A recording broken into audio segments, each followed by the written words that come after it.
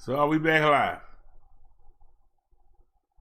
That's the question. Are we back live?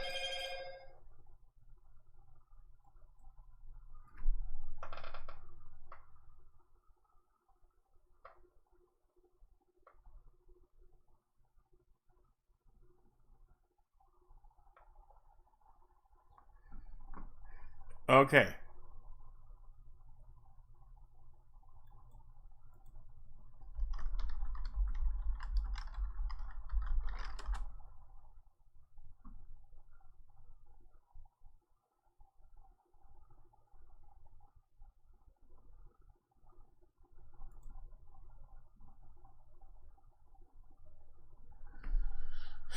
All right. I'll plug this back up and we'll see.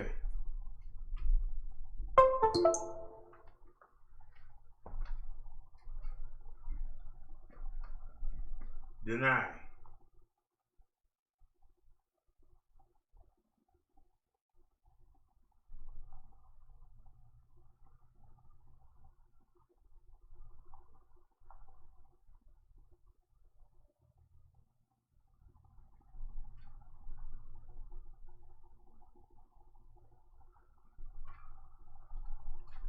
So are we back? Oh my goodness. The trial expired and they brought us back down to 480 on that's okay. I ain't worried about it. As long as everything running again. So let's. This is Brother Derrick, Minister Brother Derrick. And, you know, I want to come to you. And I want to tell you things that you can use and things that will get you to have a connection with Jesus and God. So I wrote this. So I hope y'all enjoy it. Let's get to it. St. John wrote that Satan accuses us believers before God day and night. The Lord depends on us to do what is right. But our flesh is not tough enough to stand alone. We lean on Jesus so that we're no longer prone. See, if you're slack, you're vulnerable to attack. In many ways, men today are slaves to the greediness of his flesh. Money, women, and cars. Sports, pornography, and bars. But these are the things that God hates. So he separates and chastises us till we change our ways, humble ourselves and pray. Remember, the house on the hill, you can't take it with you yet. That caddy with the grill, you can't take it with you yet. Those stocking dollar bills, you can't take it with you yet. Only your heart, your thoughts, and your attitude will prove your place in heaven or the fires of hell. I wish you peace, and I wish you well.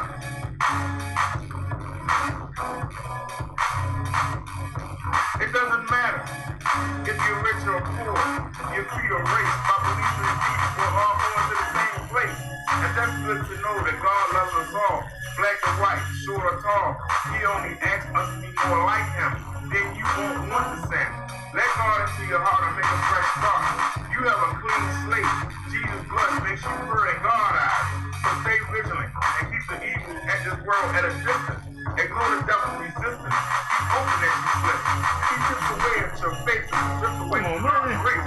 But when to Jesus, he'll mediate on your behalf. The devil has many demons on his staff, scouting, shouting things in your ear, chipping away at your self-esteem while you daydream. So be alert. Then go to the Father and tell Satan and his armies, man, don't even bother. But I say this, that house on the hill, you can't take it with you. That caddy with the grill, you can't take it with you. Those stocking dollar bills, you can't take it with you. Only your heart, your thoughts, and your attitude will prove your place in heaven or the fires of hell. I wish you peace. I wish you well. It doesn't matter if you're rich or poor, your creed or race. By believing in Jesus, we're all going to the same place. People are talking about struggling, saying life is hard, rough. You got to do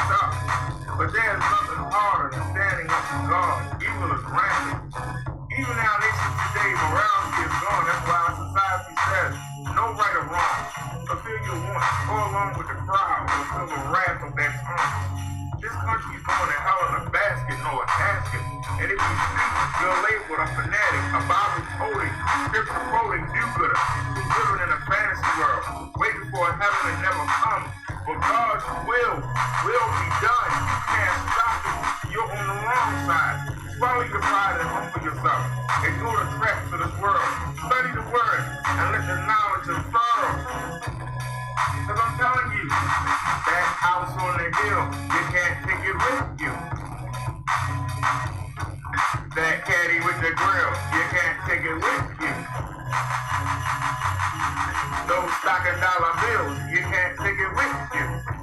Only your heart and your thoughts and your attitude will prove your place in heaven or the fires of hell. I wish you peace and I wish you well.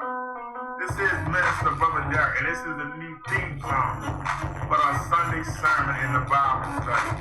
Peace, everybody. Much love to you.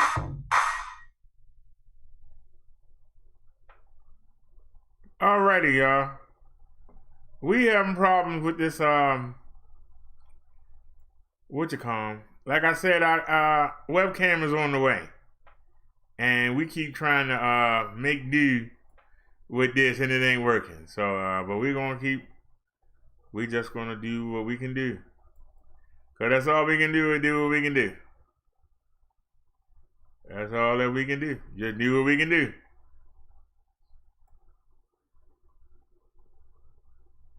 Now I see, there ain't no. Now, what happened was,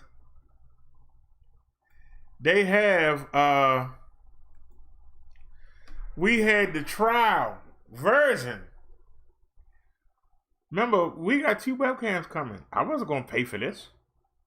But we had the trial version. And we was able to have this in 1080p. That's as high as the phone can go, 1080p. And now that the trial version is gone, they dropped us back down to 480p. And that's why it looks like crap. I don't know if y'all can tell, it looks like crap. So I'm gonna go into the settings, not those settings, and see if I can get it to go back up. No, I got it on 1080. Now, we're not going to fuss about it because it still looks better than the other camera. But man, it got me, I look like the Oompa Loompa. Got me looking like the Oompa Loompa. So we're not going to cry about it. There ain't nobody here anyway. Now, as far as this video goes, I don't know why it's showing that when that's not what we're looking at. So let's put that up and then come back. It's not even letting me pull up YouTube. What the heck? YouTube, you still here? Oh, it was correct. No, it's not. Hold on. Why is YouTube frozen? Hold on a sec. It's not even showing the dashboard. Well, there we go. We're back. Oh, there you go.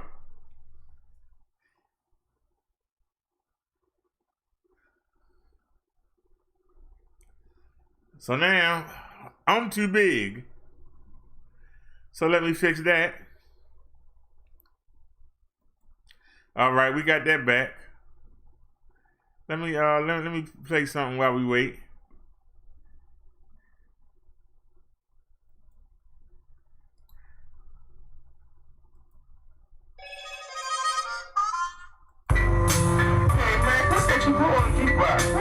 One man show. After the one man show. Well, I don't know what you're but I guess I'll okay. I'm coming after, running after. A new sound, a new high, don't ask why. I like to hit you with bass that bounce. I drown suckers, that's how I do, how I bring it. You got static, playing, swinging. Don't ask for rain. and wind up done. We know you're sweeter. A cinnamon bun. Fellas be fucking Curry Ellis, sport and gold link. There's no help because your style still stinks. Yo, I get mad, frock, splash, mad, knots of cash. My skills flash all over you like a rash. I'm never at a loss for words. My bedroom door reads, do not disturb. Never took a drink, never smoke a blunt. Never went hungry, always had enough. Though sometimes the lights cut out, never for more than one day. I was gambling, hey, I lost all my pay. That's why I don't front. I never waited for the first of the month. I work, but I don't work hard. I feel only one thing, and that's God. G.O.D. Don't start bitching, this ain't about religion. I'm switching, yo. This verse I'm ditching. Yo, I wish I could drive from the back seat because these front speakers are cheap. They too damn weak. Above like dirt, says drop dead. what? Above like dirt, will go upside your head. Above like dirt, says grow up. Above like dirt, says your style sucks. Above like dark says drop dead. Above like dark will go upside your head. Above like dirt, says grow up. Say. Above like dark says your style sucks. Hey, I got something to say. Yo. Hey! How can you let your children play on the street with the crack valves and the needles under their feet? Yes, the inner city is unique. A place I like to forget, so I get what I need and then jet, cause there ain't nothing down there for me. That's John Hopkins, the guinea pig. Alright, let's get rid of that chant. My people, as laboratory rats. Start new. But I must admit, I like to holler at the ladies on the strip on their way to work with a short skirt. I'll stop and flirt, cause looking don't hurt. Touching, hugging, shoving, get you in trouble. I wish I could live in a bubble. Just me and my lady. Everything will be kosher, gravy. But no man is an island. Cash I'm stockpiling. You can have your BKNY and wear George or polio. But Dirk's about walks, you go polio, see? I want to retire young in Atlanta and Salisbury. Now I crack row house on Coastbury. That's just me. I ain't putting no move one or nothing down. But don't flex, don't frown. I'm not down by the street code. I just want the good life, not the drug life. Above like dark says drop dead. Above like dark will go upside your head. Above like dark says grow up. Above like dark says your style sucks. Above like dark says drop dead. Above like dark will go upside your head. Above like dark says grow up. I'm above like dark says you solid I spook like Casca. But I'm not a friendly host, I don't like the boast. One day my beats will rock. From coast to coast, there'll be a felony. If you sample my Mount Niece, you can't hop on my arm. Don't bring that store back. Send to the side, computerized rap. Around me, I'm that the magician. The great one. The best pound for pound. I want a raid on black with a gold trim. No Hellcat for custom made rims. With tips of weapons, chains to a luggage rack. So you sucker can't jack me for my bass tooth while I snooze. I get around like Tupac. I'm the American badass ass Kid Rock. The real heavy D. Forget Bismarck E. I'm the human orchestra. I don't need no props. I'm composing hits and I won't stop. I can't stop. Cause I'm invincible. I stick to my principles. I follow no one. I'm a trendsetter, a dominator, a heartbreaker. This is my court. This is my sport. You can't hang with me. You can't bang with me on these boards. I dump tracks like Shaq. I put you on your back, black. Above like dark says drop dead. Above like dark will go upside your head. Above like dark says grow up. Above like dark says your style sucks. Above like dark says drop dead. Above like dark will go upside your head. Above like dark says grow up.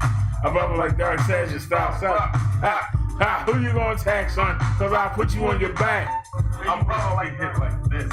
I kick out beats with no assist and make them all without even thinking. You start blinking. That's like one lead. I stay I go to the grave with tracks that never been heard. Some say I'm mentally stirred, but no, I'm touch her. How you like me now? I use nouns and verbs and I stay alert. You mess with me, you only get hurt. Cause I really don't care, I answer to no one. I let alone stay alone, keep to myself. See, that's good for my health. Can't nobody take what I make, like so you never know what I got. Rockin' with no Derrick. Above like dark says drop dead. Above like dark will go upside your head. Above like dark says grow up. For some reason, young sisters like that. Above like dark says drop dead. Above like dark will go upside your head. Before I forget, like I always say, every day I pick up a paper and I read the obituary about you first. And if you ride in the back of the cab, goddamn, this sounds a whole lot better than you than it is to me because you got the speakers like that. I'm out. You drive from the back seat to front seat. seat cause I'm too damn weak. Wish I could drive from the front seat. The back seat. I'm just too damn weak. A bubble like dark says drop dead. A bubble like dark will go upside your head. A bubble like dark says grow up. A bubble like dark says your style sucks. Says your style sucks. Hey, what kind of music was that? I'm like, oh, that's what we do, right? What is that? Must be somebody white.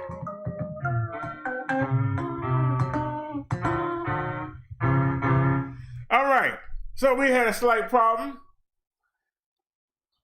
And once again, it's not that you have a problem. How do you deal with it? We dealt with it just fine.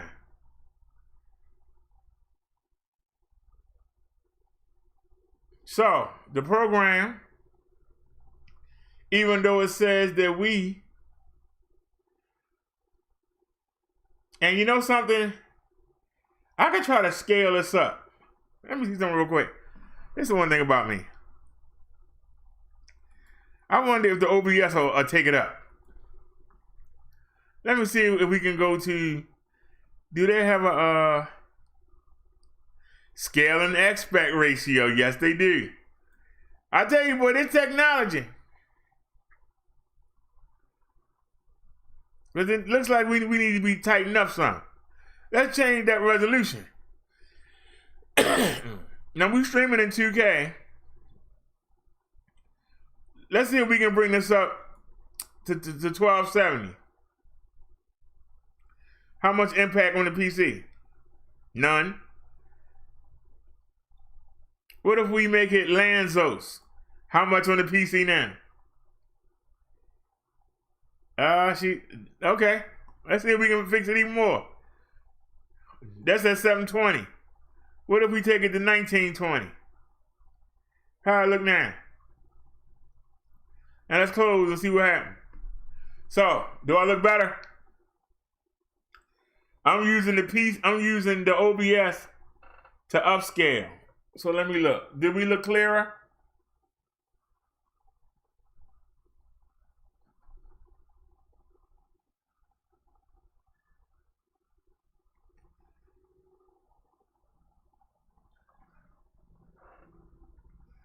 Still look kind of far away. I wonder if I gotta fix that again.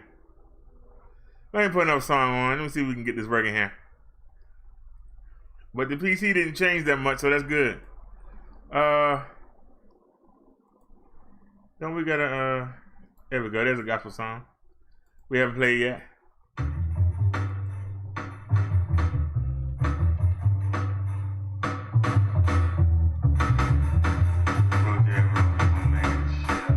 Can we get a little bit of bass though? Can we get some bass? Gotta get that bass. Come on. Come on.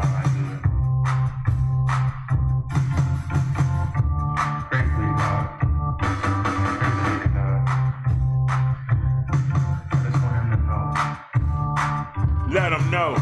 Everything I do for you. For everything I do for you. Oh God, Jehovah, it's all the same. I only live. That praise your name. I thank you, Lord, for waking me up today. In the name of Jesus, I always pray. You can't reach the Father without the Son. Please forgive. All the sins I've done. Watch over me.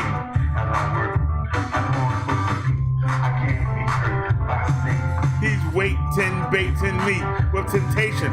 It's hard to resist, so I depend on the gift of the Holy Spirit. I'm really sure to get promised of eternal life, so I ain't go the stripe of this realm. Knowing you're right back now, I gotta give all that I have.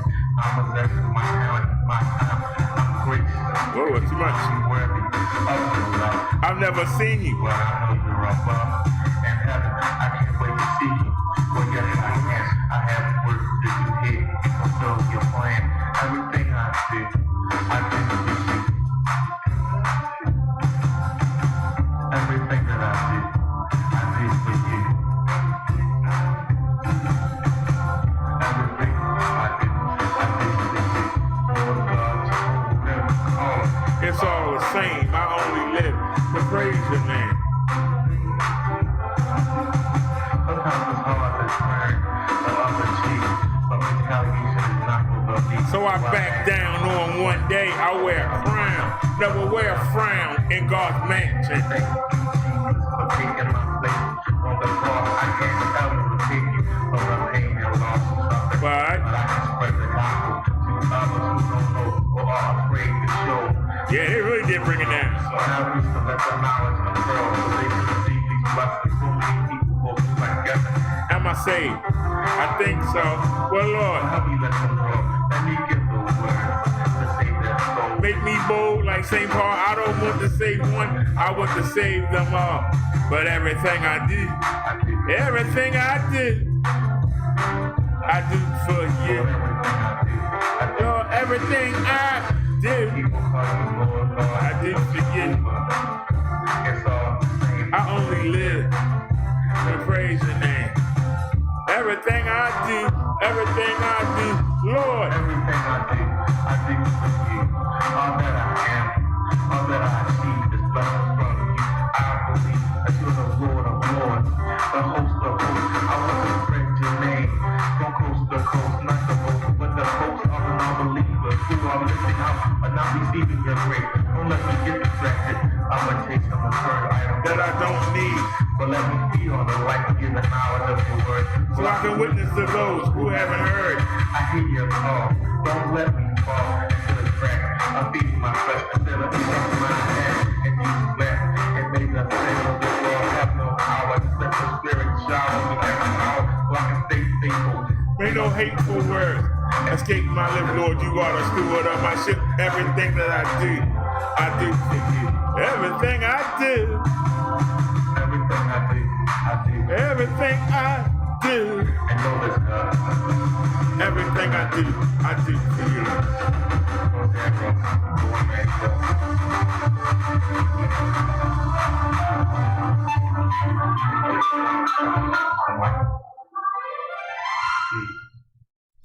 All right, let's keep the show going. But before we get back into our study of prayers, somebody sent me a video and I promised I would play it. So let's interrupt, because like I said, it ain't our sermon was yesterday, so I don't have to stick to religion. This video, Mandy sent. So let's take it to a pause for the cars here, and let's this is Cars Across Texas. He got 141,000 subscribers. Anybody want to check him out? Cars Across Texas.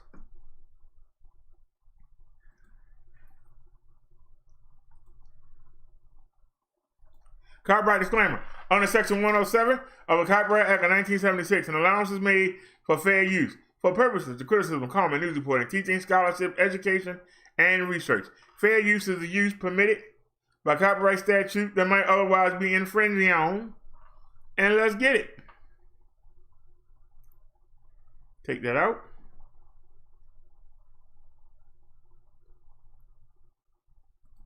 All right. This is Cars Across Texas here, and today we are meeting up with some race car friends with Northside Fun Runs. We're going to go do a little drive-by past one of the members' houses. It's his son's birthday, and he wanted to do a little car show for him. So, we're on our way to do that. We got some fast cars here already, and we're still waiting on a few more. We're going to roll out in about 30 minutes or so. And, let's see how this ends up. Without further ado, let's get into it, guys. Got an adrenaline red ZR1 on some beadlocks. This thing is sick. Got the racing harnesses in there. Man.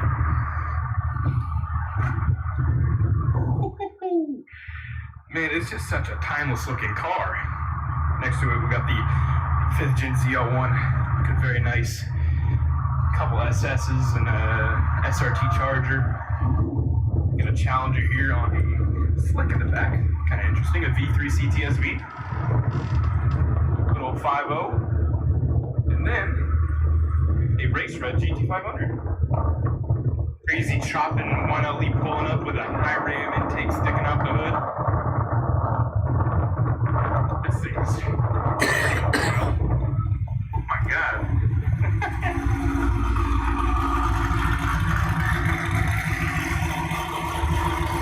Man, this ZL1 sounds good.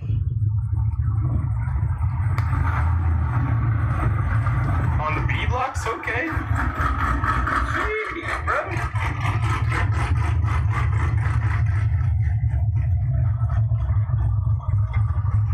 FRC on some beadlocks? Okay, brother. Sheesh, man.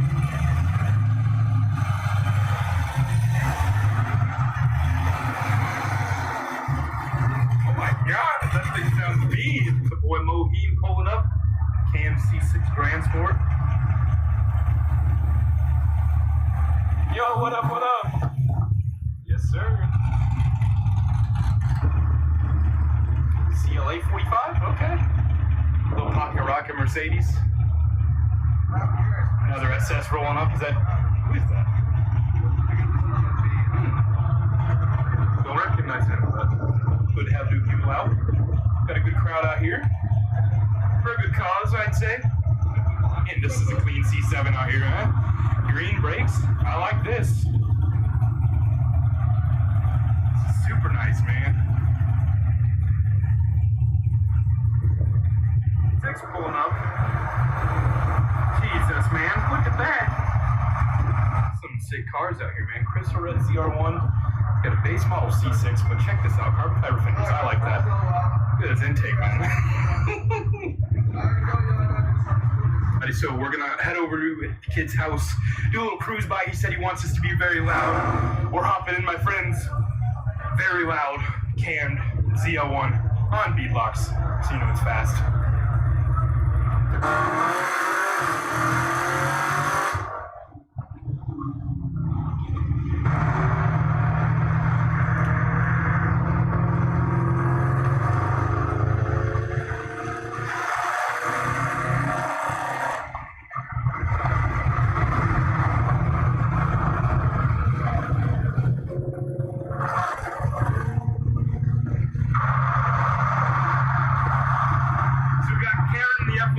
She was holding us up. We got separated a little bit. She wants to block us off. Come on, Karen, learn to drive, brother. Or sister.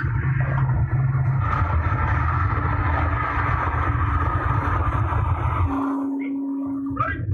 1, 2, 3.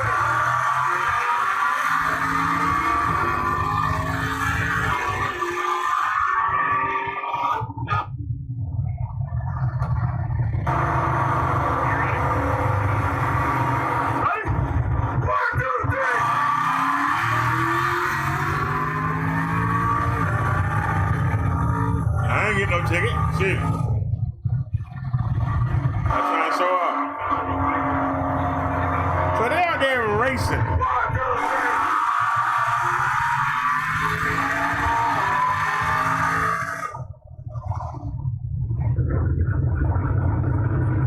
All right, let's give y'all an idea of what they're doing. So let's speed up some. She gave me a timestamp of 9 something. We're coming back. Yeah, they was on the highway. Down in this nice neighborhood. Look at them nice houses. Boy, I'll tell you, I killed for one of them. Beautiful neighborhood.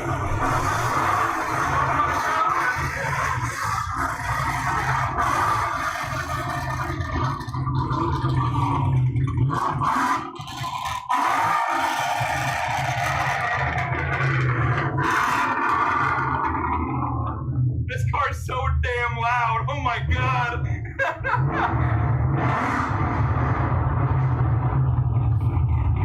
Got the ZR1 here. Now, I kind of understand this lady's point. If I spent money to live in this nice neighborhood, the last thing I want is a bunch of loud engine cars riding through making all that daggone noise. If they're giving this is supposed to be a race car parade for a 10-year-old's birthday. And he likes race cars, and they wanted to ride by the house for the 10-year-old. Do they got to make all that noise? They're not at the speedway. This is a residential neighborhood. If I paid the hundreds of thousands of dollars to be able to live on this nice, quiet block, the last thing I want is a bunch of yokels coming through blasting, whether it be music, whether it be, I don't want to hear that. I paid my money to live in a nice, quiet neighborhood. If I wanted to live in there, I would move next to the speedway, or next to the airport, or next to the subway. That's just my opinion, because I'm trying to figure out, they ain't got nothing better to do but to get on the highway and race. They should be glad that they got cars to ride in. They won't let me drive anymore. God darn. I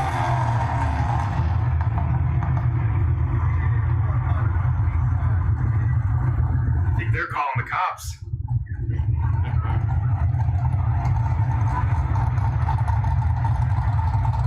Got the boys out here. Hey, man, celebrating the birthday, you know. This is how we do it in the car scene, man. Yeah, another one doing. Yes, sir. Aaron was yelling. Oh, he's revving the ZR1. I hear you get that supercharger one. Oh, she's getting plates. It's for a 10-year-old. Hey, Karen's mad. Karen's mad. Hey, you want to shout your ladies out? Yes, sir. Look at how many cars it is. God damn. Celebrating birthdays out here at the car scene way. Got the boys rolling by, making a lot of noise. Some of the neighbors ain't happy. They're calling the cops. Karens aren't happy, man. Always got to ruin birthday celebrations, you know. But we got the boys. It's a good day.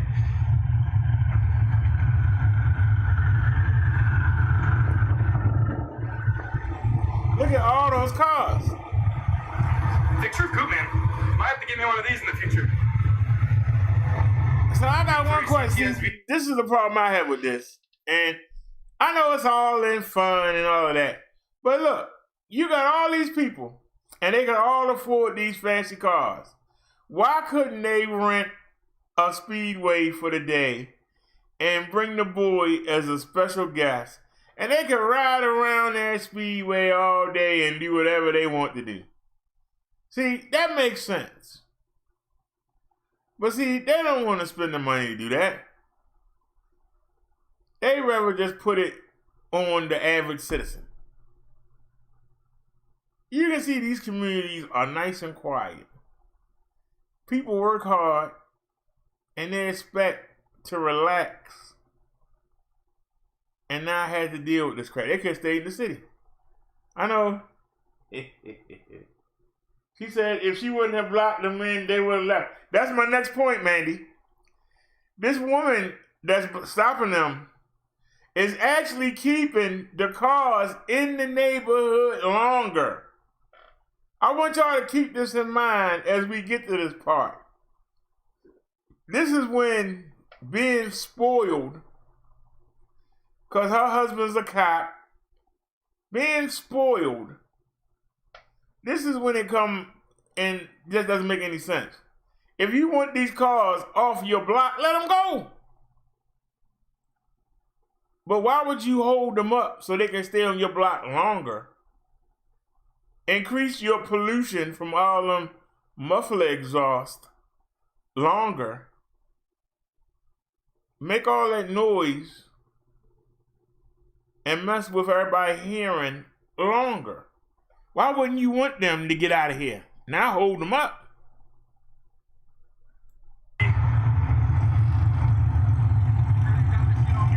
I'm getting on camera, yeah. See blocking the road? C7Z06. Man, you'll see one soon.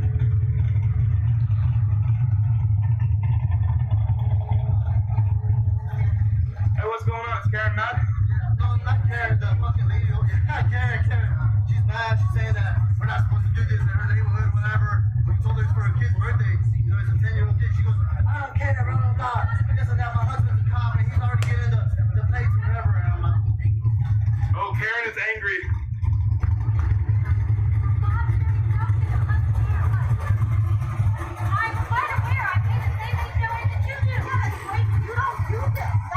Why would you stand in front of all them cars? Suppose somebody was crazy and they ran you over. This is just vigilantism out of control. This is my neighborhood and you're not going to come through here. So what? She expect them all to back up and back out without having an accident? I mean, what's going through the woman's mind? I'm trying to figure this out. Seems to me like you got a bunch of people who ain't got nothing to do.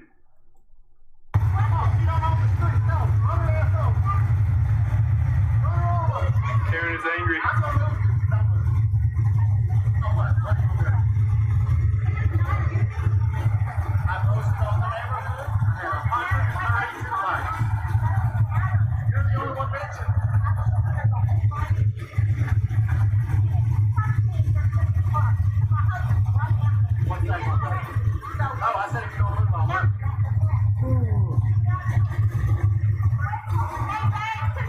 Hey, you're in a car, she's not. I mean, if you just go, she's gonna move. It's one way or the other. Yeah, he's doing to run over. He's doing to run over. Oh, yeah, we got a commercial.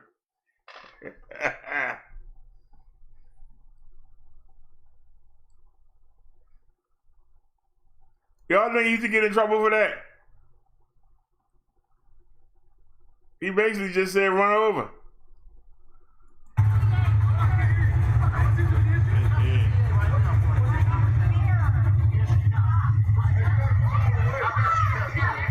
Well, that's my point, Mandy. If she wanted them to get off her block, then she should let them get off her block. But that's not what she wants. She wants to get them in trouble. But get them in trouble for what? For making all that noise on her block. But waiting for the cops. They sitting there doing what? Making noise on her block. Doesn't make sense. Doesn't make sense. Hey, babe, come here. He just threatened me. He said he's gonna move to it if I don't Oh, you know what she said? Babe, he said he was going to move me if I don't move. Why don't you move so they can go about their business? See, if they stay there making all that noise and you don't want them there, then you can call the cops. But you holding them hostage. You're blocking them. Now you're breaking the law.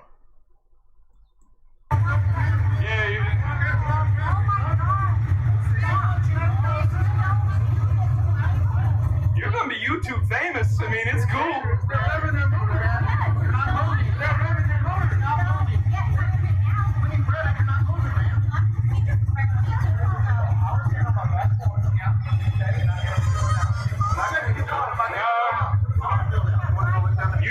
You'd see the clouds. You want to go live in the tree with me? Because I heard of deal with you. I used to feel race cars. I know about it, okay? Oh, really? do that in a neighborhood. Can't say that again. Don't play that game. It's not about That's okay, go ahead. It's recorded live. That's exactly what you're doing, though. That's like drag racing. Man, what? Listen, y'all can say it all you want. This is a destructive thing, and it's not good for kids in a neighborhood. I don't say, Judy. That is so wrong. She said they drag racing. There's not enough room to safely drag race. You got cars on both sides of the road. It is not safe to drag race through this neighborhood. Why would she even say that? Boy, she reaching for stuff now. How far out are they? Sorry, We're trying to leave, man. I'm trying to leave. This is impeding traffic. I'm trying to leave out your neighborhood. You're parked down there at the end. These are all my homies. These are all my homies. I run the business. You're impeding traffic, though. That's because we don't want this in our neighborhood. You are impeding traffic. You are impeding traffic. That's what's going on. And it's going on YouTube. I mean... Is anybody else bothered? Nobody else. Is anybody else bothered? I'm not the human man. Me, hello. You don't go for a neighborhood. Go get back in the pool, honey. Get back in the pool. I don't get on social media and this stuff. I'm just saying. We got Karen 1, we got Karen 2, we got Karen husband. Look at all them cars.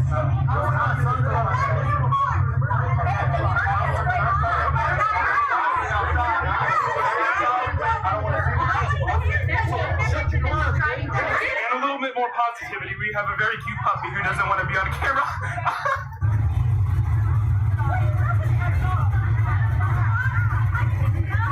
She got a nice tan. Yeah.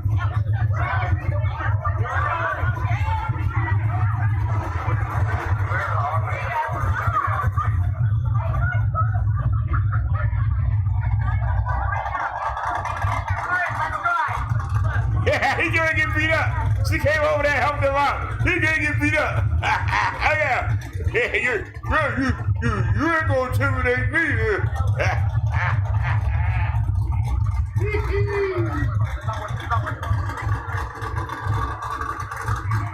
said why call the cops? All right, guys, most of the neighborhood was enjoying it, but Karen 1 and 2 down there weren't having any of it. She was standing in the middle of the road, impeding traffic, and you know, just being a hoe, man. You know, but it was a good day. I'm pretty sure that the kids enjoyed it. We got one little pass. We tried to go back for another, and old Karen blocked us off. But she was not happy. She was not happy.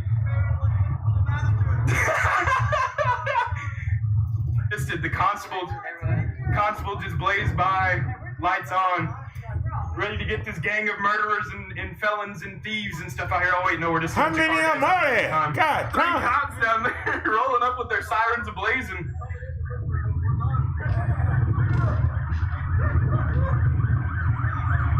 No, they're going in the neighborhood.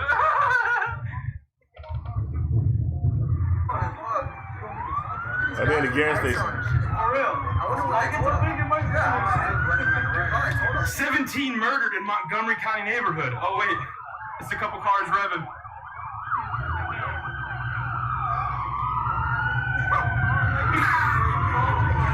That's it, some of the women that were blocking the road. I'm dead. We're gonna go back and park in front of his house real quick.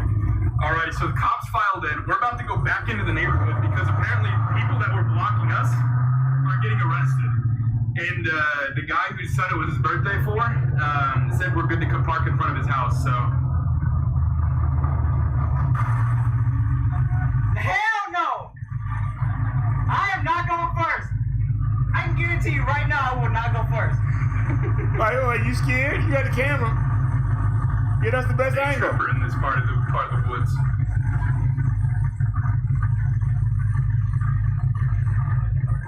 He was cool.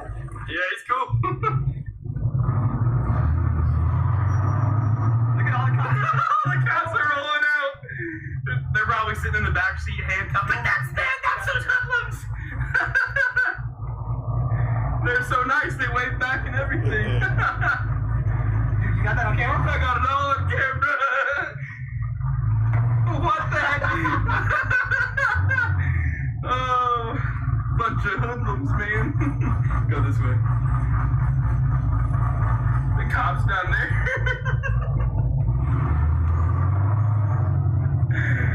Oh my God. That's a beautiful neighborhood, though. I ain't gonna lie. That house is bad. I'll take any one of them. Got a constable right here.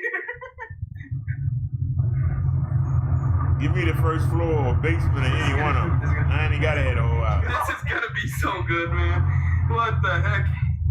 They're waving.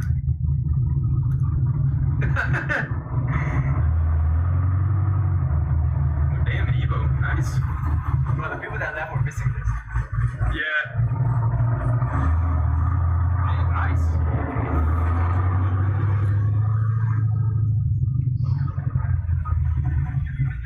They sent him to jail. Who stays in the jail? Who stays in the jail? I guess that lady got mad, and then there was like something with like guns, and then. Well, I remember I was in the Z01 right here when we were riding by, and I hopped out and got the whole like altercation on camera. And then what's it called? They started fighting. That's what it's called. I got all of this on camera, so. So we were rolling by because it's his son's birthday down here, and so we just got some cars to roll by because his son loves cars. We all revved a little bit. Lady down here wasn't liking that so much. A couple ladies weren't liking that so much. So they started blocking the road and like filming people's plates, and then like some dude started like trying to fight people. I have it all on video. It's hilarious. It's so funny. It's going straight to YouTube. I have all of it on video. Wait, hold on. Apparently they like laid some dude out over here because he was getting in their face. Oh my God. I can't wait to They ought to get him to say, hey, she hit my car. Yeah. Did she? I don't know if she did. Yeah. She kept my car. It's about to blow up on YouTube. I am so glad she did this because now everybody in the neighborhood knows who she is. Yeah. So wait, so Made a lot of enemies. how many people got arrested? I think at least 2 or 3. 3? Yeah. Oh my gosh. No, Sean's good. Yeah, Sean's good. That freaking girl. The one that canceled it? Yeah, the one who was saying that she was standing in front of the car, like trying to stop. Yeah. I was like, hey, what's your name? Yeah. And she literally like turned around. She was like, don't freaking push me. And her husband or whatever was like, you don't touch my wife. And I was just like, what? I was just asking her what He her went to name jail. is. That's the guy that went to jail. He's in jail right now. Because he got in my face and then he got body slammed. I'm gonna go wave to him. Oh my god. Yeah, I'm gonna go say hi right now. I'm gonna go wave. Bro, there's so many cops here and they turned on the people trying to stop it. Yeah, dude, this is hilarious.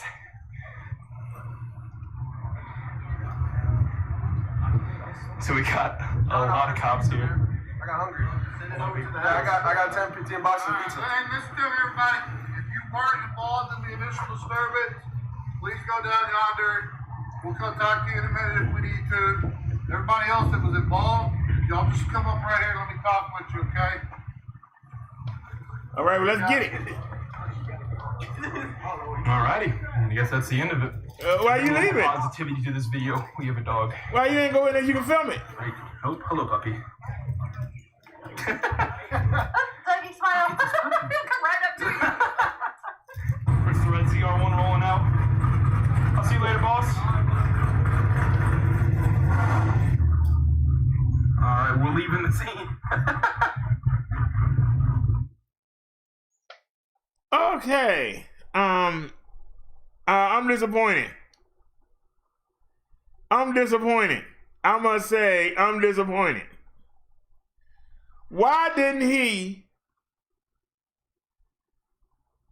this guy let us see what the cops were saying? That's news.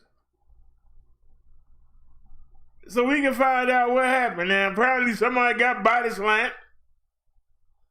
Apparently the woman that was standing in the street got arrested. I mean, you know, it would have been nice to hear what the cops had to say.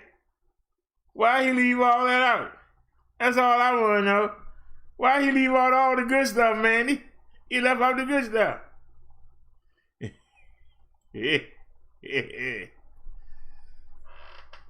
That's people that got too much time on their hands. I still stand behind what I said. They should have rented out a speedway and they could go. But now I want to go round and round, round and round, round and round. Cars on the speedway go round and round. They ain't going through the town. No, they'd rather go through the town and bug everybody. Randy said, all the cops said is, you done for the day, go home. I'm still trying to figure out what they were doing. Because I understand the people complaining. Nobody want to hear all that daggone noise. It's a nice day, you want to relax. They had people out in the pool having barbecues and stuff, and people then you got to worry about, well, where the kids at? But you got to make sure the kids not in the road because they might get hit. I can understand. But if they riding through, let them ride through and go about the business. But why are you going to hold them up? Because, see, it's not enough for them to get off your block. You want them to get in trouble. But in doing so, you keeping them on your block. That's the part I don't get. You couldn't get some license plate numbers and call them in and go about your business. No, you got to go out there and put your body in front of the cars to make sure they don't leave. But the reason you complaining is because they came. But you won't let them leave. You know? Mandy says the neighbors were given a heads up. then they should have already had the police out there waiting. If they were going to do all that. Seriously. Or they should have had the police block the road off. I don't know if y'all do it in, what was that, Texas? I don't know if y'all do that, but up here, they actually have signs that say, road closed, residents only. So that means only residents can drive through. Y'all understand what I'm saying? Only the residents are allowed to drive through. So, I don't know what was going on with that, but that was crazy. That you had all them people out there with all them cars, and you had people that were having barbecues and pool parties, and they all stopped their partying to come out here and deal with that mess. But they could have let them drove on through, and they could have kept doing what they were doing.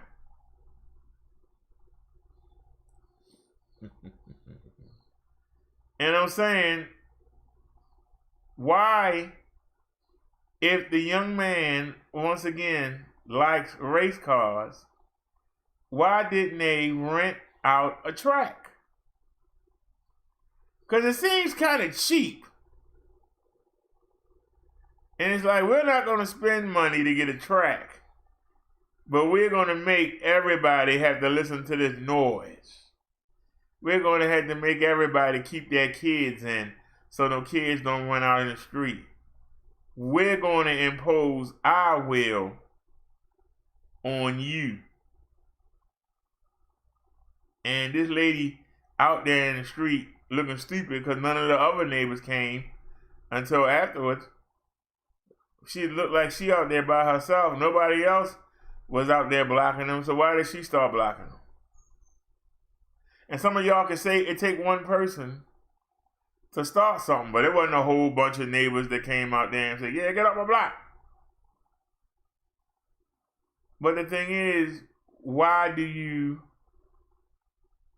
bother? Now, if it bothered them that much, they could have took whoever, I know that people had some money, whoever had the raggediest piece of dookie, or whoever had an old raggedy boat, they could have towed that thing to the end of the street and then towed it to the other end of the street. And then if somebody had to leave, the person with the key would move and let the car get by and then move it back. If it bothered them that much, they could have done that. Somebody talk to me. I'm listening. Somebody talk to me. I'm just saying. It's things you could have done. If it bothered you that much, there were things that you could have done to make sure those guys could not come back. Mandy said, you don't have a track, then y'all need to build one. If you got young boys that got cars, I mean, it almost reminds me of in Oklahoma on TLC. They got this race car thing where they do drag races at night. They find old roads nobody don't use, and they try to hurry up and do the races before the police come. You know? So maybe they ought to try and do that. But all them cars like that, you know, I don't think they should be doing that in a residential neighborhood. Because like I said, you don't know when a kid might walk out in front of one of them cars. That's what worries me. But the noise, there's no way that you can't say you didn't hear it. You hear it coming. I just don't understand. I mean, it's not enough that you got a nice car. You just can't ride around and look cool in your car, play some music out of it or whatever. I mean, why so many people got to ride together? Like you're a motorcycle gang. If I had a motorcycle, I'd go out there, I'd be just on the road. I'd be filming, and we be out there riding around. I wouldn't need 30 other people to ride with me. I mean, hey, how you doing there, John? Yeah, we out here cruising. Hey, Jimbo. Yeah, I mean, I just don't get it.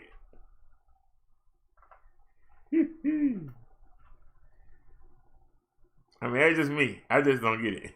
I guess, they bored and they ain't got nothing to do. Same way somebody sit in front of a convenience store. The same way some people sit in front of the mall. You know, you were like, why are you hanging out here? This is a place of business. Oh, I'm just hanging out with my friends. Y'all need to put some money together and open up a place where y'all could just hang out. And then can't nobody say your loitering is yours. We're just looking for a place to go hang out.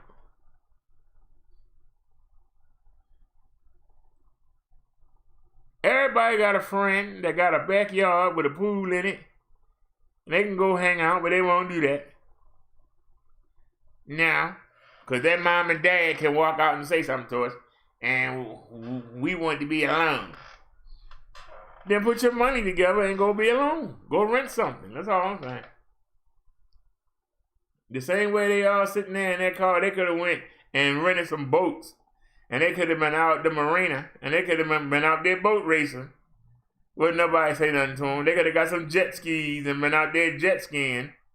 And could have been racing. But they on the highway doing 85, 90, 100 miles per hour looking stupid. Because if one of them lose control and crash, then it's going to bring limitations on what the other youth can do. Well, no, we're not going to let you do that because remember last time it was out there and the dude went into the wall, so we're not going to allow y'all to do this. That's all I'm saying. It seems like it hurts you. Seems like it hurt more than it helped. Anybody got any good news links? Anything going on in the world? Let's see how the COV doing. How's the virus doing today? It's a holiday weekend. Did we get some new cases?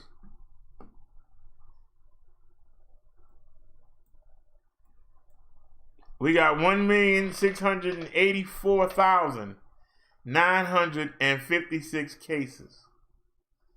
278 deaths. God darn. Tomorrow we're gonna have 100,000 deaths. Recovered 451,582. Now, closed cases 550,860. We already know 451,582 have recovered. That's 82%. When we first started doing this, it was 60-40. So we have improved in that area. The social distancing, the wearing the mask, the hand sanitizer, the washing your hands often, don't put your hands in your mouth. They are working. When we first started covering this, it was 60-40. Now it's 82-18%. So out of the 451,582 cases that we know of, and y'all got to remember, so far they claim they've tested 14 million of 330 million. So that means you got to put these numbers times 5. But let's just go with these numbers that we have. 99,278 people have died.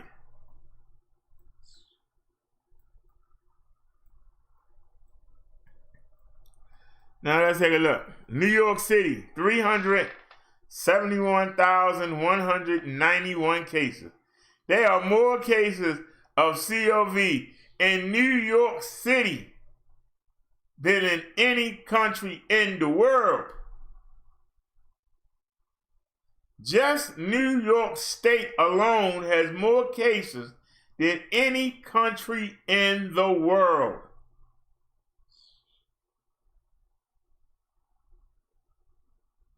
$371,191 cases.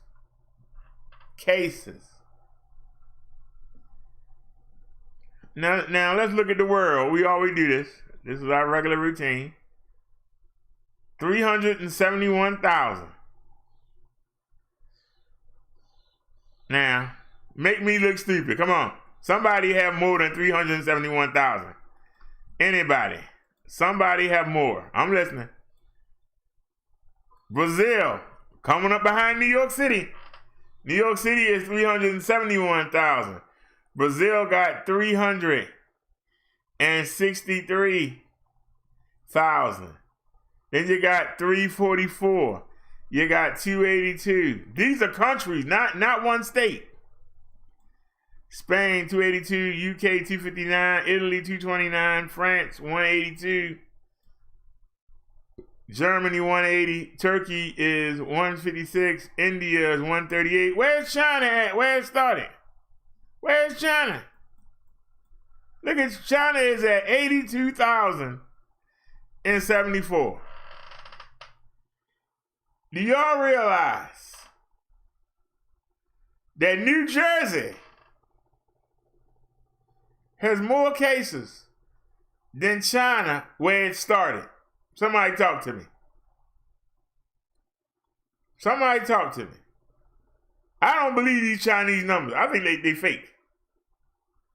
They only picked up 3 cases today? Come on. A whole country? 82,907. New York City has 29,000 deaths.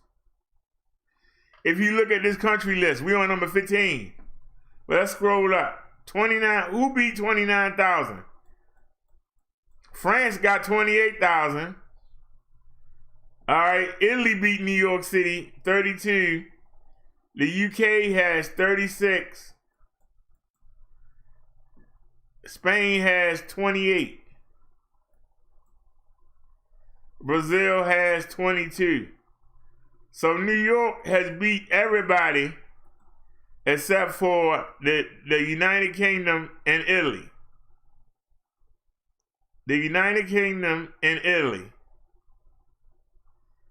New York State has beat everybody on this list. One state versus whole countries. Let me check the comment section. Hey, what's going on there? Can somebody please explain? Somebody please explain. How does Trump think he's doing a good job?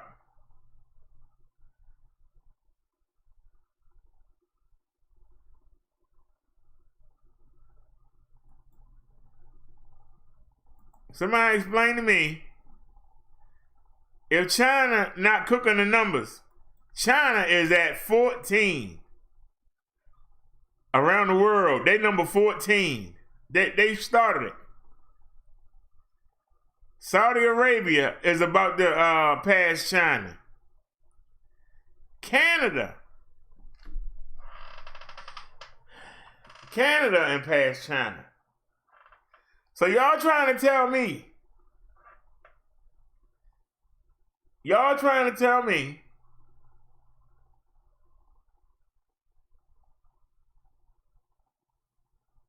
that Donald Trump had a good reaction time. How come China was able to cut it down? How come Italy, which Italy was ground zero, their numbers are pitiful. Only deaths because of all them old people that died. Italy is the UK. The UK got 36,793.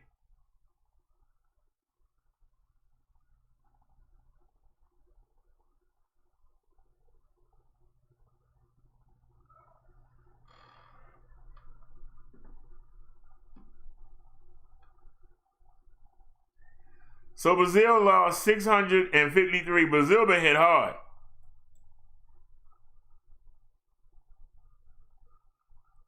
Brazil lost more people because they probably don't have the medical system that we have.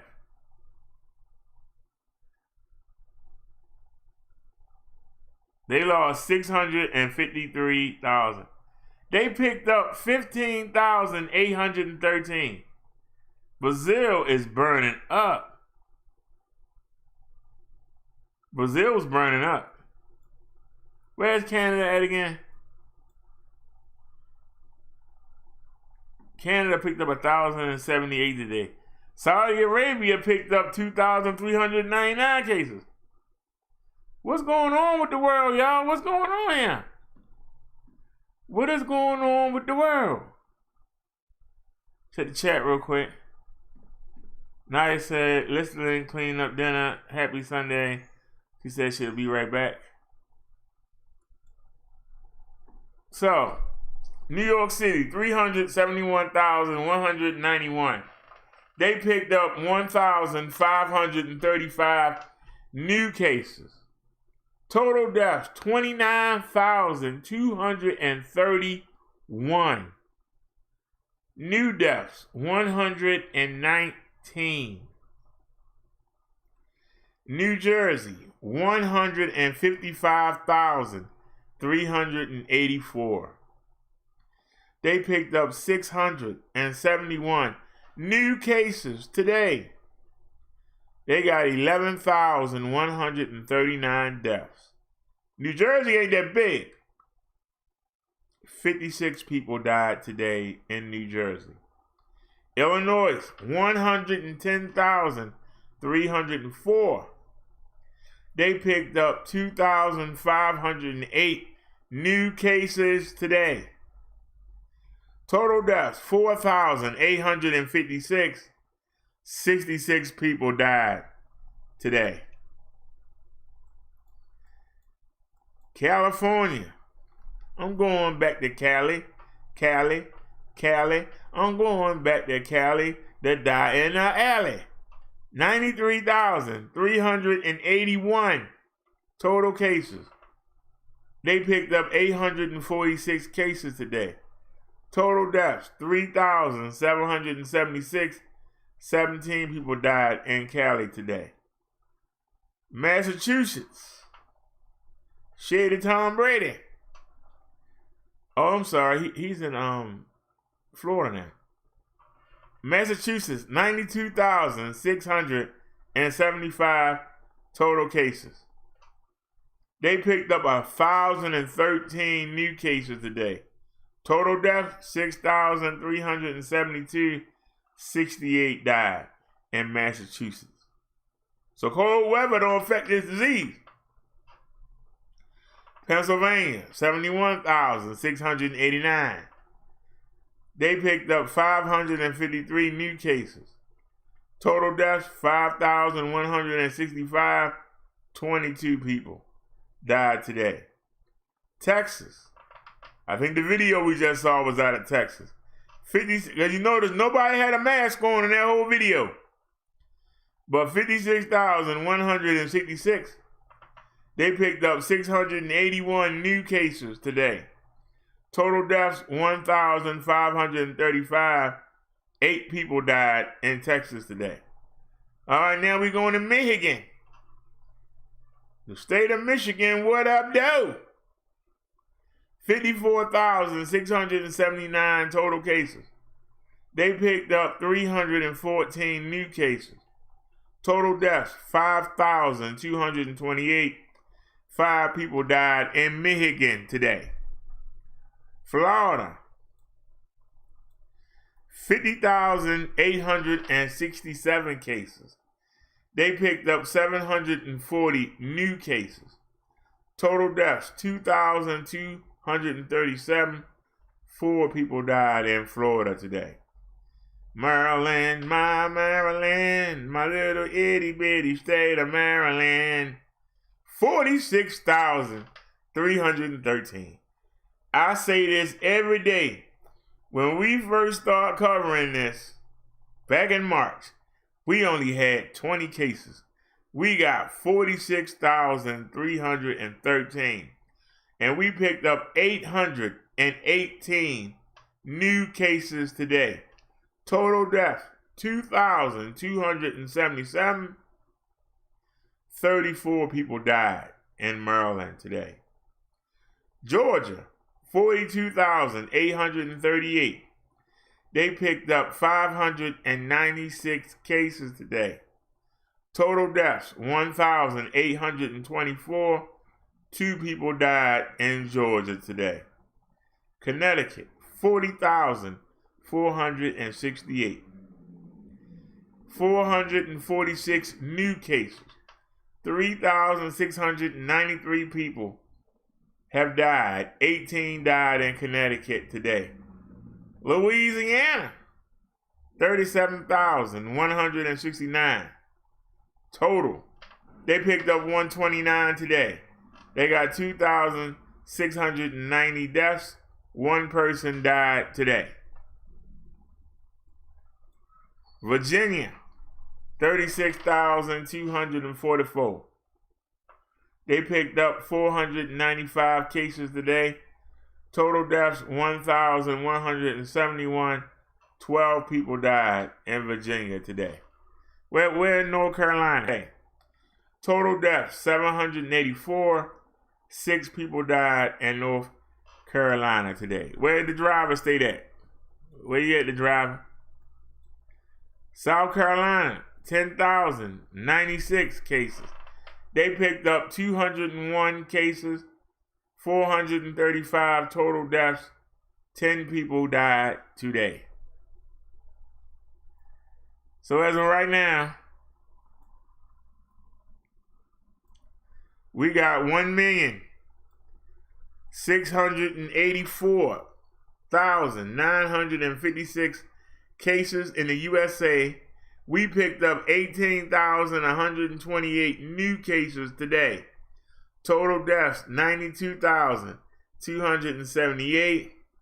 595 died today. 595 Americans died of COVID today.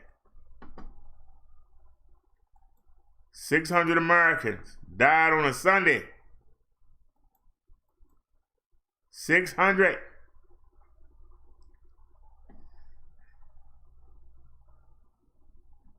Mandy said, we still dealing with storms. Mandy said, I'll send you pics of the sunsets here. Okay. She said, China lies. And Mandy said, see y'all later.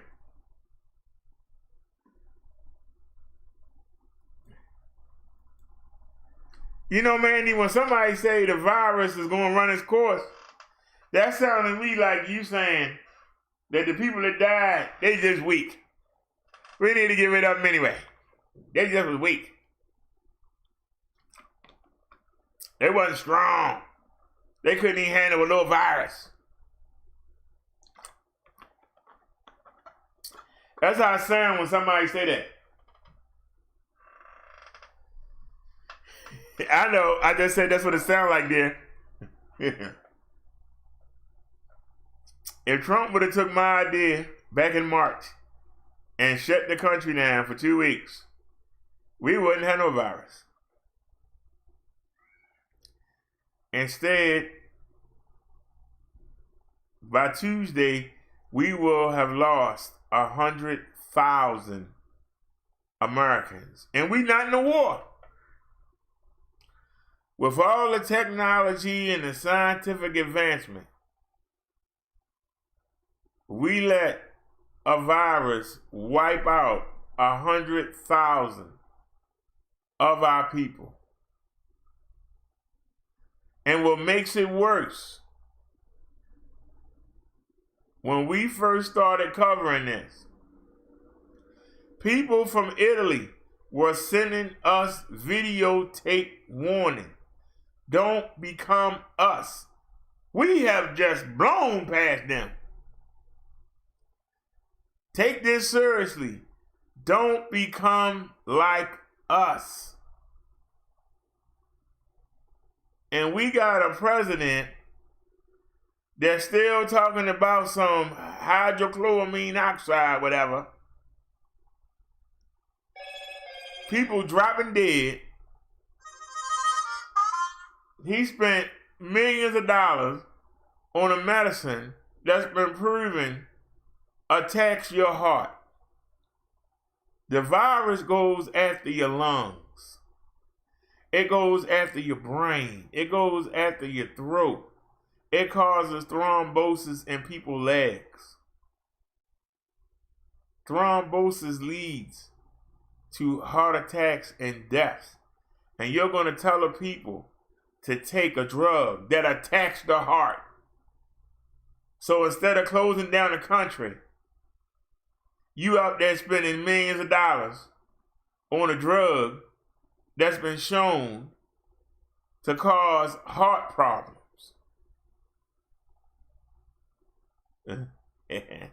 Mandy said, hydrochloroquine, whatever it's called, it's not for everyone, neither will a vaccine.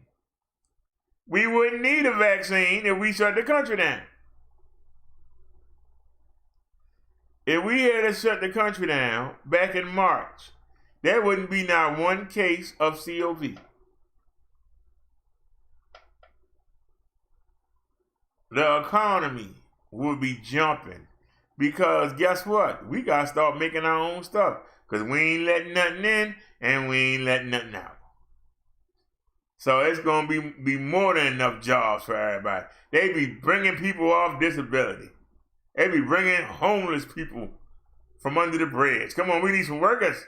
They be bringing in the young drug boys off the corner. Don't you work a regular job? Come on. We have to start making our own stuff again. We will have to make our own stuff again. We not only should have blocked China, we should have blocked out everybody. And whoever had it, they would have recovered or they would have died. We wouldn't have it. So just lock the country down. The same way that people that was doing one thing switched up and started making ventilators. The same way people was doing one thing and started making masks. The same way people was doing one thing and started making PPE equipment. How come these same companies couldn't start doing the stuff that we buy from China? I'm not no expert. But how come I can sit here and figure out what need to be done, but the people with the degrees, they sat around on their hands and thumbs and let 100,000 people die. It should be 1,000 dead, not 100,000. And that's why I don't understand why Joe Biden think that he got to make racial jokes and he think he got to get a black woman that run for him to win. He should be able to beat Trump on the way his administration bumbled this coronavirus. The late response. We have to sit here and listen to this man talk about how he got more ventilators. This man talk about how he got hospital beds. How he sent the ship to New York. He don't tell you that by the time he did do all this, that 10,000 people had died. And guess what? They didn't need the ventilator because ain't nobody there did. We didn't need the hospital beds because they did. We didn't need the ship. They sent the ship back empty. You know why? The people did. Now they need more. They need more of them semi trucks, refrigerated, to hold the dead bodies. They don't need the ventilator no more.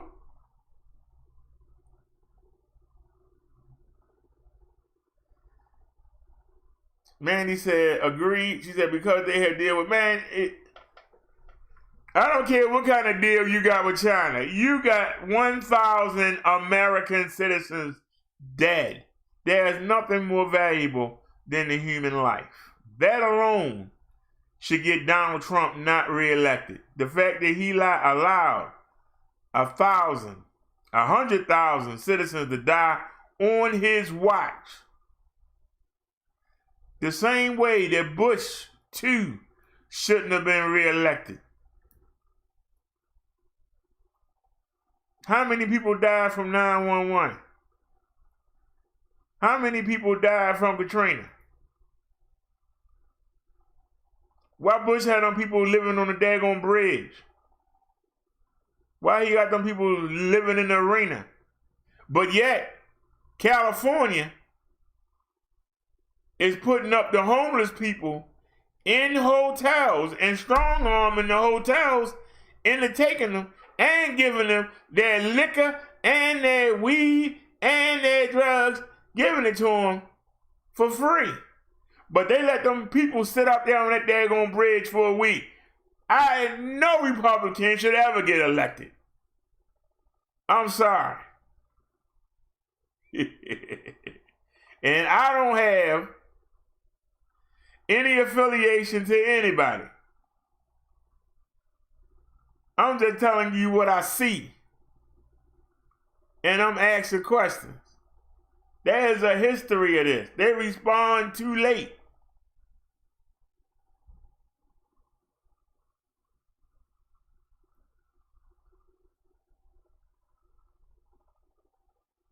When 9/11 happened, George Bush was reading children's story to some kids in the classroom. An aide came in there and told him what happened. He nodded his head and went back to reading the story. He should have got up there, what? And been out there. He said, I'm going to keep reading this story out. It ain't my problem. I'm sorry.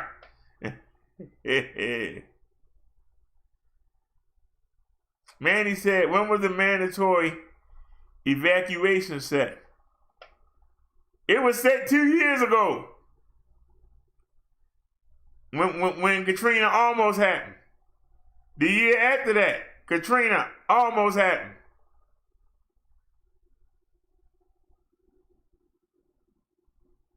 And they said it was happening.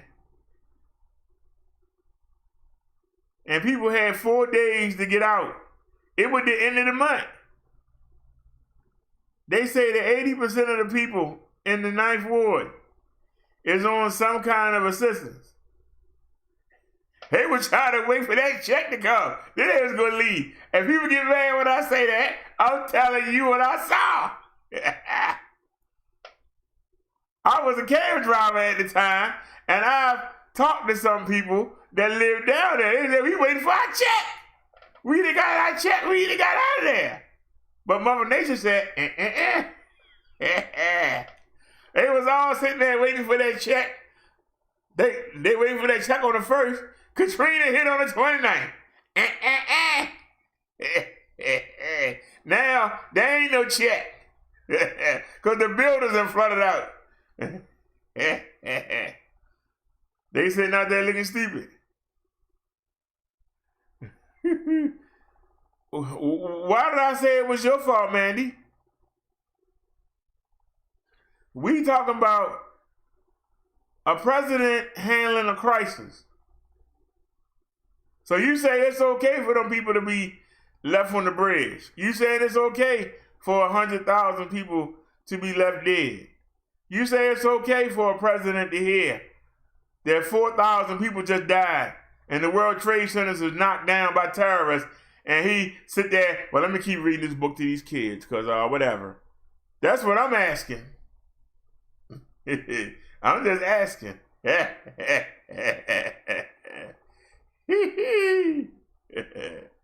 Randy said, why is that her fault, anyone else's? I ain't blaming nobody. I'm just telling you what I seen.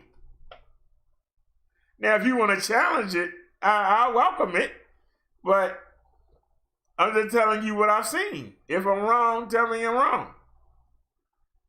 But these are things that are obvious.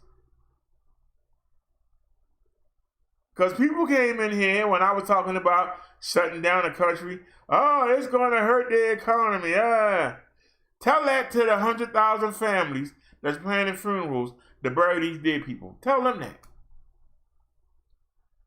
Go tell each one of those 100,000 families, we sorry you lost somebody, but you know what? The economy was more important. I don't know how many families you gonna make for they kill you. But you can try. What? You trying to tell me? They're calling me.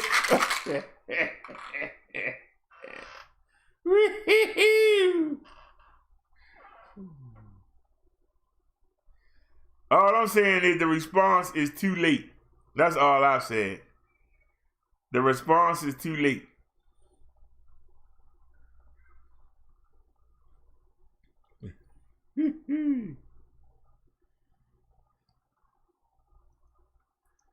But when they respond fast, things are worse.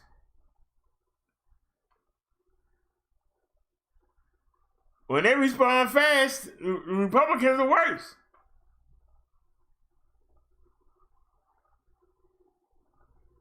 Somebody told Trump, yeah, yes he is. The general is riding, and we can get him. The general of the army, the Iranian army. The same general who CNN was praising 3 years ago and said that he was doing great things to help against ISIS. And at 3 years, Trump said that he went from being the courageous fighter against ISIS to now he's a member of them. Like what? And he leading them. That's a big adjustment in 3 years. So you praising a man for being the best. And then you turn around and now he got to be killed. And then in retaliation, I'll be the laugh. Them daggone Iranians and paid all that money to Russia for that missile system. And they sat down there and shot down an airplane because they were scared that it was the U.S. coming back. And they shot down a regular airliner. And it had 60% Russians on it. The same people who built the daggone missile system. So yeah, that was one time Trump was fast. And look what happened. That was the one time he was fast.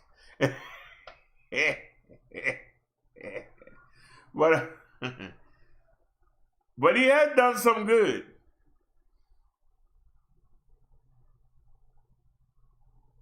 But he's dropped the ball on a lot of stuff. And the fact that he is an elderly man and he's taking that hydrochloride, whatever it's called, hydroxychloroquine, whatever it's called, he's taking it because he spent millions of dollars of taxpayer money on that drug without it even being tested. Because somebody told him that it could help. So what they gonna do with all them drugs? He said he bought millions and millions of dollars. What are you gonna do with them? So now to prove that he didn't waste the money, I'm gonna take it myself and I'm gonna show you that this drug works. So a couple years from now, when we hear about him having heart problems, then what? Somebody talk to me. In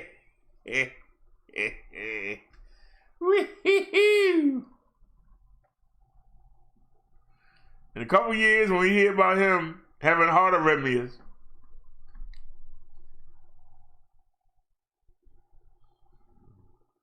if he get reelected, his vice president might have to take over while he in the IC unit.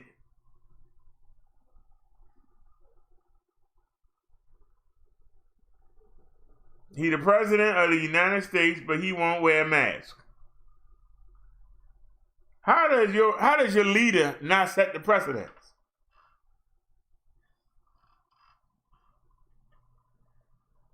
It's only a handful of us here at the It's only a handful of us here in the BD family. A lot of people on the left. But how can I tell you to wear a mask when I don't wear one? How can I set the example? And tell you gotta wear a mask, but I'm not gonna wear it.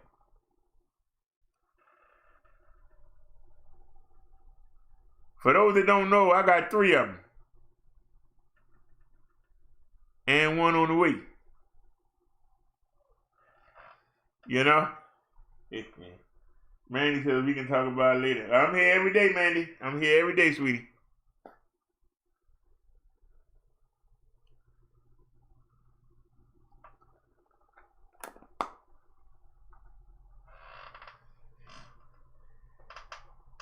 I'm just saying.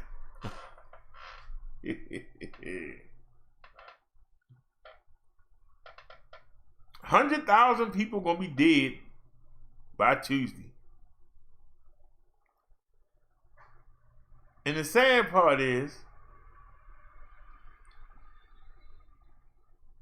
why couldn't they make it mandatory for us to stay home for 2 weeks?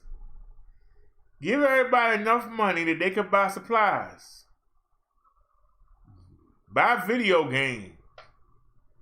Buy board games. Get some cards. Get some textbooks and study. We couldn't stay in the house for 2 weeks.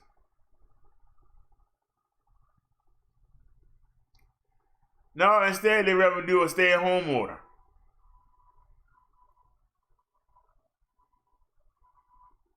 We've had a stay-at-home order going on 3 months now. Yet, we went from 20 cases to over 30,000 cases, and we have a stay-at-home order from 8 p.m. till sunrise. Stay at home. So staying at home ain't doing no good.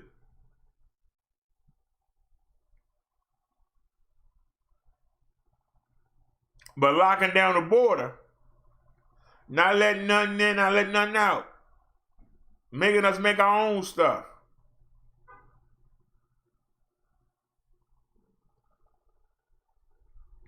That idea won't work. Rather than lose 100,000 people to a virus, I'd have paid $5 more for a TV if I had to buy an American one. I'd pay an extra $2 to get a power bank. I'd pay an extra 75 cents to get a hammer. That's American made instead of coming from overseas. Somebody talk to me. At least I'll be able to go outside without no mask on. I don't drink, but at least I had an option to go to the bar. The option to go to the mall and walk around and window shop.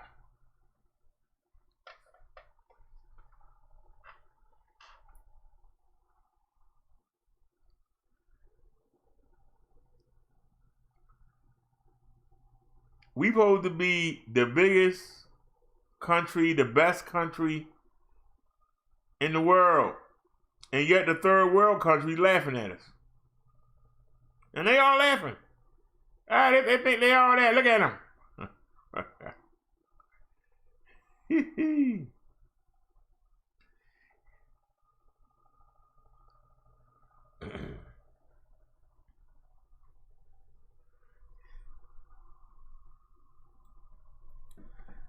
Anybody have any comments before we continue on?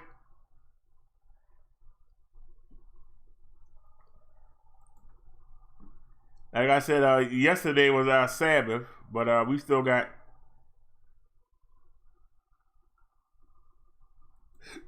our topic today was prayer.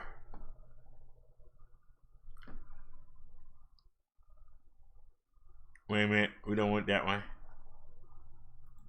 We want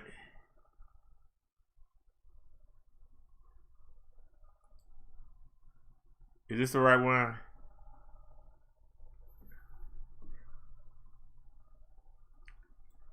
Learning from the prayer life of Jesus. Now let me blow this up so y'all can see it. Zooming in here. All right, that's nice and big. Y'all see it on the screen? Now, we were talking about prayer. How to pray, why to pray, how long you should pray, what you should pray for. My biggest thing I want to focus on, how long you should pray. If any of y'all have read the Gospels, John, Mark, Matthew, what's the other one? Luke. If you read the Gospels, you know every time you turned around, Jesus was praying. So for those of you that say you religious, those of you that say that you know Jesus and God, when somebody asks you how long you pray, will you be honest and say it, or will you make up a lie?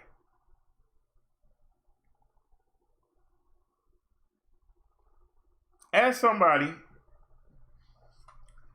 who used to be on the usher board in the church,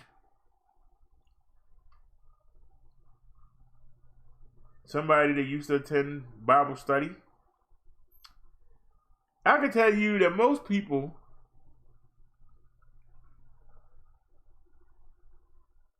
might do a prayer in the morning when they wake up, if they remember to do it, because most of the time they don't. They're rushing off somewhere. And they do a prayer when they go to sleep at night. But most people that I came across, and I'm being honest, they pray when they need something. Or when something go wrong. That's when they pray. If you're doing that, you don't have a relationship. So why should you expect your prayer to be answered?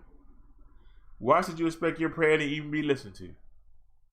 If you haven't set up a consistent time or method of praying, why should Jesus or God listen to you? I'm listening. Anybody want to tell me? If you go, oh, the bridge fell. Hey, God, could you watch out for them people? Could you make sure that none of my family was on that bridge? Is that when you think to pray?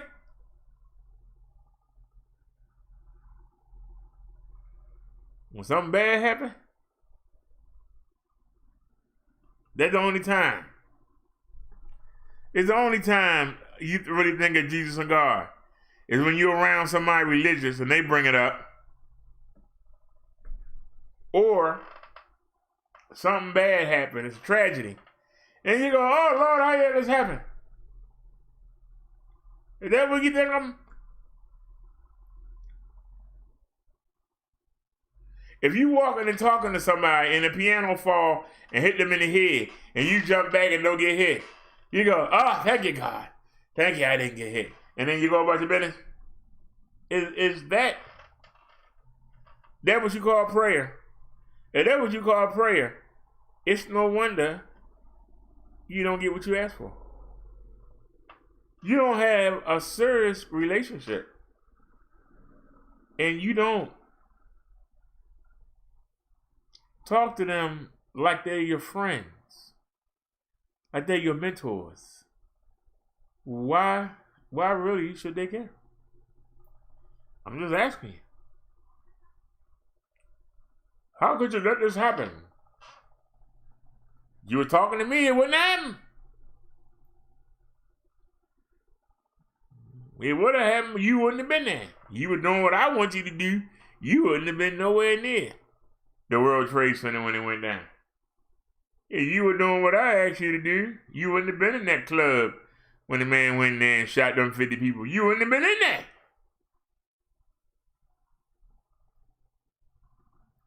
Do y'all understand what I'm saying to you? I can't believe God let this happen.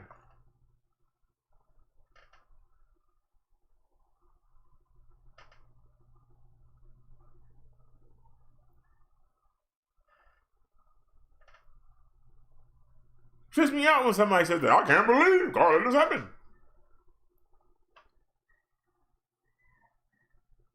Were you talking to him to be warned about it?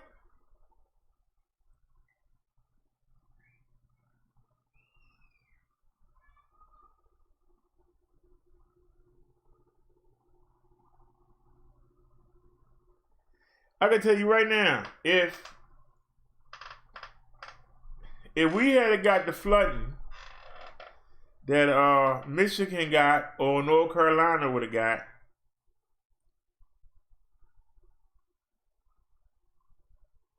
I would have been in trouble.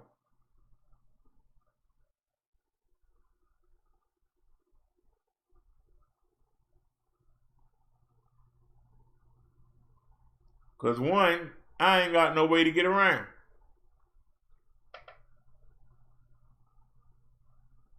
I ain't got no boat. Can't ride the scooter in 5 or 6 feet of water.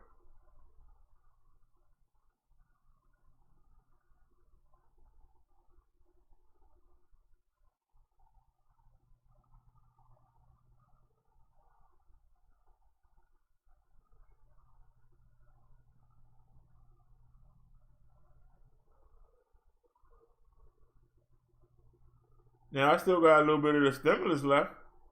I could have went and stayed in the hotel for a week or two. Then what? Suppose the water didn't go down. Then what? Oh, I would have to make it to a hotel that wasn't underwater.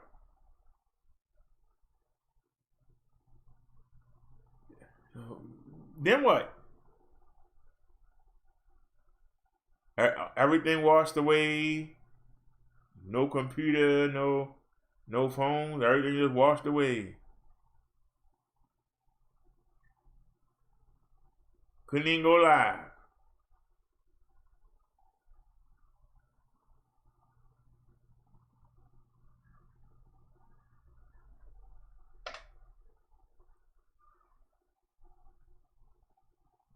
I can relate to them people that was on the bridge. I might have been in the same spot.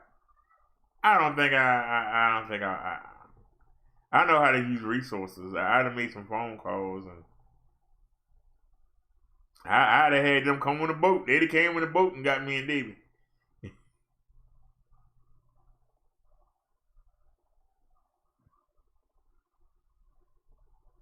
But it also helps that we live on a steep hill. Y'all know we live on the mountain. So that water is going to sit down at the bottom of the hill.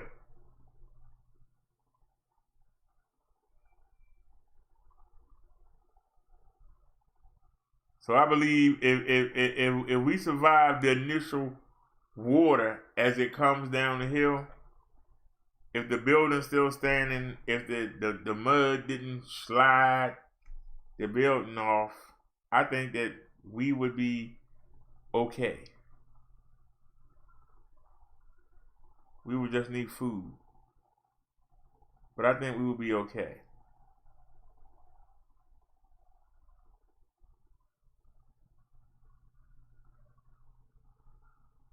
We got power banks.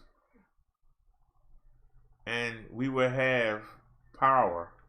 So if the phone lines and were still working, even though we had no electricity, we'd at least be able to make phone calls and watch videos. Cause it's a 20,000 milliamp right here. It's a the one that no nothing about care gave us is 12,000 milliamp. We got a 40,000 milliamp, and we got a 22,700 milliamp. Then we got two 10,000 milliamp power banks. So we got enough juice for a week. That's what they all charged up. We got enough juice. I might even be able to, if YouTube's still running, I might be able to even go live for an hour or so every day. But I wouldn't want to be in that position. But it would be nice to know that it'd be a quick response.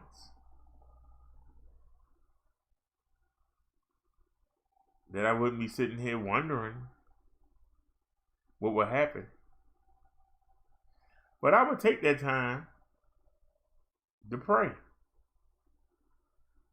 I would be on the phone trying to find every resource that I could find But at the same time, I also would pray.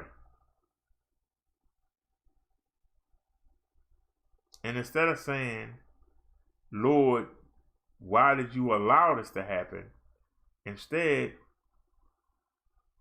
this happened, but Lord, what's your plan for me?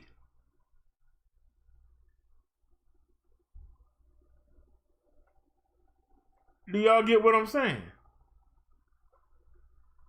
What is your plan for me? How do I fit into this tragedy? Is it my time to go? Am I going to be uncomfortable for a couple days? How do I fit into your plan? That's going to be my question. It's not going to be, how could you let this happen? This don't make no sense. No.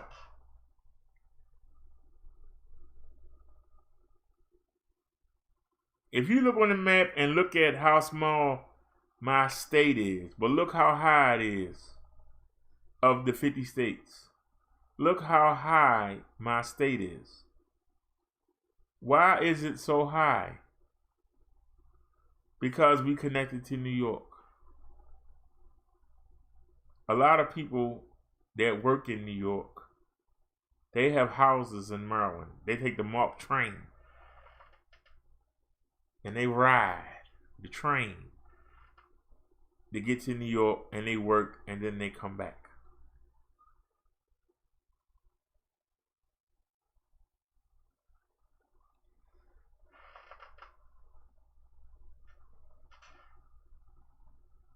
A lot of people work in DC. They take the MARC train and come back. Some people from Virginia, they'll work in Virginia and take the train back to Maryland because it's cheaper.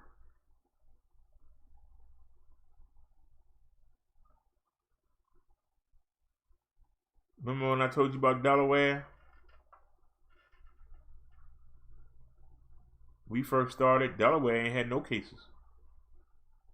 Now Delaware got about 10,000 of them. The places that are close to New York are getting hits. Remember Rhode Island? How they was pulling over everybody that had New York tags and New Jersey tags and wasn't going to let them in? Look at how many cases they got now. Didn't do any good, did it?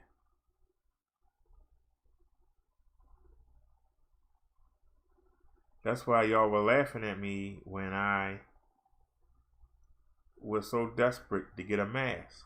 Y'all was like, "Yo, you don't need a mask. Just make your mask out of a sock. Take a t-shirt and make your mask." I wanted a real mask because I knew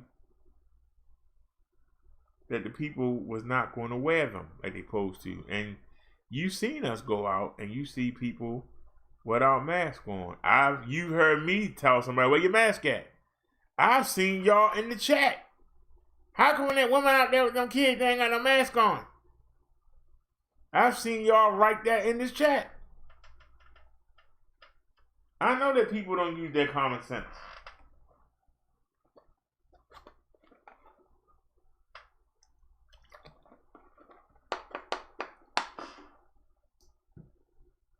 We going out tomorrow, and I'm thinking about going early. But we've been waking up around 11 or 12 o'clock. I'm either going to go to bed early or I'm going to make myself stay up because I want to be there when the market open at 6. I might even carry the scooter down early and hope nobody don't steal it off the landing. It's Sunday night, so it shouldn't be no traffic. Nobody should be coming. But you never know. Hopefully, it shouldn't be no problem. But we're going to go. It's too late today because we got a stay-at-home order. Because I could ride up there right now. We got a stay-at-home order.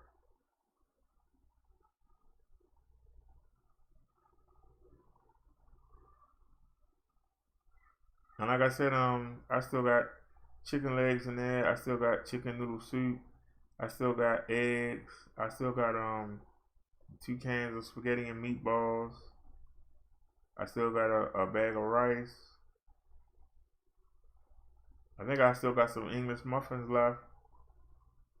We have food in there.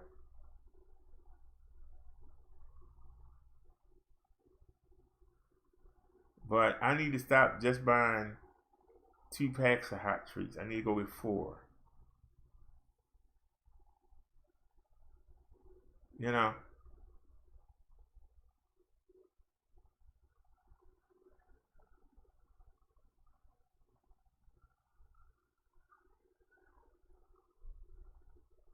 And like I said, it's not a bad thing because I still got some stimulus money left, so there's no reason not to have any snacks. But I keep trying to hold on to it. But since we got more coming, there's no need. But I could die tomorrow. What the heck? What am I trying to hold on to some money for?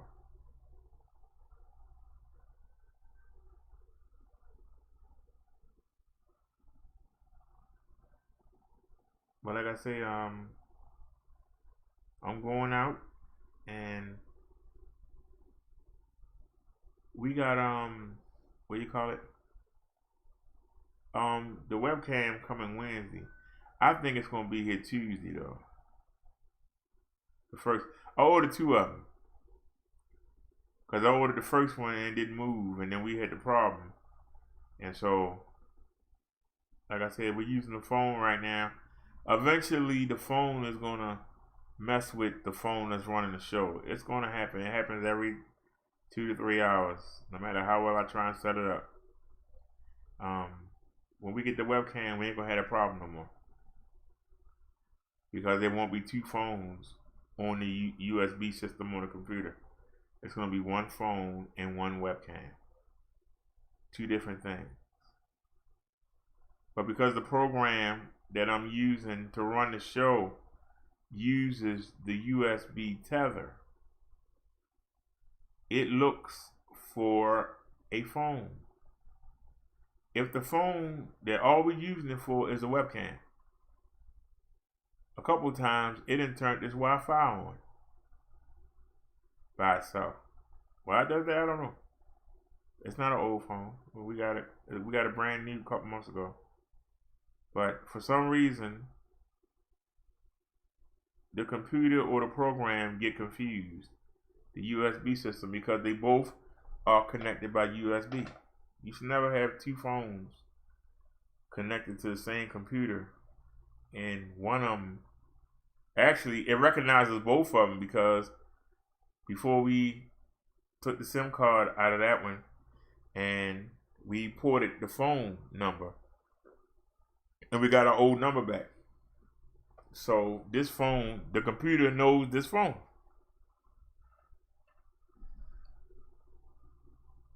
And the app didn't work on, the app didn't work well with the Verizon because we had unlimited USB. I mean, unlimited hotspot on the USB and on the mobile hotspot over there. It's unlimited on both. And so you just plugged it in and then you just push USB or you push the mobile hotspot. Either way, and the hotspot works. So the computer knows that this phone does both of those. And for some reason, they keep hitting it. I don't know why. They keep hitting it. And they start fighting for dominance. But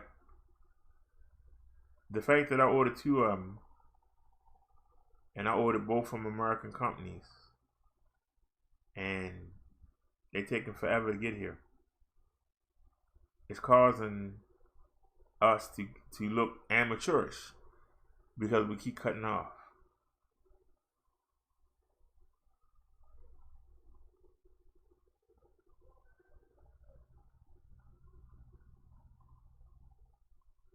I know something is going to happen with this webcam. That somehow the mail lady not going to have it or some kind of BS. Because we still haven't got our deal about it.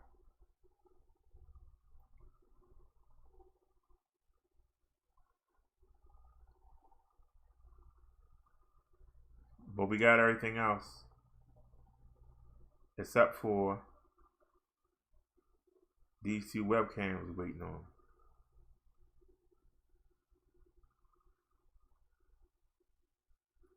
Naya said all 50 states are partially open and social distancing is not being practiced. If you watched the show last night and you saw them people at that church, man, that's another reason why I didn't go out today. Because I know if people are back at church, oh man, I don't even want to be around. One person at a choir of 48 people infected 37 of the 48 people at the choir practice caught the COVID.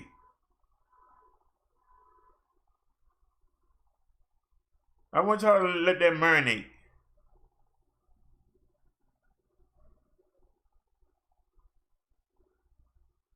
$47 people. Now, like I said, even with the order, I know that people still gonna be out, and I could probably ride to the store right now, and won't nobody say nothing. I might can make it up there and back, but I want to go in the morning when they're gonna have everything, and hopefully it won't be a lot of people there, so I can get in there and get out. So I haven't charged the lights up. The battery charged. I did plug that up because remember the battery cover popped off, so I charged it up through the I went on and y'all saw me. I glued it on. So now the only way to charge the battery is to have it put it in the scooter and charge it through the other port like I did at the market the other day. So we're going to do that.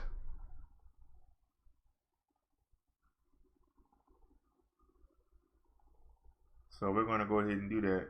It's already charged. I'm going to charge up the lights because it's going to be dark. I think it's going to be dark. I don't know. I think it might not be dark at 6 in the morning. But we're going to leave out of here at, if we leave out at 5:30, we should make it there by 6. Maybe I should leave a little earlier. Maybe we should try to leave at 5. And then we can take our time.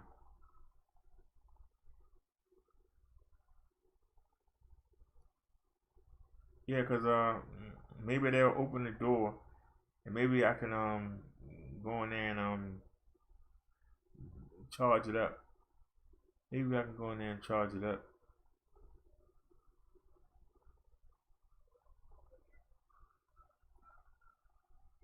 Like I said, many churches held service today. That's why it's going to be interesting to see the CV cases over the next couple of days because of this Memorial Day weekend. Because of this holiday weekend, a lot of people did barbecues and got together and had celebrations and all that crap. Now we get to see if the CV going to jump in even higher. Because I don't know if y'all noticed, but a lot of places did jump up higher.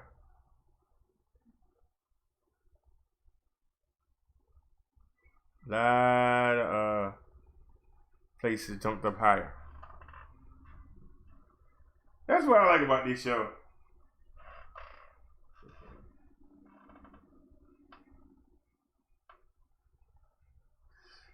Now it says the article I posted yesterday about the hair salon employee who infected 91 people while wearing a mask.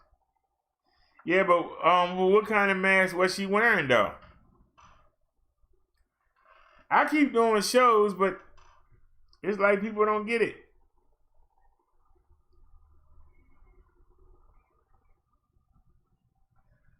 So let's wait a minute.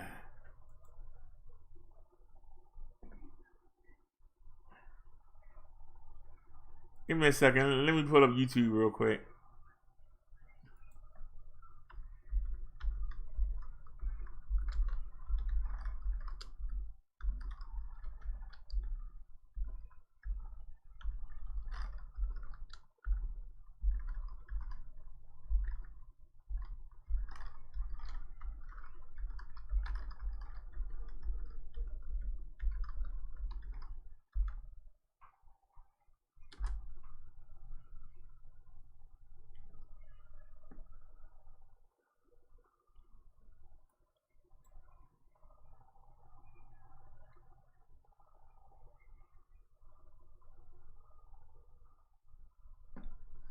All right, let's check this video. Hopefully it won't get flagged. Let me hit the mute button.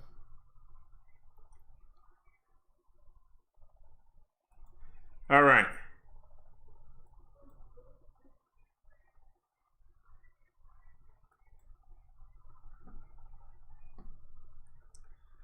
This is called Lecturio Medical. Let me do a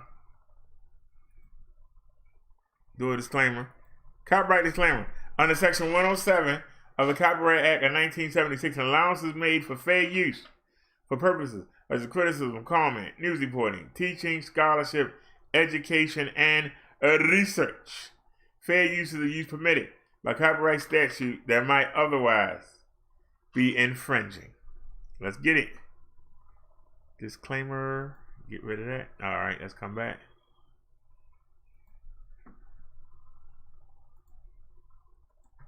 Welcome to our video series on personal protective equipment for healthcare personnel. Now in this one, we're going to look at the very big difference between surgical masks and respirators. On your screen, you'll see a surgical mask on the top and an N95 respirator on the bottom. Now these are the two pieces of personal protective equipment that we're comparing today. Now a surgical mask is what you can buy at any drugstore. It's just a very common piece of equipment. It ties around the back of your head, or it might even have elastic straps, but usually it just ties around the back of your head. Now let's look at these 4 areas of comparison, because an N95 respirator is very, very different in all 4 of these areas. Okay, so first, let's take a look at the fit to the face. Now a surgical mask is very loose, so it's loose fitting. You can get it snug, and you may think, ugh, this is uncomfortable wearing this. But when you put on an N95 respirator, you'll know the difference. It's extremely tight fitting. In fact, that's how it keeps you safe. Yep. Now, an N95 requires a really special test called fit testing. So look at these guys in the picture. Doesn't that look like fun? Fit testing is a series of tests and assessments, and it has to be done by a trained evaluator. So you or I couldn't fit test ourselves. You have to go somewhere and have this series of tests done. And it's kind of fun if you've ever done it, if you just don't think about all that's going on. And if you're claustrophobic, you may kind of want to let them know. But the goal of this testing is to make sure the respirator forms such a tight seal on your face that you can't smell things, but you can still breathe. Okay, that is the goal there. So with fit testing, you can't do it yourself. It needs to be a trained evaluator. There's several steps to fit testing, and you may have to try different types of respirators to see which one works best for you, fits your face, keeps you safe, and you can tolerate. Okay, I love this picture. I was hoping they'd let us do a bearded baby. And the reason we put this up here, you may be wondering, is because fit equals effectiveness when it comes to a respirator. So N95 respirators are not designed for children or people with facial hair. And if you happen to know a baby with this much facial hair, please let us know. Okay, what's the goal behind this? Because proper fit can't be achieved on kids or people with facial hair. Remember, it's got to be super tight, and you're going to have to pass that fit test to make sure you have the appropriate wear. So a beard is just going to get in the way. Because if it doesn't fit, it may not provide you the full protection that you need. So a surgical mask does not require a fit test. They'll just be in a box and available to you. You can put it on. An N95 respirator has to be a very specific piece that is fit tested just for you, so we know that it's effective and safe. Now, as far as one-time use, meaning should this be used and then thrown away, that is the original intent. Both surgical masks and N95 respirators should be thrown away. Now you may be saying, hey, this N95 respirator kind of looks like what I've seen painters use or people in other industries. You're right. That is very similar, which in fact, in times of crisis, we have to come up with a different plan. So you may be wondering, can you reuse an N95 mask? Well, they are intended for single use, but if there's a time of shortage, like in a pandemic, when people are running short of PPE, personal protective equipment, they can actually be reused. Now let that sink in for a little bit because you may be kind of uncomfortable with that thought. I know when you study PPE and how to take it on and how to take it off, you know that the outside of that mask is contaminated. So you have to be very careful how you handle it. And if that is our only option for safety, then reuse is acceptable if the mask, and here's in quotation marks because I want you to pay very close attention to this, the mask has to maintain its structural and functional integrity.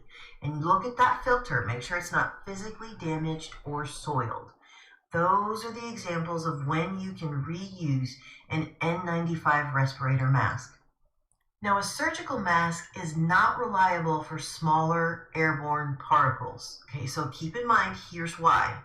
It's loose fitting, it's not fit tested, and we know that both of them are technically only a one-time use. But what can this surgical mask do? Now, if a surgical mask is worn properly, meaning it's not fit tested, but you do have it on snug, it's covering your nose, mouth, and it's underneath your chin, these are the things it can do for you. It will help block large particle droplets, splashes or sprays or splatter. Now those may contain germs like viruses or bacteria. We want to keep that large particle, bigger stuff, from it reaching your mouth or nose, because once it makes entry into your body, you're at risk for getting sick. So surgical masks can do that, but I want you to underline large there, right? Diseases that require airborne protection, airborne precautions, are not large particles, and that's the problem. Now, surgical masks may also help reduce the exposure of you as a healthcare provider, saliva and your respiratory secretions to others. So that's a good thing, right? So you've got that mask on. Now it will stop large particle droplets, it's got splashes and sprays, that will stop those from getting immediately into your nose or mouth. And it will also stop your spray over when you're speaking or talking, your saliva, your respiratory secretions from getting to others. Those are good things, unless we're dealing with a disease like COVID-19 that requires airborne precautions. See, here's where an N95 respirator is really a good friend, because while a surgical mask is not reliable for some smaller airborne particles, an N95 respirator filters out at least 95% of the airborne particles. But remember, it's got to be tight fitting, have a good seal, you've had a reliable fit test done. Those are the requirements for an N95 to keep you safe and filtering out at least 95% of the airborne particles. So remember, it's a personal protective equipment. You need to be using an FDA-cleared 95 respirator. They're labeled as single-use disposable devices, but in times of shortage, we can reuse them. They've got a very close facial fit. It's an efficient filtration of airborne particles. So let's wrap up this series in a nutshell. Surgical masks and respirators are both considered personal protective equipment for healthcare personnel. Both are considered single-use items, but respirators can be used in times of critical shortage if not visibly compromised or they don't present increased difficulty for the user to breathe. Surgical masks are not reliable for smaller airborne particles and do not provide protection at the level of respirators. So I want you to be very clear on that. Surgical masks do not provide the protection at the same level as respirators. Respirators filter out at least 95% of airborne particles, but are more expensive and require fit testing to be effective, and in times of a world pandemic can experience extreme shortages of availability. Thank you for watching our video today. Okay.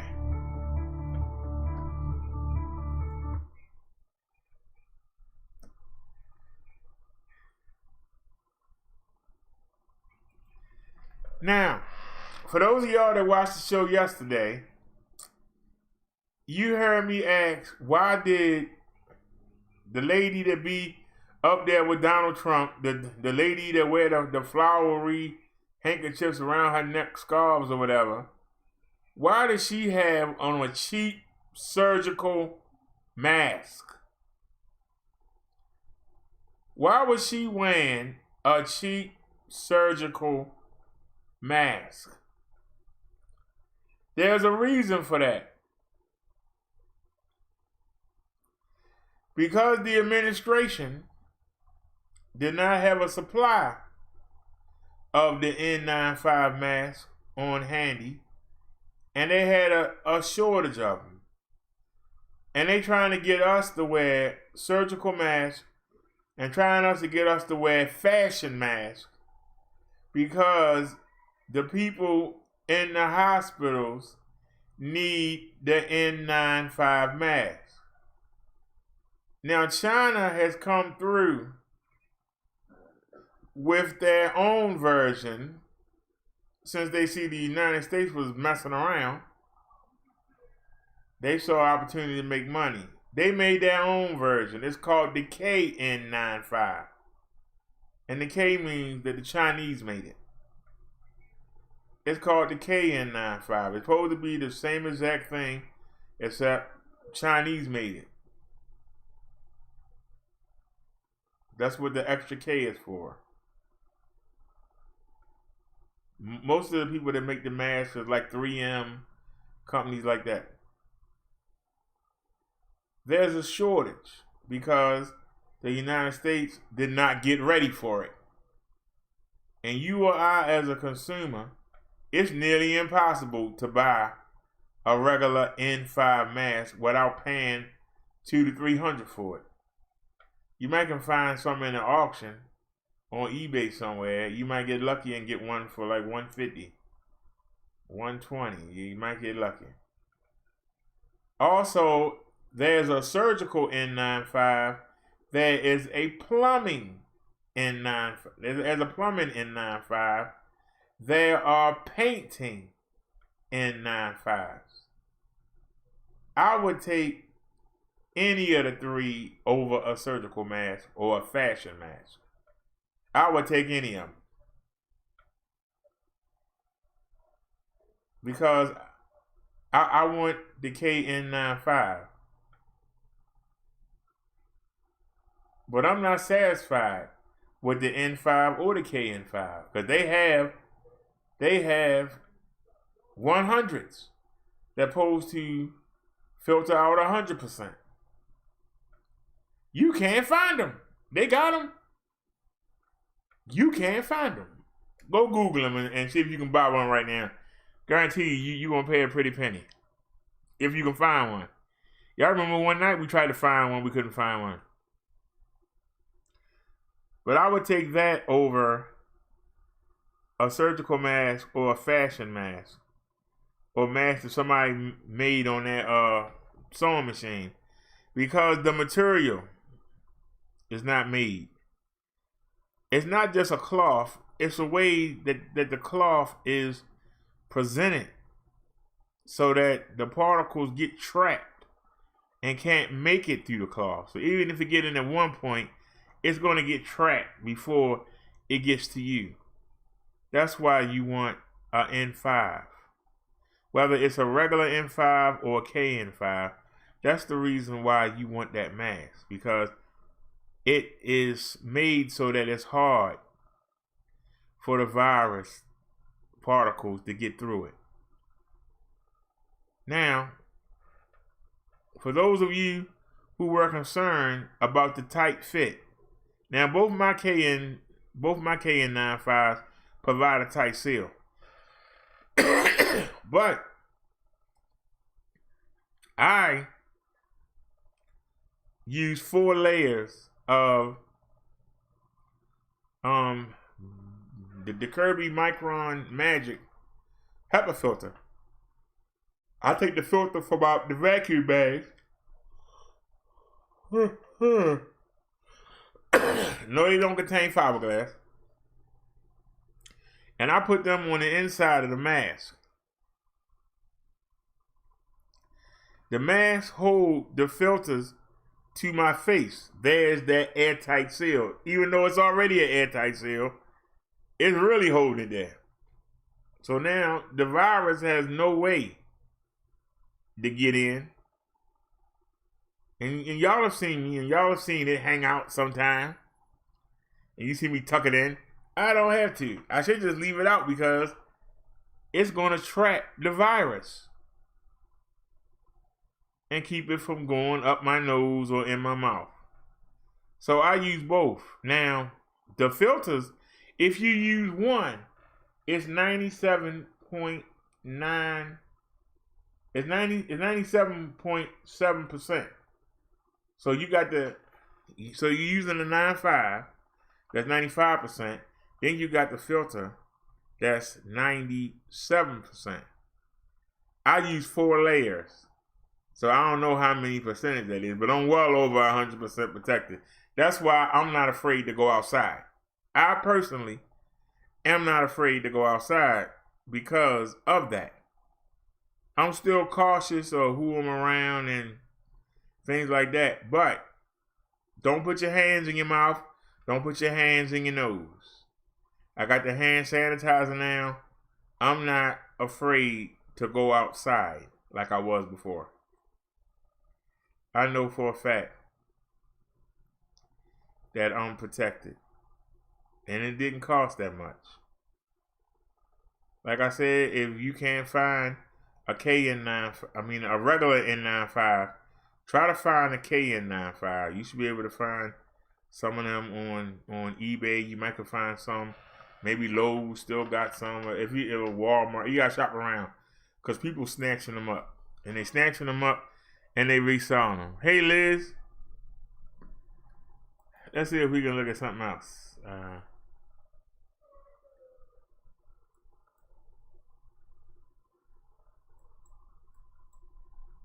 All right, here's another story. Everything you need to know about face masks. So let's take a look. Block the commercial.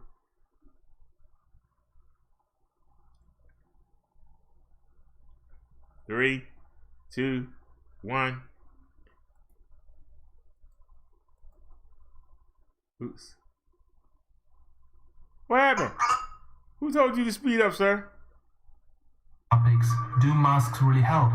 What masks are on the market? Where do they get produced? And why the government changed their opinion about face masks? So welcome to another series of The Truth About.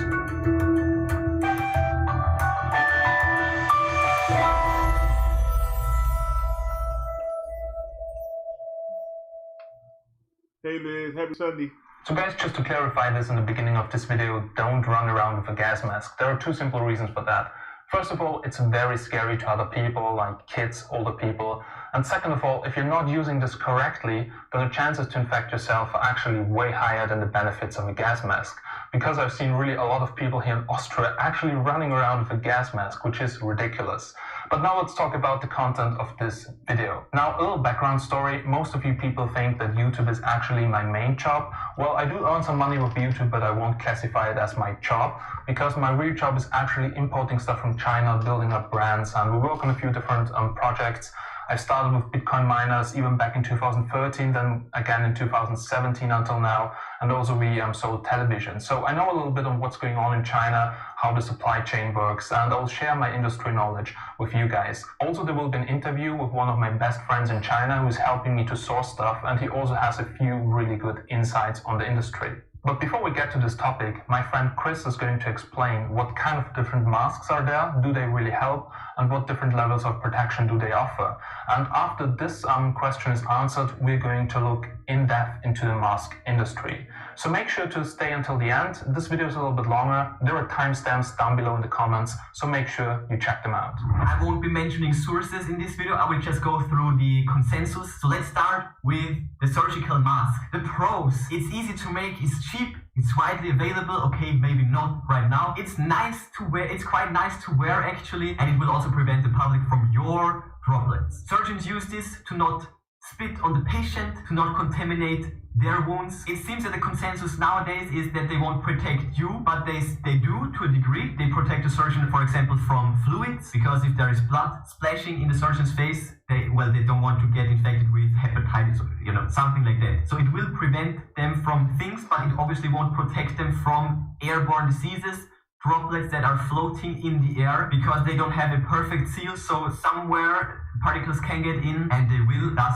giving you a bad protection. Now it seems that most governments now come to the conclusion that it would be the best that everyone should wear a mask, and it would be a good idea, actually, in my opinion, to give everyone just a surgical mask. If everyone is prevented from spitting droplets into the air, this would definitely help a lot. It actually works really good. You can even eradicate the seasonal flu if you would do this, like they did in Hong Kong. They eradicated the seasonal flu 2 months earlier than usual. And I will also list this source in the description. It's not just a claim, that's actually a fact. Moving on to the respirators. This is definitely a step up. Let's get to the pros. So they have a way better seal, no optimal still. They will protect you way better than just in regular surgical mask, and they are rated, so you will know what you will get if you don't fall for a scam. The cons of them are they are a bit more expensive, they are harder to get, and also if you have one with a ventil, with a oh my god, that was actually a German word, with a valve, then this will not protect the other guys. It will protect you from inhaling most of the particles, but it will not prevent you from spilling particles into the air. So this might be a danger. So this is definitely a danger of the ones with a valve. If you already got yourself the best rated respirator, trust me, there is still an incredible level up that you can take. Now, right there, y'all know that the new one I got has a respirator. And I told you that the mask is waterproof, except for those 4 holes for the respirator. Now he's right, because it's letting the air out. If you got it, you can push some of your air through that hole. But once again, I got 4 layers of the Kirby Micron Magic filter covering that hole. So I'm not going to be sending anything out. Nothing's coming in and nothing's going out. But anyway, back to him. Experienced this firsthand, I was amazed. So next up, half masks. We're moving on from disposable to non-disposable respirators. Usually they have a silicone rubber, and oh my god, it's unbelievable. The seal that they will give you is pretty much perfect. As you can see, I have like a little bit of a beard going on, whatever this is, but this is no problem whatsoever. The seal was amazing. I've never experienced something like this before. I was using respirators in my workshop for years, but it just blew me away. So trust me, if you have the chance to get something like this, do it, get it. They have snap-on filter pieces. There are different types, of course. Some of them are rated like the respirators with FFP3 or something like that. The one that I got is actually for painting. One example that I want to tell you, I use my angle grinder and cut a tire, a car tire. This is, don't ask me why. That sounds really stupid. It was stupid, and it fogged up my whole workshop. Actually, the whole basement. And I put on the half mask and it filtered out the smoke, all of it. It's insane. Now, is the smoke tinier in particle size than the virus? Could be, but just saying, it was amazing. So why wouldn't it filter virus particles? Wait a minute. Why? Just go back to that. Half mask and it filtered out the smoke, all of it. It's insane. Now, is the smoke tinier in particle size than the virus? So let's pause right here. Smoke particles, like other aerosols, are categorized into 3 modes based on particle size. Nuclei mode with geometric mean radius between 2.5 and 20. I guess that's nuclear microns, likely forming by condensation of carbon moieties. Accumulation mode ranging between 75 to 250 nanometers, or I guess NMs, formed by a coagulation of nuclei mode particles, and coarse modes with particles in micrometer range. Now, you notice that he got 2.5 right there. 2.5 microns, I don't believe you can even see. But a lot of the fashion masks you see where you put your own filter in, most of them use the 2.5. That's going to protect you up to microns of 2.5 or bigger. What about those that are smaller than 2.5? Now the N5 mask or the KN95, they supposed to protect you up to 1.3 microns.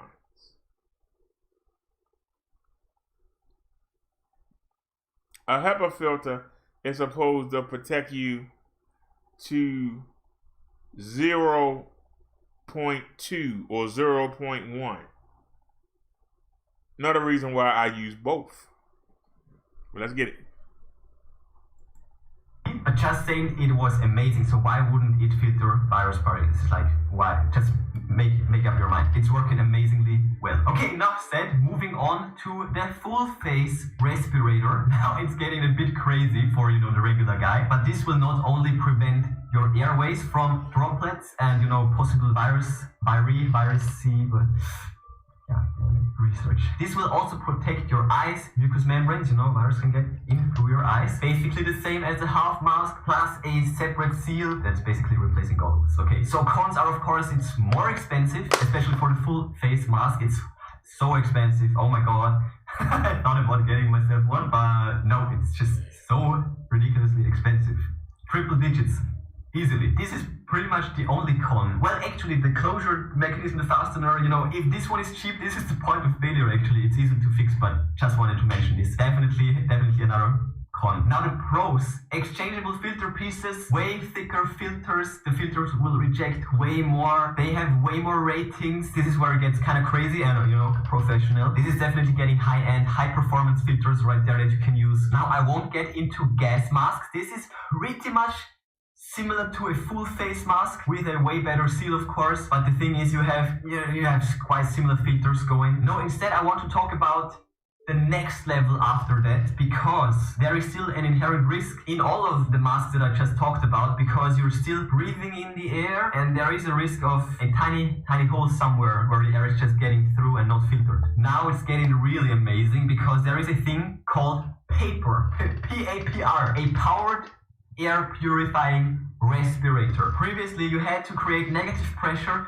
to suck in the air through the filter, risky, but now you will take the filter, put it somewhere else, attach a motor. This motor will suck through the air 100% through this filter and then pump it through a tube to your face, to a mask or something like that, and this will actually create a positive pressure, forcing everything that's, you know, inside this mask out. So you will have the best protection with this thing. This is what they use in, you know, labs where you just don't want to get infected with whatever it is that you are doing research on. They are using powered respirators. Also, when you're welding, stuff like that, this is the best. Who the heck gonna walk around with that on? I want to have one of these.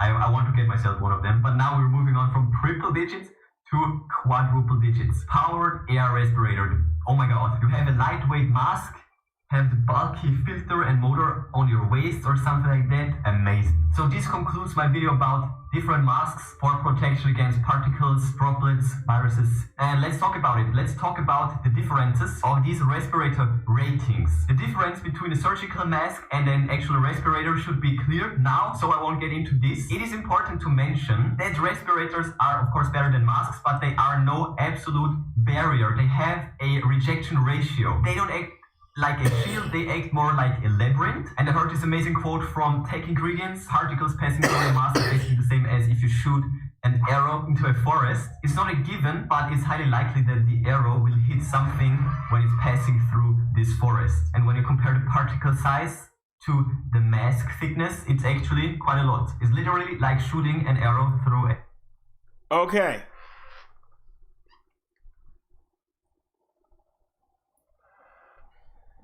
This will show you. This is a PM10, okay? A red blood cell is about the size, right? This is a 7 PM. This is what is given in most of the fashion masks you see, and you see you can buy them cheaply. They are the 2.5 micron.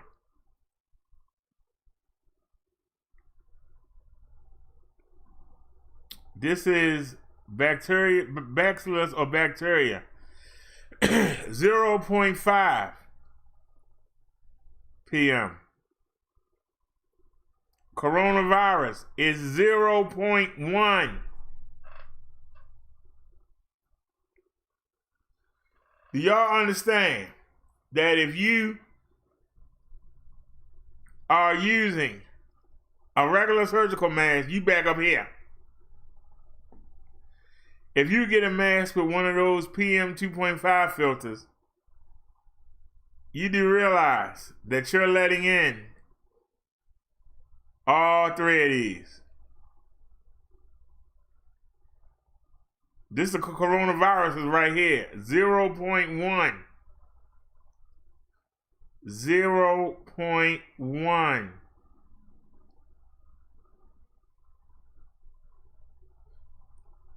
One micrometer PM is equal to 0.01 millimeter.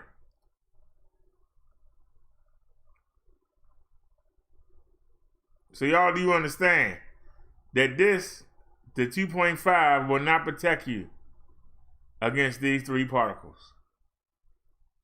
Y'all understand that?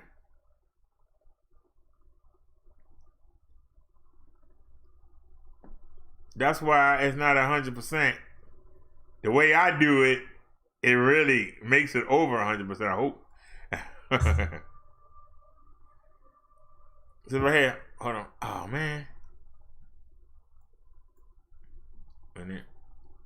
5 thingy, what the hell is that? Also, there are FFP ratings, most commonly used in Europe. And then there is also KN, which is getting more and more popular because this is a Chinese classification. And as you know, Chinese is pumping out masks. So we'll also get to this. So the N thing is an American standard, the FFP is a European standard, and the KN is a Chinese standard, as I just said, just to make this clear. Now let's compare. As I said, they have a rejection rating. FFP1, phase filtering piece 1, level 1 basically. They remove at least 80% of all particles that are 0.3 microns in diameter or larger. Moving up a level, FFP2, at least 94%. This is also very similar to the N95, and they remove at least 95%. So in one of my last vlogs, I reviewed my new half mask, which is amazing, and I got a lot of comments of, oh, this won't protect you from the virus. Only FFP3 will protect you from the virus.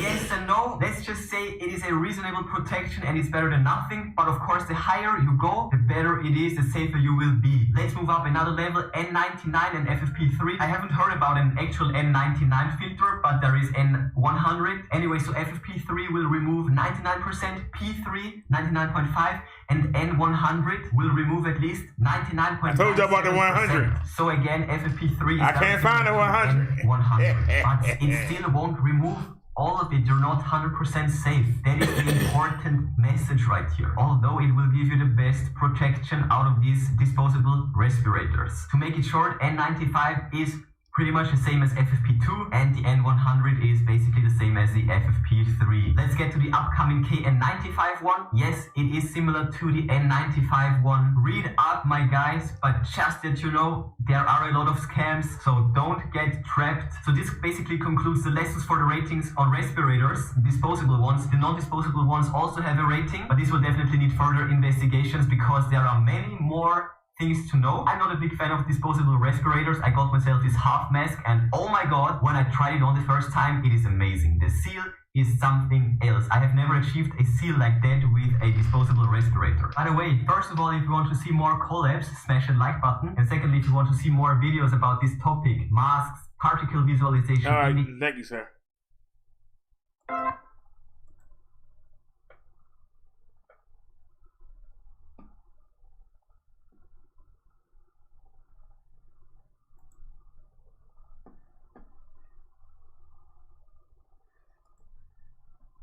All right, anybody have any questions about masks?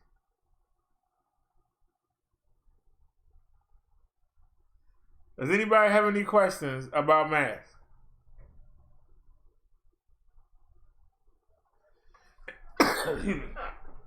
They all right here.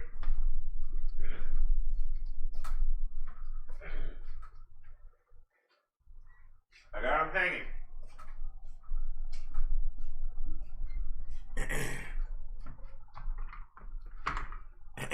These are my masks right here, all three of them.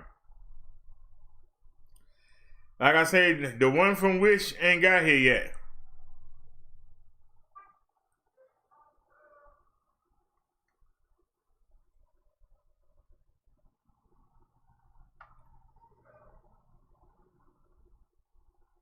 This is the first one I got. This is the KN95. If y'all look, you can see the label. Oops. Y'all see it? Hey, I'm Kevin King. You see it? So you say KN95, you say it? Do you say it? Now, this has a tight seal, and it's really hot. Because of my carbon monoxide, it's really hot, but it is great seal. This is a fashion mask, but when I bought it, it came with the choice of that 2.5 we were talking about, or it had a choice of a regular HEPA filter. Now you can see that I got the layers in there. See the layers? That is the Kirby Micron Magic. So I got them in here. Okay?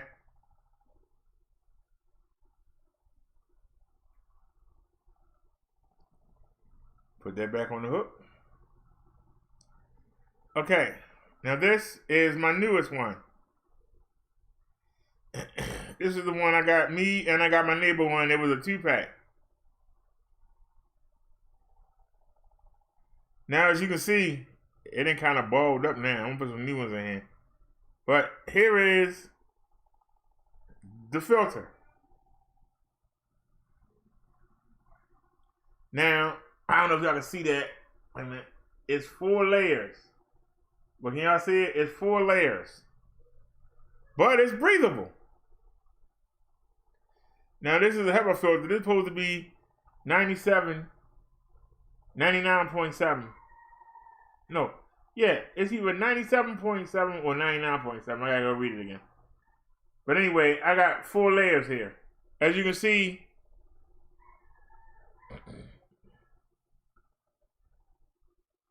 it's 2, and then it's 2 to each one.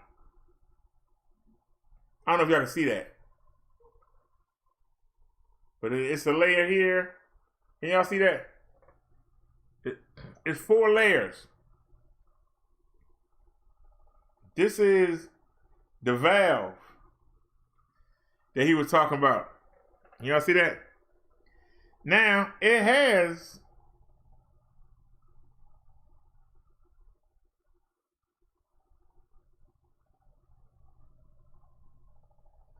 I don't know if y'all can see that.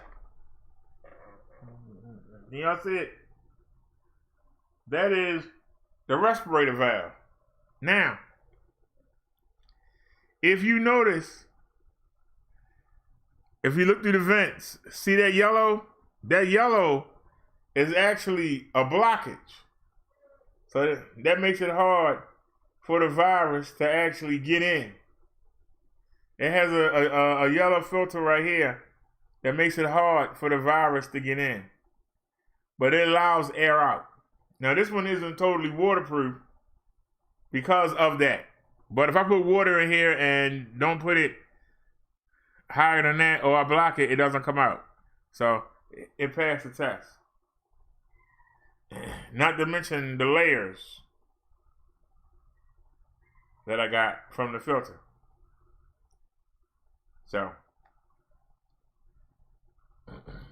this is what I take when I go outside. Like I'm going to war. Oh Lord, looks like we got another freeze. Hold on a sec. Looks like we got another freeze. Why am I still there? No, I'm still there. No, I'm not. We got a freeze. Hold on a sec.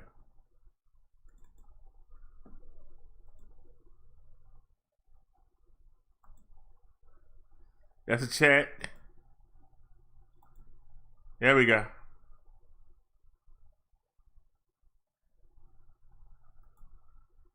All right.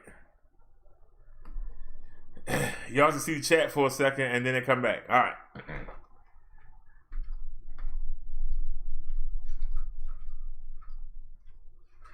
Let's hang that back up. Let me wash my hands.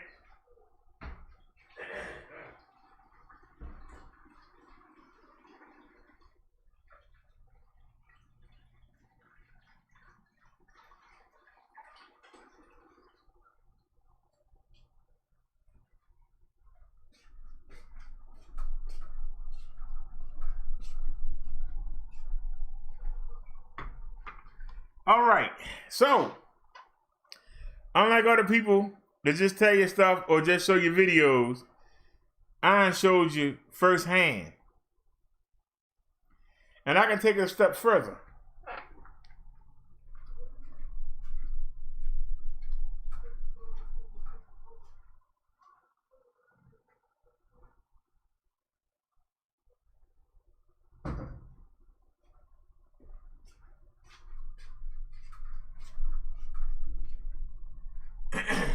Now, these are the Kirby Micron Magic. Y'all see that? Kirby Micron Magic. They're just vacuum cleaner bags, right?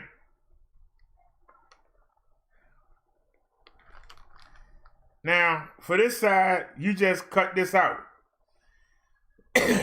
But there is a filter in there that's usable. So even though this is here, it doesn't affect. Let me show you what's on the inside.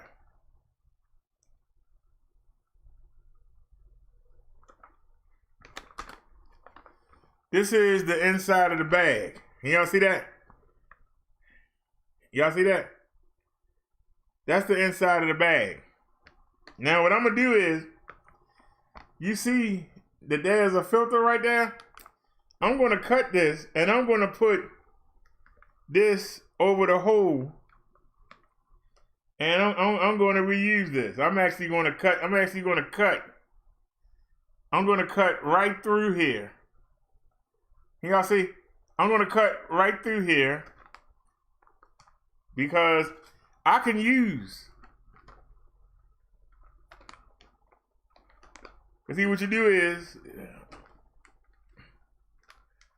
I would just fold it, right? I would just fold it. Make sure it's even. And cut. Now, it's you can unravel this, but I will cut it, right? And then I just take I leave them together. Once I cut it, I leave it together, and I use it as two. So you got one on this end, you got one on this end. So you got two filters. You see that? And what I would do is I would just fold this over like this. I would cut it, right? Then just peel it out. And to be honest with you, I don't even have to cut it, because I basically just take this out. I can just pull it out and fold it. But you see how thin it is. It's breathable. So you get the protection, and it's breathable. And if your mask does not fit your face, perfect. Cut it so it hangs out where it don't perfectly fit your face. There you go. This ain't hard.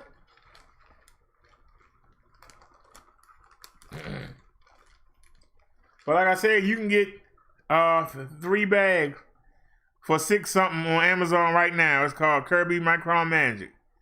If you look on eBay, you probably find it cheaper. But you can go on Amazon right now and get a bag of 3. You can get a bag of 9 for 13 something. They got a bag of 6 for like 11 something. So however y'all want to do it. Like I said, it's good enough for your vacuum. Hey, it's good enough for you. This with a mask sets you up real good. And like I said, a lot of times when you like spit out, this will absorb that and keep your mask clean and dry, so that your mask can do its job. Because when you got it on and you spitting in and breathing in, you know what I'm talking about. This is a good, backup plan, a good second step, a good way to hedge your bets. That's all I'm saying. It's a good way to hedge your bets. And like I said, $6 something. Very cheap.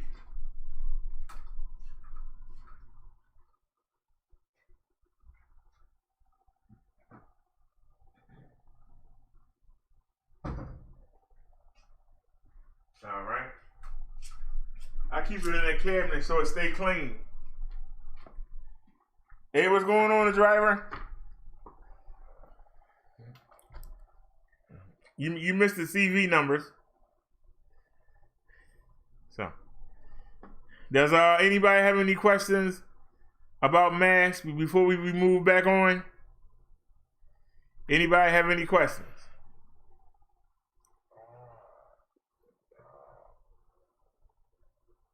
You talking to somebody that's first hand with it. People can play you somebody else's video or read you something. I just showed you what to do. You have no excuse. If you get the CV, it's on you. It's definitely on you if you get the CV, because you ain't got no excuse. I've showed you what to do. Step by step. So if you can't get your hands on a KNN5, or you don't want to take the chance, or somebody trying to sell you a bad one, then go get you a fashion mask. But don't cheap out. It's only $6 something. You can go right on Amazon and get it. And have it there in 3 or 4 days. Put it inside your mask if you don't want to spend the money and get a real one. And use 4 layers. 4 layers. That means it's got to get through your mask. It's got to get through all 4 of them layers to get to you. That's a lot to ask. But if you walking around with one of them surgical masks, or you walking around with them cheap masks that got the prints on them, and y'all ladies want to accessorize and all of that, get the HEPA filter and put it on the inside. It's not cheap, and you can reuse them. Those ones that I showed you, all the masks, I haven't changed the filters in none of them yet. I haven't changed them. The white one, I wear that to the mailbox, and so I haven't put a filter in there. I'm only going to the mailbox. Who am I gonna say? Well, like I said, I really like that blue one. I think it's cute. So, like I said, that's my opinion on it. Well, anyway, now let's get back to what we were talking about. We took a little detour, and that's okay. Anybody got any links? Drop them. I don't mind a detour because, you know, we did our real sermon yesterday. I can't remember which one was which now. Doggone it. I can't remember which one was which. Is this the right one? Can we get the blessing?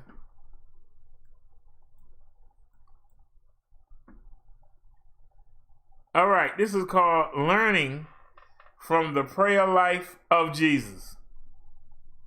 Learning from the Prayer Life of Jesus. Isn't it interesting that of all the disciples, only one of them asked Jesus to teach them to pray? It sometimes seems the church is in a similar situation today regarding prayer. We talk about prayer, we study prayer, we say our prayers, but how many of us actually seek earnestly for God to teach us to pray?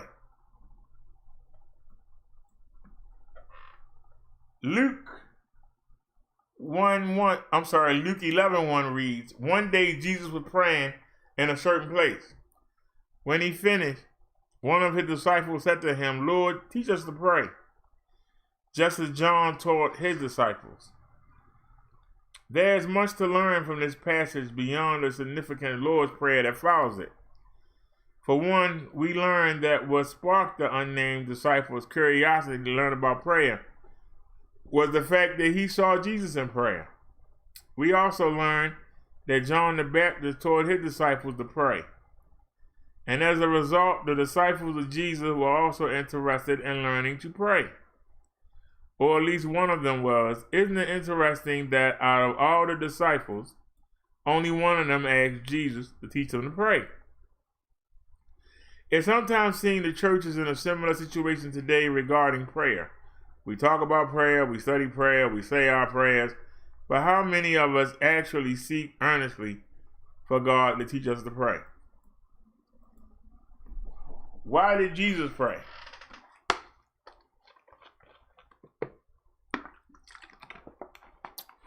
One way we can learn to pray is by looking at the prayer life of Jesus.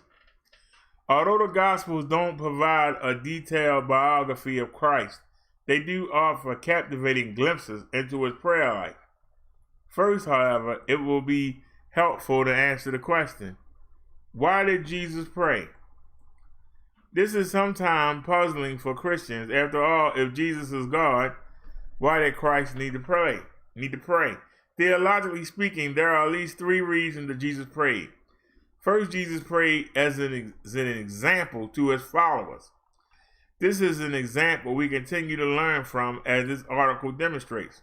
Second, the incarnation consists of both divine and human natures. From his human nature, it was perfectly natural for a Jewish believer such as Jesus Christ to pray. Third, the nature of the Trinity allows for communication between its members. As God the Son, Jesus could pray to God the Father. Jesus prayed for others. In Matthew 19:13, we read, then little children were brought to Jesus for him to place his hands on them and pray for them. Despite the fact that the disciples rebuked those who brought them, Jesus said the children should not be hindered, for the kingdom of heaven belongs to such as these. In John 17:9 we read, Jesus prayed for them. I am not praying for the world, but for those you have given me, for they are yours. This underscores the need for intercessory prayer. Jesus prayed with others. Luke 9:28 reads, Jesus took Peter, John, and James with him and went up onto a mountain to pray. Jesus prayed alone, as we'll read below, but he also knew the value of praying with others. Acts 1:14 underscores the importance of Christians praying with one another. They all joined together constantly in prayer. Jesus prayed alone. Luke 5:16 reads, but Jesus often withdrew to lonely places and prayed. As much as Jesus understood the value of praying with and for others, he also understood the need to pray alone. Psalm 46:10 reads, be still and know that I am God. Sometimes it is important for us to be still before God, but the only way to do this, especially in our hectic culture, is to do so alone with God. Jesus prayed in nature. Psalm 19:1 reads, the heavens declare the glory of God. The skies proclaim the work of his hands. What better place to commune with our Creator than among the wonders of nature? Luke 6 says, one of these days Jesus went out to a mountainside to pray. He could have gone to a home, a synagogue, or if he were ever near Jerusalem, he could have gone to the temple to pray. But there were times when Jesus made the decision to pray where he was, which often happened to be in nature. We are surrounded by so much that is man-made that sometimes it's difficult for us to remember that this is not our world, but God's world, full of wonders for us to enjoy. Jesus could pray as a sprinter or a marathon runner. The Lord's Prayer is full of wisdom, but it is short enough to easily be memorized and serve as an example of a sprint rather than a marathon prayer. But Jesus also knew how to dedicate long periods of time to prayer. As we read in Luke 6:12, Jesus spent the night praying to God. We too need to be able to offer short prayers as well as dedicate long periods of our lives to prayer. Jesus prayed regularly. This insight is gleaned from a passage cited earlier, Luke 5:16. Jesus often withdrew to lonely places and prayed. The word often is not hidden, but it makes it obvious that Jesus prayed regularly. Throughout the Gospels, whenever we read of Jesus in prayer, it comes up regularly and naturally. It was simply part of his worldview, integrated into every aspect of Christ's life. Can we say the same about prayer in our life? The prayers of Jesus were heartfelt. Jesus did not pray in a cold, distant manner, but in a heartfelt supplication, demonstrating empathy and a genuine love for God. This is demonstrated clearly in John 17, where Jesus prays for himself, his immediate disciples, as well as for all believers. Jesus prayed based on his knowledge of God and his truth.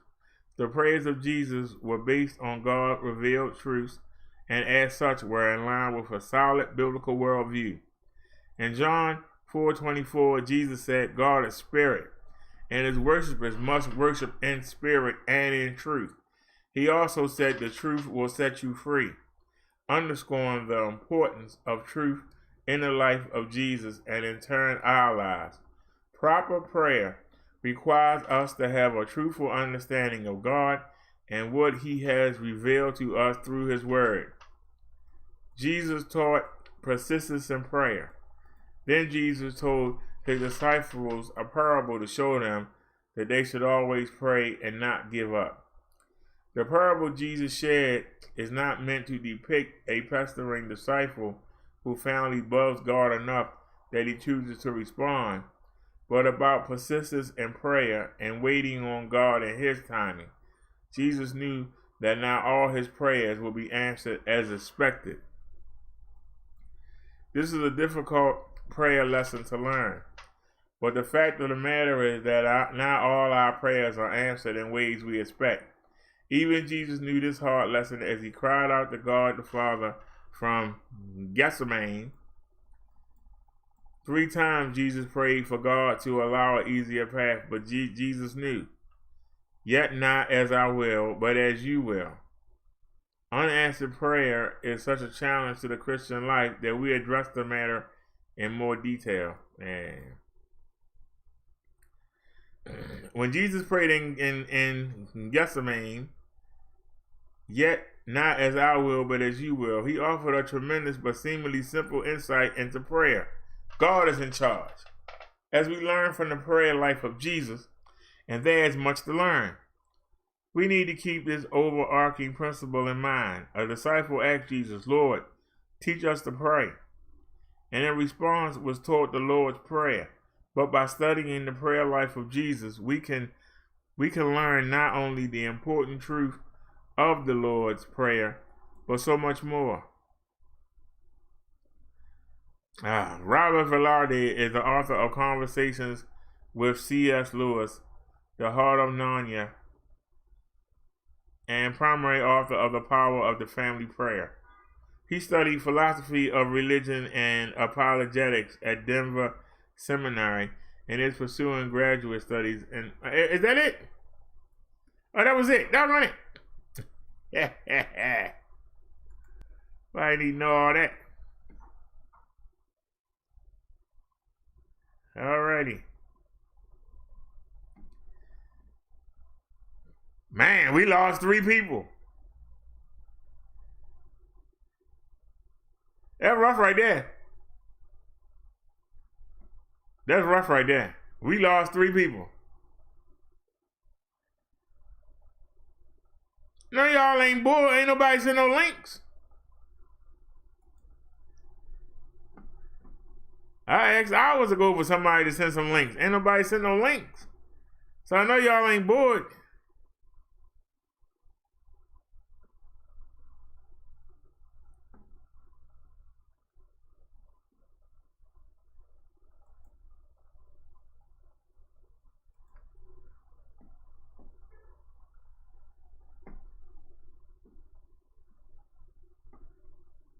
Yeah, we had 5 people watching.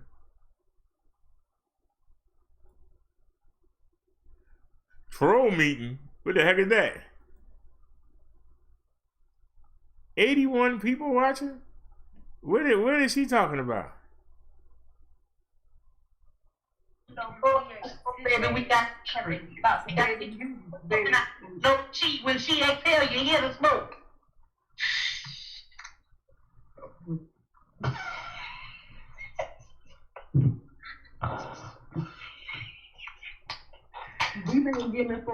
Okay, a bunch of women sitting together cackling. Okay. They'll keep right on moving. Why does she keep popping up on my screen? I keep getting her post. Why?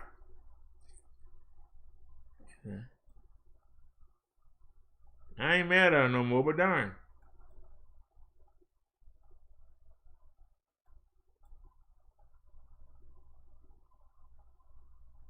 Who? I'm trying to see if anybody talking about anything.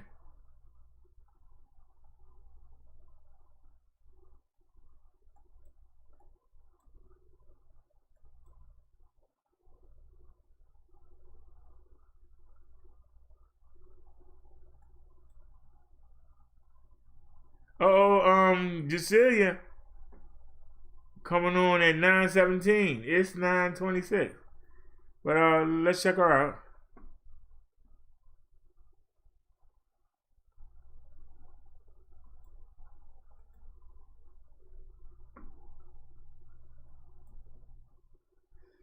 Give her first thumbs up.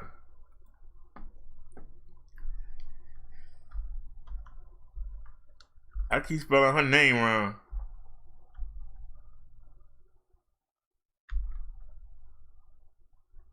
I keep calling her Cecilia. Yeah, it's Cecilia. No, I still spelled it wrong. Cila. I forgot the I.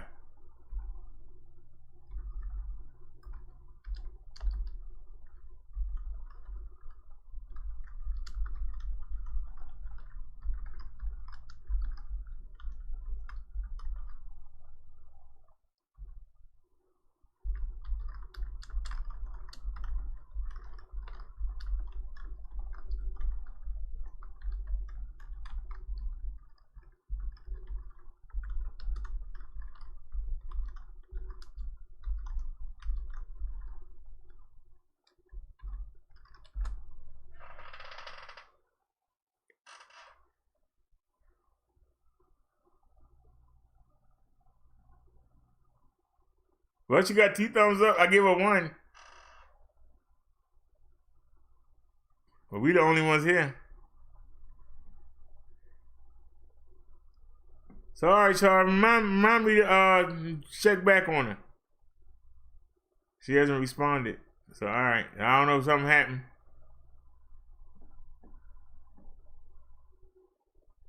Okay.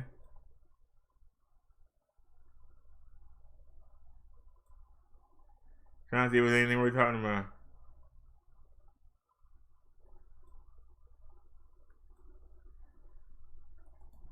Has he done anything new?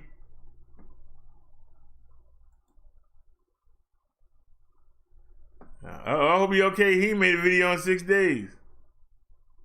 I hope he okay.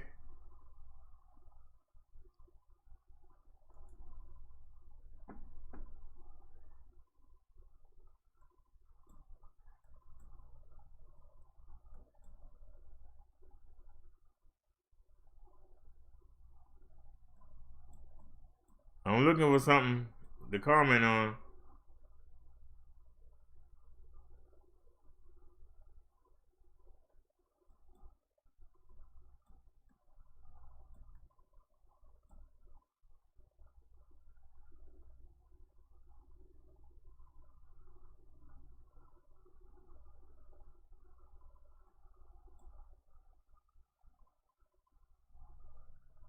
Now, don't get flagged up later. I remember how that, what they did to Tommy. That was before I even came. Way before I came.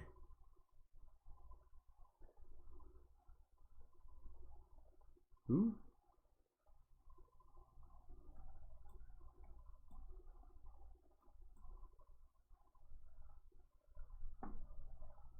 Let's check this out real quick. Block that commercial. Check the chat real quick. The driver says to everybody watching to set the drama. Yeah, I know. You don't get mad about it. Playing at CBS station KOVR in Sacramento. Tonight, as the nation prepares to honor the sacrifices of men and women who've served in uniform, we face a grim new milestone. The country is fast approaching 100,000 American lives lost in the coronavirus fight. The death toll is already more than double the number of reported deaths of any other nation. More than 1.6 million have been infected, and the virus is still spreading. But that didn't stop tens of millions from heading outside this Memorial Day weekend. Jonathan Vigliotti begins our coverage. Elizabeth, here in Los Angeles County, public health officials say the rate of newly infected is dropping as this state moves slowly to reopen. This holiday weekend proving to be a major test for the entire nation. The unofficial start of the summer saw an easing of the national lockdown. Feels wonderful to get back to a taste of normalcy, yeah. But returning to normal had mixed results. Traffic is completely shut down with probably 200 people in the middle of the road. In Daytona Beach, Florida, police were caught by surprise after hundreds of people celebrated in the streets, blocking traffic. It was a similar scene at the Lake of the Ozarks in Missouri, where the holiday weekend saw packed bars and pools, no masks in sight. And in Texas, up to 2,000 people lined up Saturday for a water park that reopened in defiance of a state order.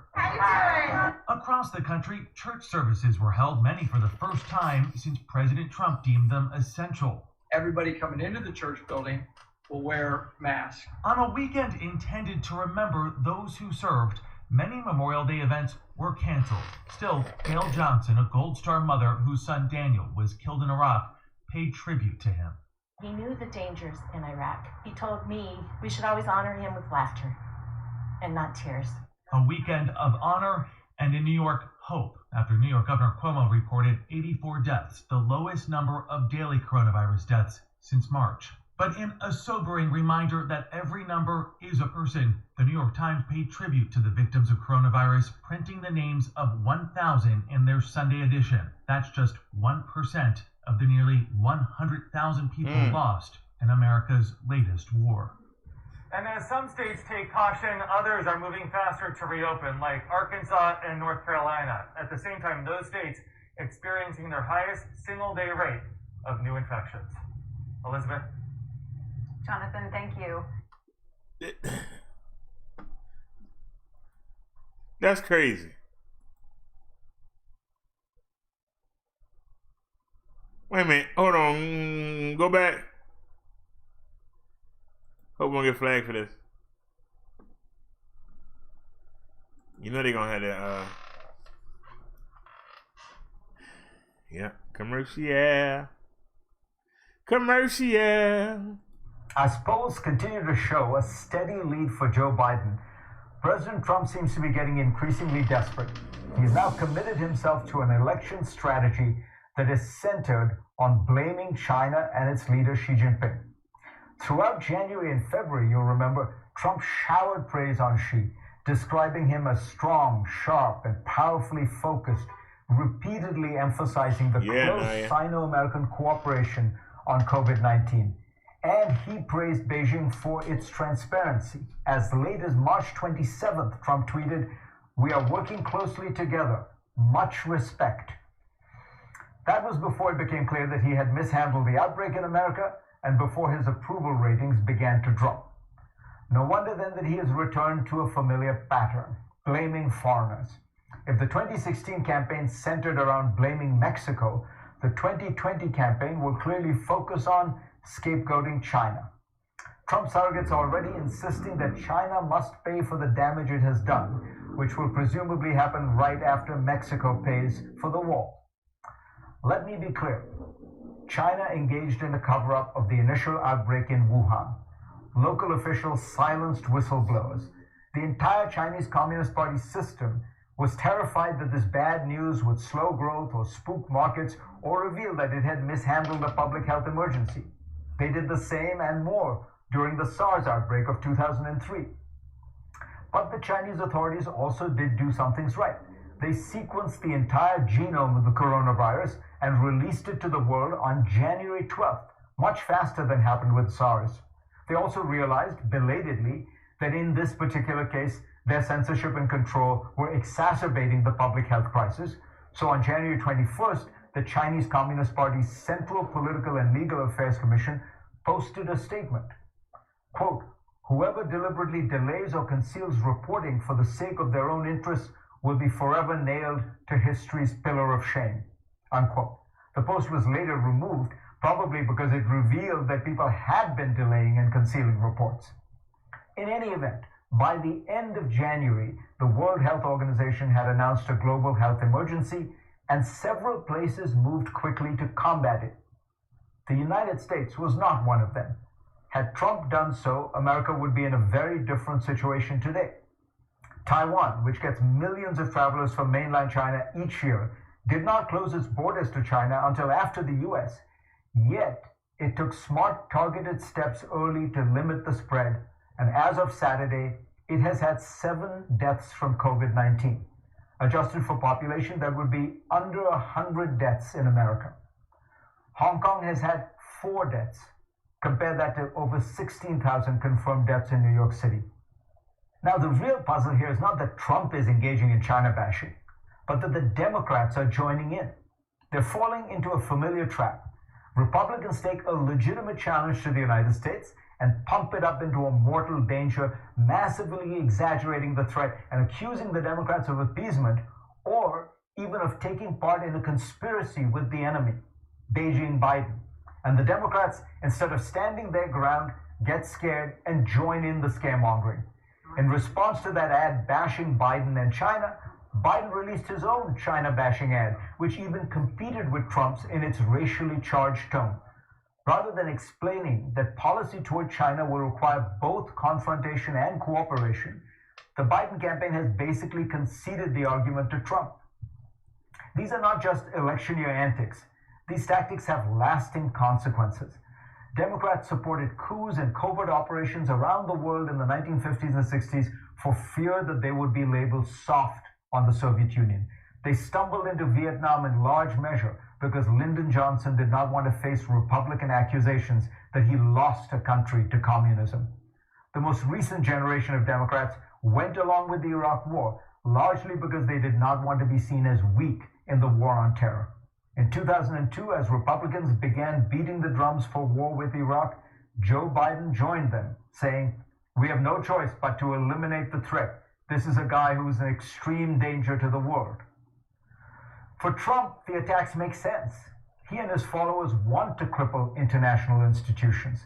They want an end to global cooperation on issues like climate change. They understand that a Cold War with China would destroy globalization and the open, rules-based international order. But Democrats believe in this world. They see it as the fulfillment of a vision conceived by Woodrow Wilson and Franklin Roosevelt that has provided unprecedented peace and prosperity for the world over the last 70 years. So why are they joining in its destruction? For more, go to CNN.com/Fareed and read my Washington Post column. I thought he never said up. My Post column this week.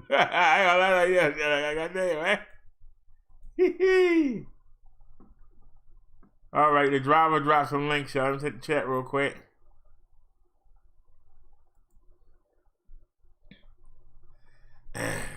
Driver said everyone watching the sector drama. Naya said we went from 8 to 5. All right, let's check out the first link. Liz said, "Uh-oh, I was buffering." Go on, don't start that, please. No more buffering. Johnson is accused of stopping police from making an arrest in the Arbery shooting case when it first happened. The Glynn County District Attorney, though, says that's a lie. Yes, speaking publicly about the case for the first time, she also told a Southeast Georgia radio station that she is the victim of retaliation. I was just horrified because that's so far from the truth. It's just a straight up lie. On the Butch and Bob radio show, WIFO-FM in Southeast Georgia, Brunswick District Attorney Jackie Johnson says she never told local police not to make an arrest when 25-year-old Ahmaud Arbery was shot and killed back in February. She was the first DA to handle the case and is accused of directing Glynn County police officers not to arrest Gregory and Travis McMichael, the father and son seen on video in the deadly confrontation with Arbery. Gregory McMichael once worked for Johnson as an investigator, and that's why Johnson says she knew she couldn't get involved. I did not talk to Glynn County Police that day. One of my investigators contacted me and said he had heard something about there was a shooting in that neighborhood, and my investigator may be involved, or my former investigator. And I told the person that called me, I says, "Look, we cannot be involved in that. We cannot go out there. We cannot do anything." Johnson later recused herself and her office, giving the case to Waycross District Attorney George Barnhill, who also had to recuse himself after Arbery's mother discovered Barnhill's son worked for the Brunswick DA's office where Gregory McMichael worked. The radio DJ asked Johnson why give the case to Barnhill knowing about his conflict. And it being the nearest DA's office, I just wanted to be able to try to get them somebody initially to help them make a decision. I didn't expect or try to direct him in any way other than, "Hey, will you go over and see if you can help him?" Johnson says she believes she's being vilified as retaliation. We've had some corruption issues in the Glynn County Police Department, and my office has been at the forefront of trying to deal with some of those. Georgia's Attorney General has asked the GBI to investigate both Johnson and Barnhill for misconduct. He wants to know why no one contacted his office before one DA gave the case to the next DA. You can listen to her full radio interview right now inside the story on news4jax.com. All right. That was from the driver, and he has another link. Waiting for it to pop up.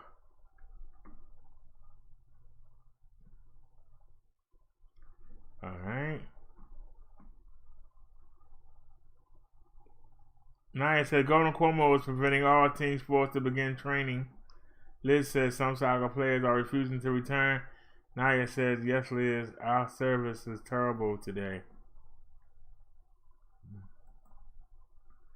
Well, ours was terrible yesterday, but it's doing good today. The Vaughn Arbery investigation. The man who recorded Arbery's shooting death appeared before a judge just 3 hours ago. And William Roddy Bryant's attorney says they'll be ready for trial by July 4th. We also heard from the Georgia Bureau of Investigation today. The agents say Bryant tried to block Arbery multiple times before the young jogger was shot and killed. The video Bryant recorded of the shooting was the catalyst for Bryant's own arrest and the arrest of 2 others. William Bryant and Greg and Travis McMichael all face felony murder charges and are in the Glynn County Jail. News 4 Jack's I-Team investigator Kelly Wiley spoke with Bryant's attorney and is joining us live outside the courthouse in Brunswick. Kelly?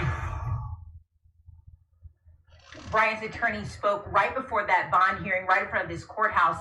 He says Bryant did nothing but witness the shooting on February 23rd. GBI investigators say there was probable cause to make this arrest. Today, a 3rd suspect in the shooting of Ahmaud Arbery faced a judge. This time, the man behind the camera. GBI officials said they don't believe the man recording the altercation was simply a bystander. I can tell you that if we believed he was a witness, we wouldn't have arrested him. Arrest warrants obtained from GBI say William Bryant, also known as Roddy, attempted to confine and detain Arbery, utilizing his vehicle on multiple occasions. Police reports state this happened after father and son, Gregory and Travis McMichael, got their guns, got in their truck, and followed Arbery through the neighborhood because they thought he was a burglary suspect. All 3 men are facing charges of felony murder. The attorney for Roddy Bryant refused to answer questions about the newest allegation against his client. In response to the statement made by GBI Director Vic Reynolds this morning, with all due respect, from our perspective, it feels like the only thing that has changed since February 23rd or May 8th with respect to Roddy Bryant are the changing political winds. But we will not rush to judgment. Our cameras were rolling as GBI investigators swarmed the home of Roddy Bryant to search for evidence on Thursday. The family of Ahmaud Arbery tells us the arrest of Bryant is a relief. I was really overjoyed. I'm so happy because we always knew that he played a part in this. And to see him still being out, we had so many questions. But now that the GBI's got involved, it seems like everything is starting to work out in our favor. Bond was not set for Roddy Bryant today. A judge said the Superior Court will have to set that for him. But his attorney did say that they're going to demand a speedy trial in this case, one that he hopes will actually begin on July 4th. Coming up at 6, we're telling you the hang-up that GBI has with making more arrests. Reporting live in Brunswick, Kelly Wiley, Channel 4, right on time. The local station. All right on time. Well, let's watch that one too. Hopefully ain't no commercial. But you know it is. Network. This is Open Line.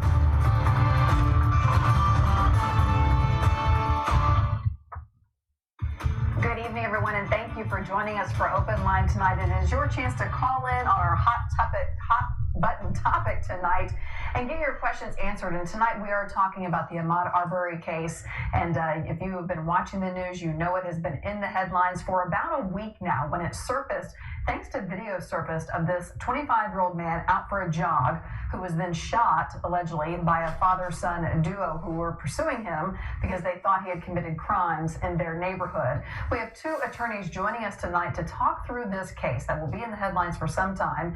We have criminal defense attorney Mark Scruggs here from Nashville joining us, and then also BJ Buchanan, a civil attorney from Georgia. Gentlemen, thank you so very much for joining us tonight.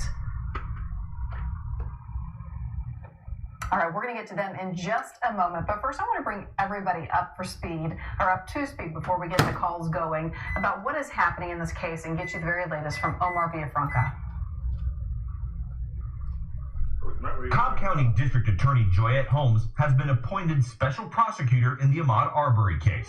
This weekend, William Roddy Bryant spoke out for the first time to our Jacksonville affiliate, WJAX. He filmed the shooting death of Arbery. His attorney, Kevin Goff, says Bryant only drove to the scene after he saw the commotion from his home. It's not a surprise that if people are seeing something that doesn't look right, that they would look into it. Travis and Gregory McMichael were arrested Thursday and denied bail on Friday. Travis was charged with murder and aggravated assault. Gregory was charged with party to murder and aggravated assault in the February 23rd confrontation. They both claimed self-defense. Goff said his client had no part in the incident. The evidence shows that there was no communication between Roddy and McMichaels or anybody else prior to that shooting. But according to the police report, Gregory McMichael told police Roddy attempted to block him, which was unsuccessful.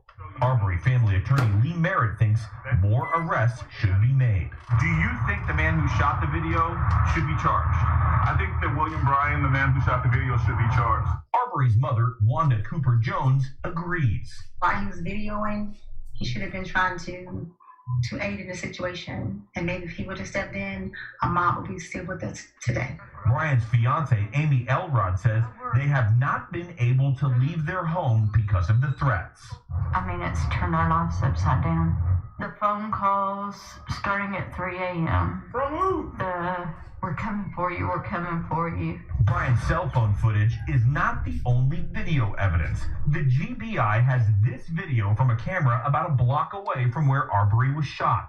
It shows a man in a white shirt and shorts going into a home under construction.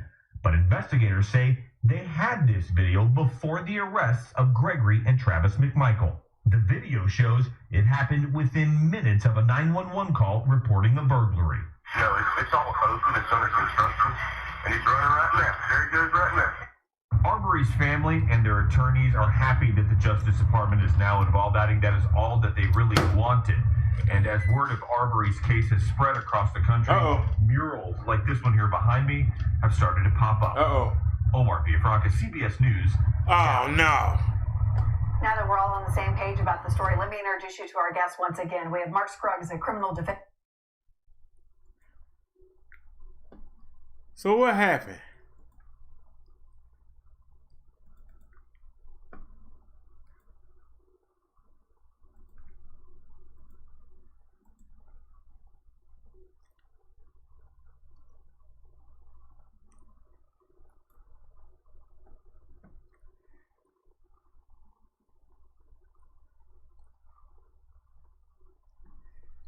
Alrighty. I don't know why it keeps doing that. It's the new update they gave us.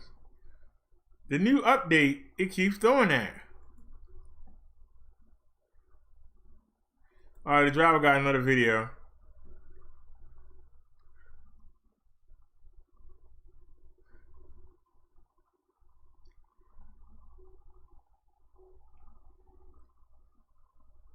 Hey y'all, it's Girl Latanya here. I'm up here in quarantine, about to live stream some church, so let's see what's going on here. Almighty, strong, south wind, Nice girl. heat, Heat. burn this thing, Burn this thing. in the name of Jesus. Satan, you bow your knee. You fall on your face. This man is loony. What is that? COVID-19.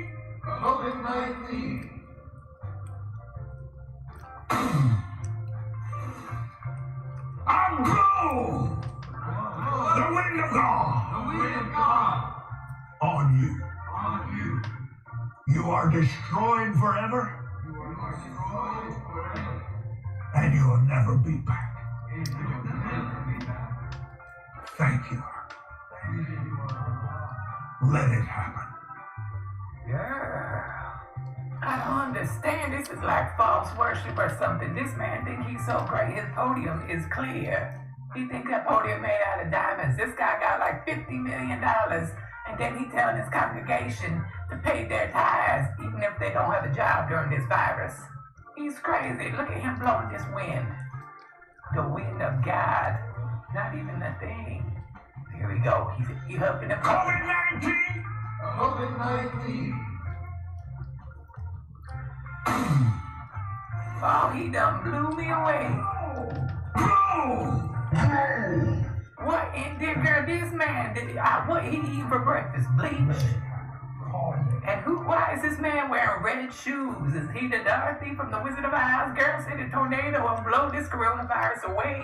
The Lord sent the virus. Why he gonna tell you he gonna blow it away? Because he ain't, girl. Put on your mask. Stay away from people. Stay home. Yo, it's crazy. Get your germs away from me.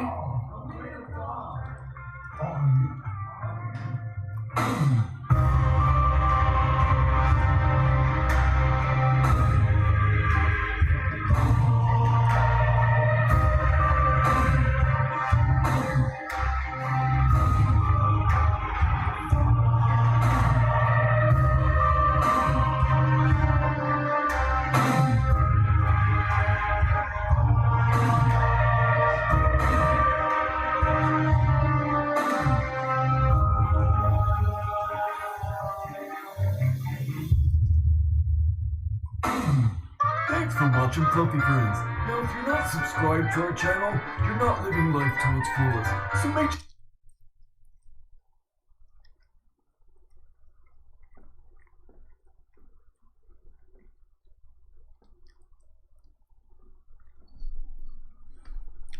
a lot of people think that's funny. My thought was,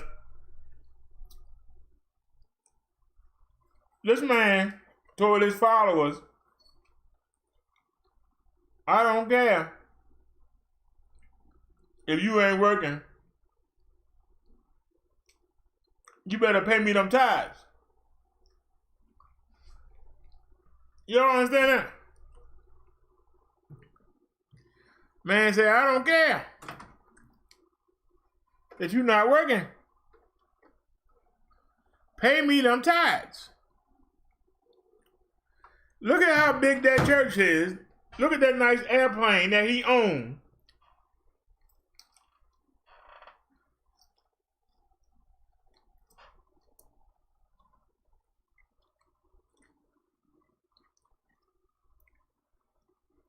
The same way when you look in the chat of some of these YouTubers and you see all them people in there, but you don't know who they are. That camera didn't show nobody in that audience. So we can see the people that's in that daggone crowd. There's something wrong with them.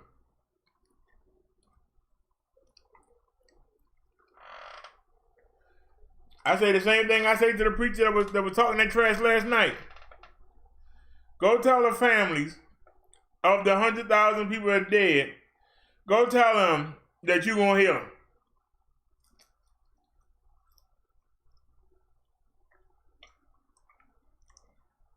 Get to the graveyards.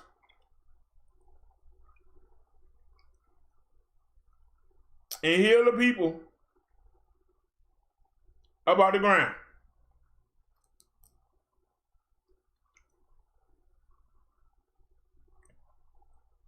Go heal them.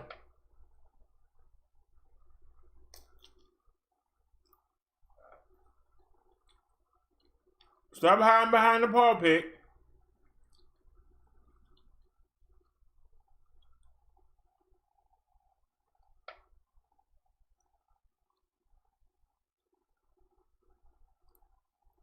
I spent half an hour on teaching y'all how to get a mask and how to set it up. And this man is telling his people, you don't need it. I got you. Okay. Go help them people out the grave. You got them. A Louisiana pastor who has defied restrictions on holding gatherings of 10 or more or religious services is now asking you to donate your stimulus check. Pastor Tony Spell was hit with a summons for violating the state's order banning gatherings. Here's a clip from when the two of us spoke. This was 2 weeks ago, just before Palm Sunday. But Pastor, let me ask you this. If you believe the science, and I assume you are pro-life, is that correct? I am pro-life. How is this a pro-life stance to put people in jeopardy of contracting a disease, getting a virus that has no treatment, no cure, often has no symptoms, and has killed more than 8,400 people, 8,500 people this morning in our country in 5 weeks? My response to that is people's hope is in the house of God. If they do contract the virus, if they have fears of the virus, the church is more essential now than ever to pray with people, to let them know there is a balm in Gilead. Back with me now, Pastor Tony Spell of Life Tabernacle Church. Pastor, welcome back. Thank you, Victor, for having us on this morning. Yeah, I'm going to hold up on your challenge in a moment, but first, that was on Saturday, right before Palm Sunday. And since then, your local attorney, who was one of more than 1,000 who attended the Palm Sunday service, he has now contracted coronavirus and is in the hospital. His wife did not attend, but she is also had tested positive. 78-year-old Harold Aurelion, he died Wednesday. The local coroner's office says he died of COVID-19. And the reports are that he attended your services too. Did he attend services? Was he a member there, Mr. Aurelion? Victor, I want to say that the rights endowed to us by our Creator are inalienable. I may be defying our governing body's orders, but we are to obey God rather than man. Yes, all of these people do attend our services. However, you have no way to prove that they contracted this virus in our services any more than the hundreds of other places that they have. That is absolutely true. I think that is an important point, Pastor. My question, the follow-up then is, if you know that these people, and we know now that they have contracted the virus, have you reconsidered having these services online, considering that it could be spreading, if some people are asymptomatic, throughout the congregation when you put people together? We have not reconsidered, Victor. In fact, Easter Sunday, I had 16 different states represented in our Easter Sunday morning service in the congregation. Actually, people are coming out in more numbers to worship freely because they're seeing that this is such a false balance in our nation. It seems to me like everything is open except for the church right now. That's not true. Not everything is open except for the church. But I want to ask you, for people the pastors around the country who are having these tele-worship services, they are able to relay the message, to relay the gospel. Why can't you? We cannot, because the Word of God commands us to assemble together. And it is discrimination for me to get on this screen and try to reach the people who do not have the ability to watch me on the screen. That is, if anybody should be up in arms, it ought to be the civil rights movement, who are asking me to discriminate against my poorer congregation who do not have internet. They cannot watch me on a phone. We pick them up. We're going to run 27 buses this morning, pick them up and bring them to church, feed them a meal, and then we're going to have a worship service. This is the only way we can operate. You talk about your poor members, your 27 buses you send around. Let me ask you about what you're starting today. A tough time for so many people. 22 million people newly unemployed. You talk about how needy some members of your congregation are, and this is what you're launching today. Let's play a clip from your video online. Number one, April the 19th, 2020, it begins. Rule number two, donate your stimulus money. Rule number three, donate it to evangelists, North American evangelists who haven't had an offering in a month, missionaries who haven't had an offering in a month. If you don't have a church, give through my website. You're now asking people who you know in your congregation who don't have much, who can't even get to you without you going to pick them up, to hand over the $1,200 stimulus check. Why? The Pastor Spell Stimulus Challenge is to help people who do not get stimuluses, such as evangelists and missionaries. So this morning, these evangelists and foreign missionaries who have not had payroll in 5 weeks now will be in my service this morning, where we will give them a large cash offering.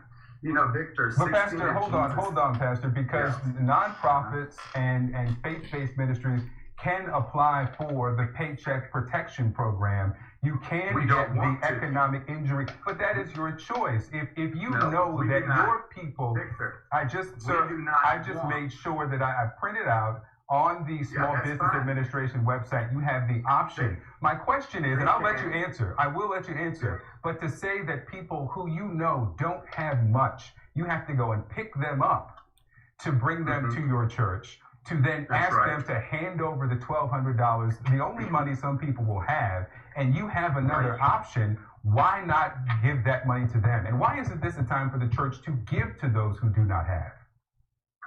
We are giving to those who do not have. Number one, I said this is a challenge.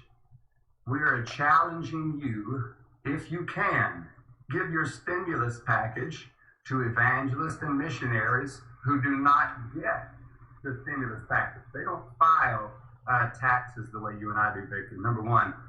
Secondly, we are giving to those people who are the most needy. Okay, we are giving to them, and we do not want SBA loans. We don't want the government to give us a dime. We are happy to provide for ourselves. Never will our federal or state government put 1 penny into our church, because the second they do, they control us. You are tax exempt, though, right? You are tax exempt, right? We're 501c3 tax exempt, yes. Okay, so you'll accept that status, but not apply for the loan. Pastor Tony Spell, I've got to wrap it here. I thank you very much for coming back and making your case. God bless America. He a crook. Prizes today need a simple. Do y'all see him? Y'all see that wolf in sheep clothing? See how well nice dressed he is? See how he try to sound so soft spoken? That guy let him off the hook. He should have been hammering him. You say the people so poor, you guys send them buses, but you gonna ask them for money.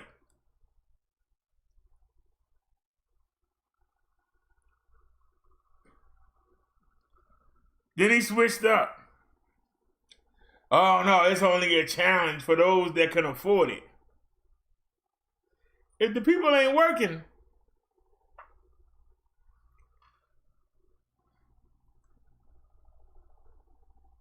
and people are getting sick and dying, you got the nerve to ask them for their money when the government offers you money that you can take? But you don't want money from the government. But you'll take people that can't even put food on the table. You'll take that money. If you don't get that devil off my screen.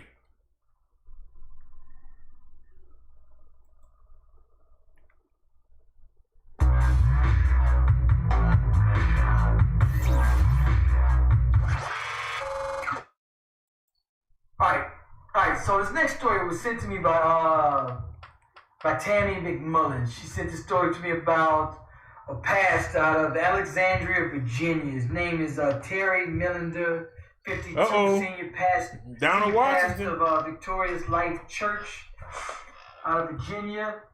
He's facing fraud charges and facing 20 years in jail. He's accused of taking $1.3 million from members from his congregation and other donations for the benefit of helping starving children. Take a look. Developing tonight, an Alexandria pastor is behind bars accused of defrauding his congregation out of more than $1 million. Pastor Terry Millender was arrested along with his wife and a friend of theirs. Fox 5's Lindsay Watts is talking to a former church member tonight who says this was a pastor who was supposed to be praying with his members, but instead was preying on them. Lindsay. Yeah, that's right, Tony. The man that I talked to says that he has known Pastor Terry Millender since he was just a kid, and that his family invested thousands of dollars with their preacher, although they are not a part of this federal case. Millender was here in court to hear the charges that could now be taking him from the pulpit to prison. Now, I did a story before about Creflo Dollar and pastors who are bringing in millions of dollars. Here's a guy who drives a $100,000 car, huge house. That's a problem with me. We have, in the black community, we got pastors who are bringing in millions. And my thing is this, whether it's a celebrity or pastor, whoever's not investing back in that community, I'm done with it. So your house, your car, your land, your vacation, that doesn't define you. He's a preacher who condemned greed and materialism on Sunday morning.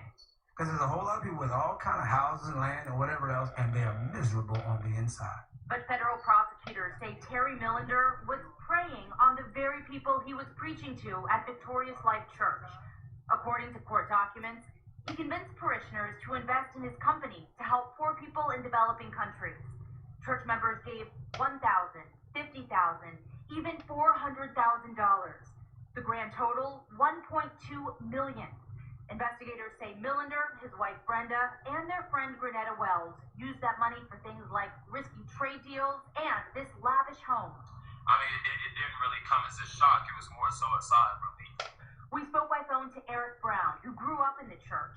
He says there have been rumors about misconduct for years, and his family was among those who invested in the Millender's so-called business. And I asked him, like, hey, that's a nice car. Yeah, it's $100,000. You know, if you save up your money and, you know, God's going to bless you, blah, blah, blah, blah, blah. Well, come to find out now, it was actually part of our money. One of the biggest problems in the community, the black community that, you know, many people are aware of, they never really talk about it, is how the church as a whole, they are confined to the four walls of the church, never to come out, never to circulate any of the resources, never to distribute their time, their talent, or their treasure to the community. So then you have a bunch of spokesmen for the church, or some people call them preachers. You have them out here, and they're not for the people. A lot of them are not. Many are, some are, a lot of them are not. You know, it's all about them and things like that. They never reach back for the community. They never do things like have programs. Black people need programs. Just think about this. The Black Panther Party had over 65 programs, relevant programs, you know, that they did for the community. You mean to tell me that out of all these black churches in the city of Chicago, listen, we are right off Chicago Avenue, you can go from Cicero to Central, 1 mile stretch, and you can count over 30 churches, right? But you can't count one community center. A payment on a down payment for a home, $2,000, $3,000 here, a food drive, maybe some coat drive or some toy drive for Christmas. But that's pennies. That's pennies. A lot of these pastors are making millions, driving Bentleys. Now wait a minute. If you preach against greed, what are you doing with the $100,000 car? What are you doing with Bentleys? And you're taking congregation money and donation money or wherever the hell you get it from, and you're spending on a $100,000 house. Now, in some of these neighborhoods, they don't even live in a $100,000 house, let alone drive a $100,000 car. Why not buy a $20,000 car and invest that back into the communities which you got the money from?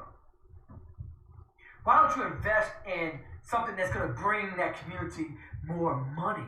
Why don't you multiply that money that you receive? Straight up, let me tell you something. If your pastor's not putting back money into that community, stop investing in that pastor. Stop investing in that church. If you walk outside and your pastor's in a $100,000 car, stop going to that church. Straight up, that's how I look at it. I would stop going to that church. For one, you're preaching against greed and against rich men. Jesus was poor and preached that, give all your money away. Yet, Your congregation is catching the bus. Why you drive away in a $100,000 car and live in $1 million house? Count anything that's relevant or has an impact within this community from all those different churches. You know, it's all become a thing about people putting money in their pocket. It's become, you know, it was a time when black people used to love black people and they used things. But now it's a thing where black people have gotten accustomed to using people and loving things, you know, as a people. So we got to get out of that. We got to, you know, that whole mindset of just fucking with these churches and going in there and giving them our money and things like that. And they never give anything back. I'm not talking about those who do. I'm talking about those who don't. Those are the ones that need to be held accountable. Those are the ones that people need to stay away from and whatnot, and basically shut them down. Because listen, if you're not doing that, if you're a detriment to the community, if you're not doing anything from the community but taking, you're detrimental to the community. Do a refresh, Naya.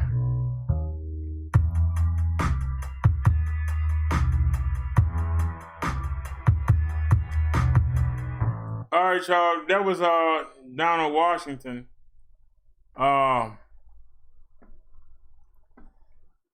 He must have got flagged because he was a Tommy Sotomayor impersonator.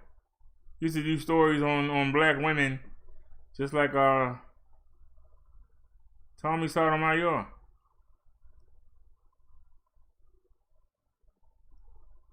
Now you need to refresh because I actually logged off the phone and logged back on, and everything is fine.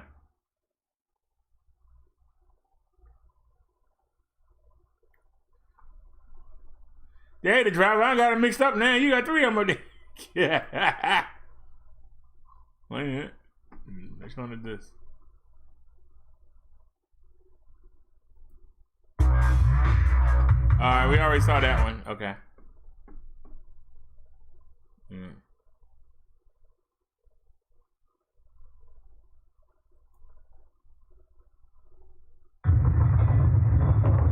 Hashtag Pastor Spell Stimulus Challenge. 3 rules. Number 1, April the 19th, 2020. It begins. Rule number 2, donate your stimulus money. Rule number 3, donate it to evangelists, North American evangelists who haven't had an offering in a month, missionaries who haven't had an offering in a month, music ministers who haven't had an offering in a month. I'm donating my entire stimulus, $1,200. My wife is donating her stimulus, $1,200. My son is donating his stimulus, $600. Hashtag Pastor Spell Stimulus Challenge. If you don't have a church, give through my website, www.ltcbr.com, Larry Tango Charlie Baton Rouge.com. I'm here on the Mississippi River. I'm here at Red Stick, Baton Rouge. Hashtag Pastor Spell Stimulus Challenge. Yeah.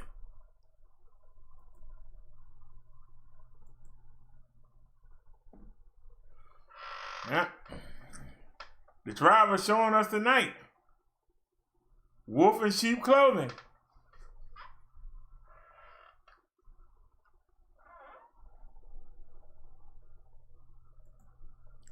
Oops, wrong button.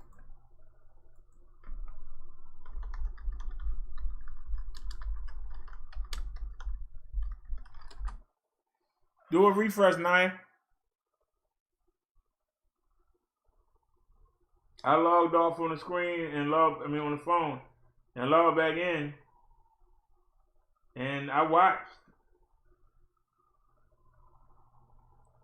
Everything showed up.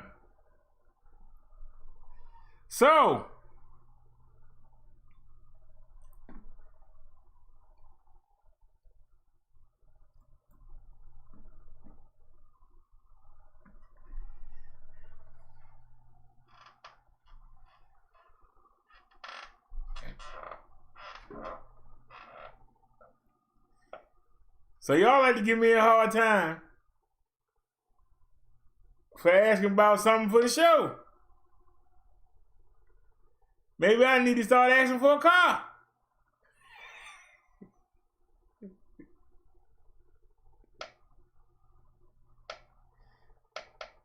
Let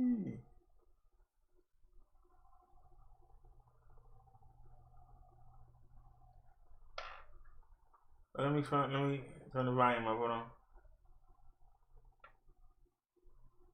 Hello, hello, hello, hello, hello.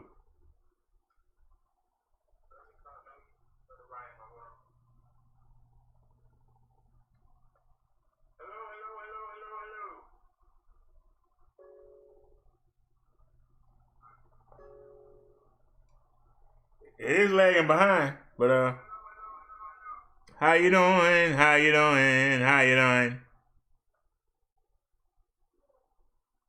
It is lagging behind, but how you doing? How you doing? How you doing? So the volume works.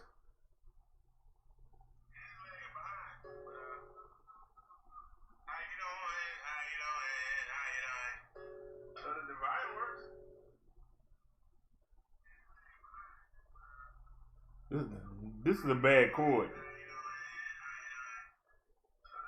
Yeah, this is a bad chord. Let me get rid of this. This is a bad chord. It was definitely a bad chord. Let me throw this away. So now I know what was the problem with the definitely a bad chord. Let me throw this away. Alright, so we definitely know.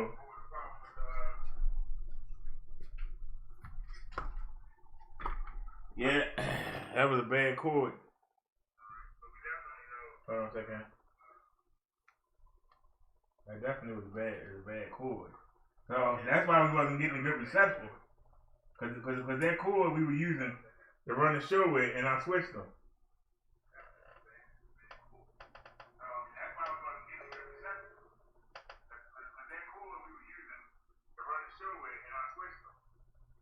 All right, charging. Oh, turn the volume right now.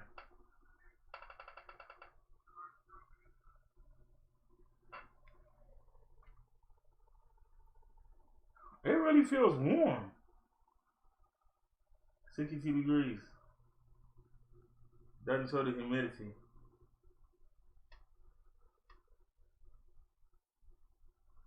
I'm trying not to use air conditioning. I'm trying to save money, but you know what? Let me turn the air conditioning on. Hold on. Let me play something for y'all. I'm gonna turn the AC on. I'm sitting here sweating. And I got the fan on. And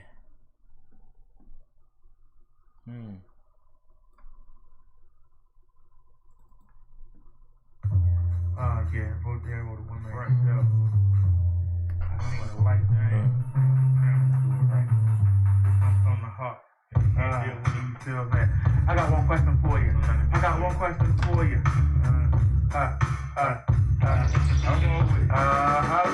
Amen.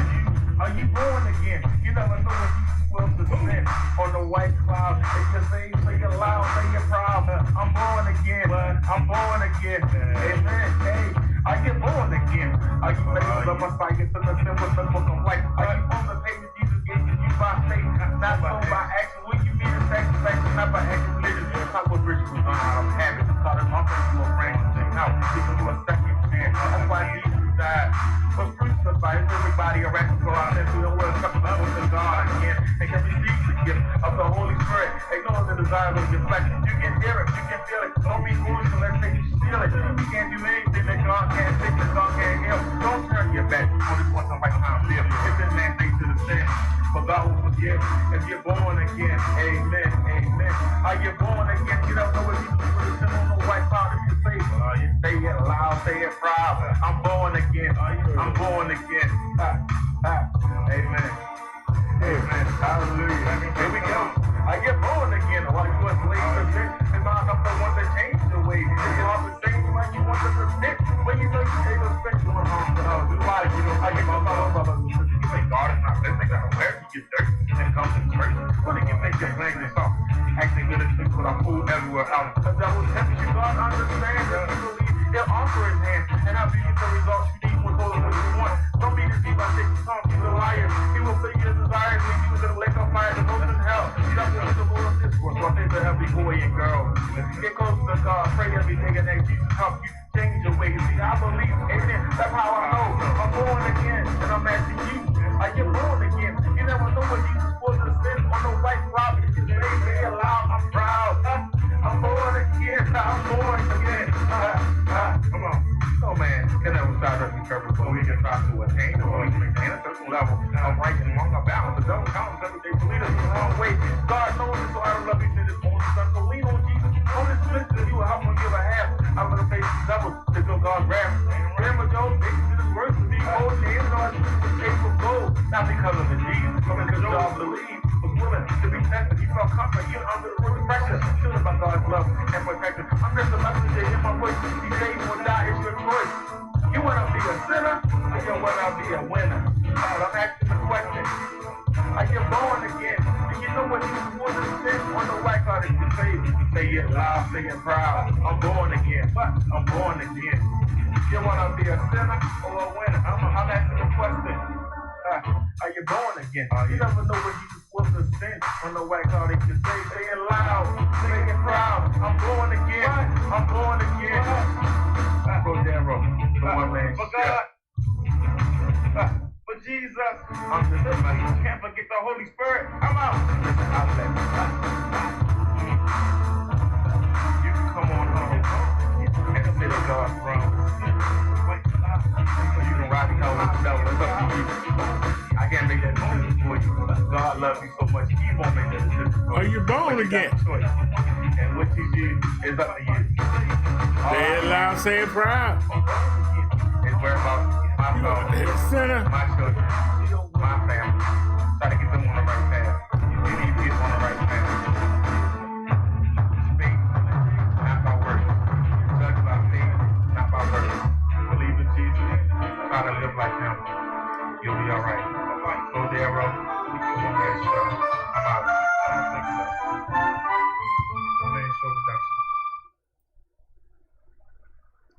Jack Young is encouraging people to not throw a big party and to also avoid large gatherings. During his news conference this afternoon, he stressed that his stay-at-home order is still in effect. WMER 2 News' Ray Strickland explains how the city plans to enforce it. The mayor is giving no indication on exactly when he'll reopen the city, despite the county allowing some businesses to reopen today. So, with the stay-at-home order still in effect, police say they will be out in full force this weekend. Now what? What happened? To make sure people are following the law. For Baltimore right now, we're in the middle of the most serious disease outbreak in a generation. Ahead of the holiday weekend, Baltimore City Mayor Jack Young is urging people to avoid large...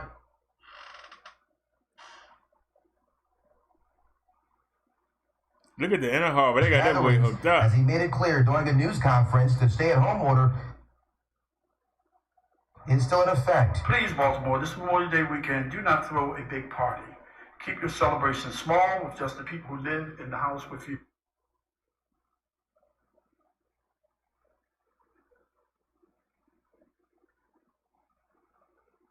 Mayor Young says no one wants to open up more than he does, but he says forget it. Seriously, forget it. What's going on here? What's going on with WMMR?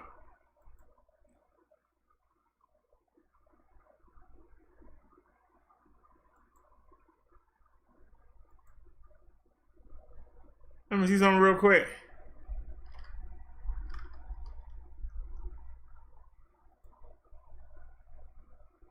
They switched us to band 2. Okay, but it ain't great upload, but it's better than... It ain't great upload. I mean download. See, that's for the videos and stuff. That's the problem.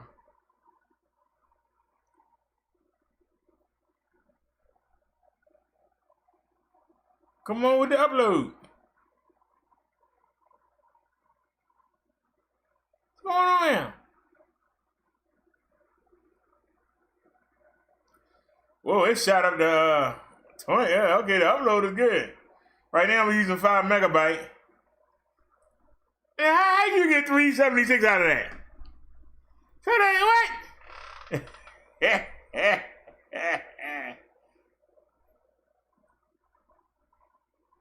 The upload is great. That's why the show running so well. The download ain't so good.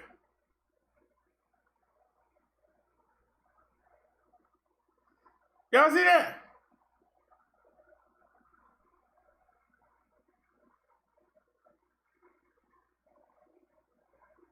Whatever. I mean, stupid. We sat right there and watched it. Like we dumb.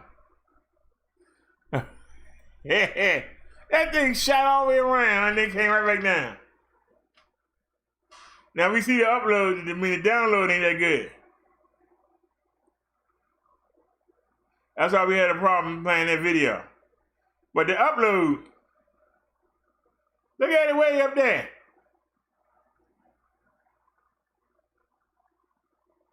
Look how it's being drugged back. Now where you get 4 at? Where you see it at 4 at? Somebody tell me.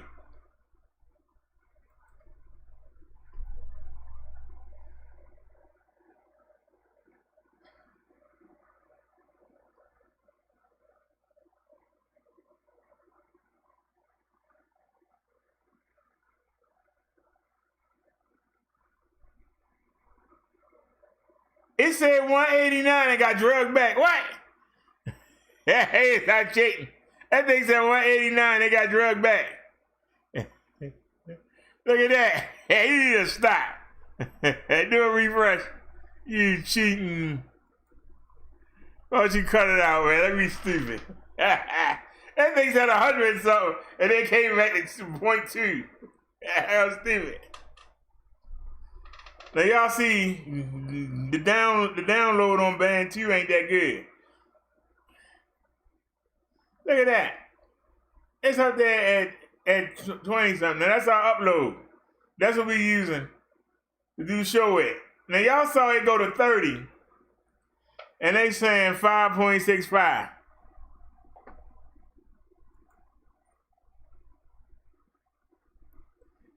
For those of y'all that don't understand what we just did,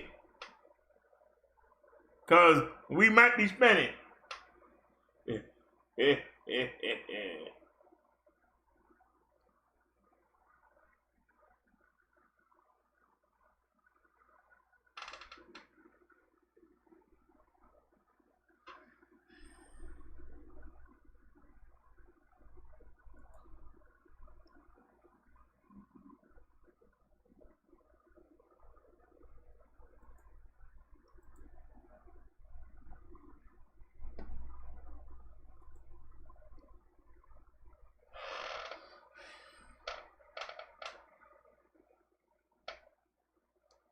Now my phone is spinning. So I'm gonna back out, refresh.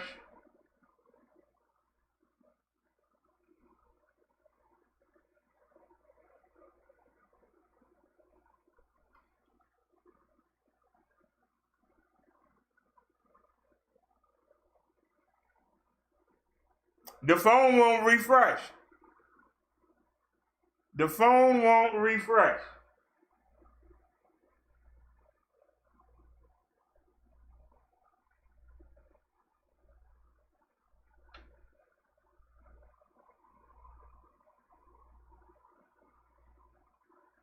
Say what?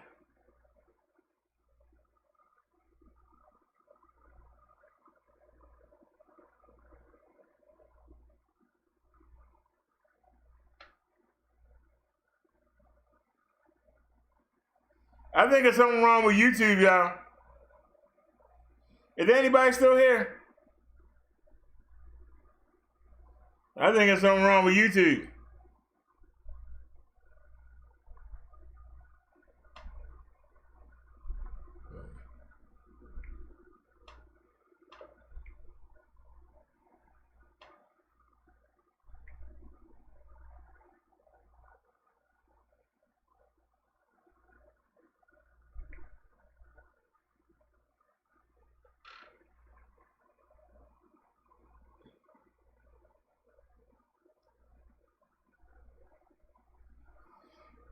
Now the Verizon phone, I just restarted it. It won't connect. It won't do anything on YouTube.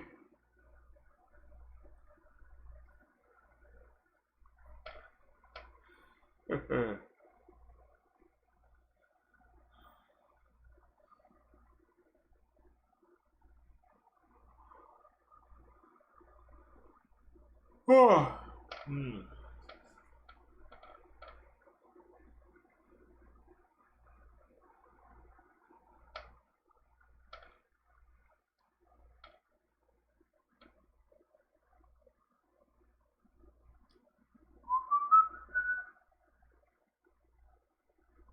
What?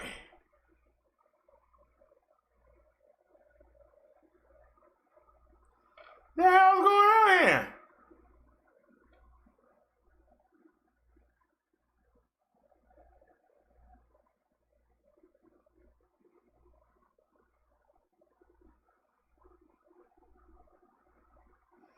The show just stopped for no reason at all. I know I'm a born again Riri.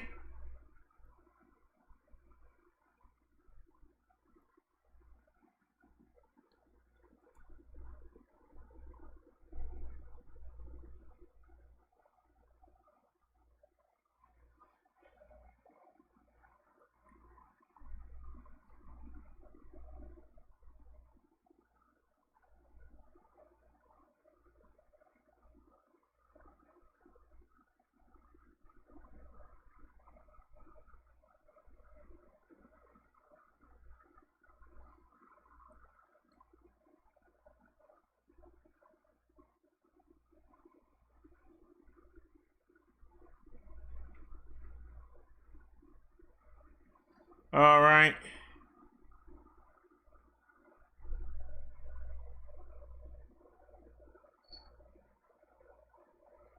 All right. Papa D said we look good. What's going on, Papa D?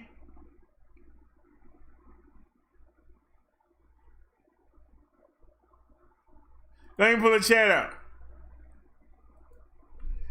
All right, Papa D, give us the dirt. You know, we really don't follow the sector, so give us the dirt. Who's the new kid on the block?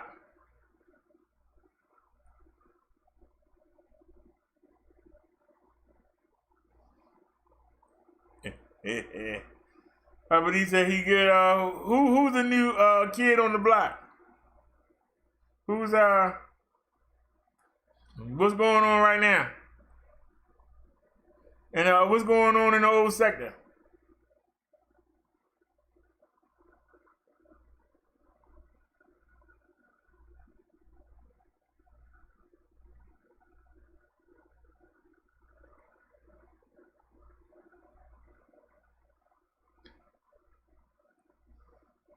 Papa D said I don't watch much, just you and Vic sometimes. What's a tomboy?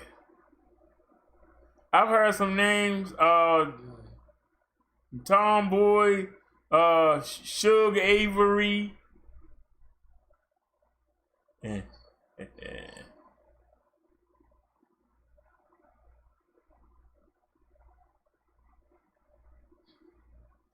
Yeah, believe it or not, Papa D, I contacted her for the first time.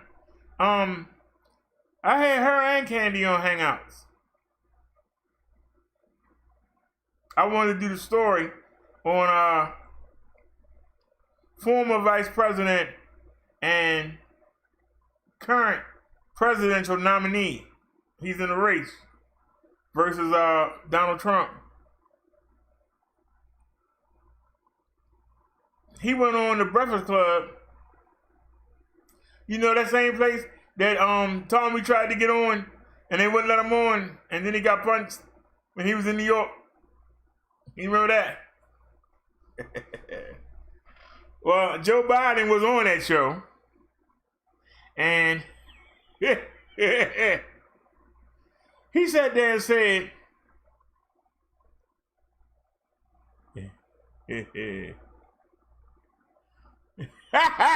Clyde Diva? Where they get these names from? Where's a Clyde Diva? Oh. So what's that? That's like a half dude, half girl? Clyde Diva? I don't even want to know. Joe Biden went on the Breakfast Club and said that if you black and you vote for Donald Trump and not him, you ain't really black. That's just what I needed. I needed a white man to tell me I ain't black.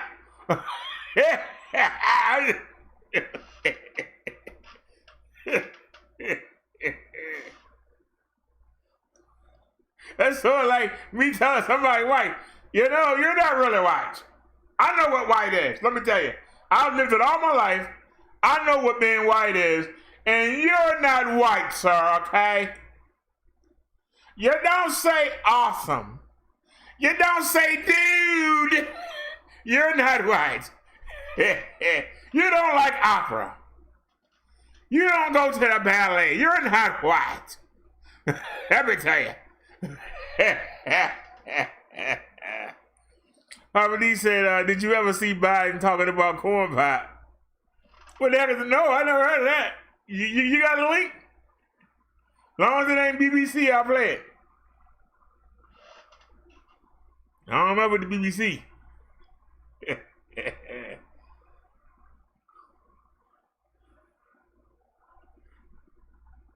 You don't skateboard in the park. You don't surf.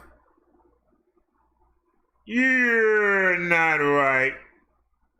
You don't even know how to say cowabunga dude correctly. That's how dumb that sounds.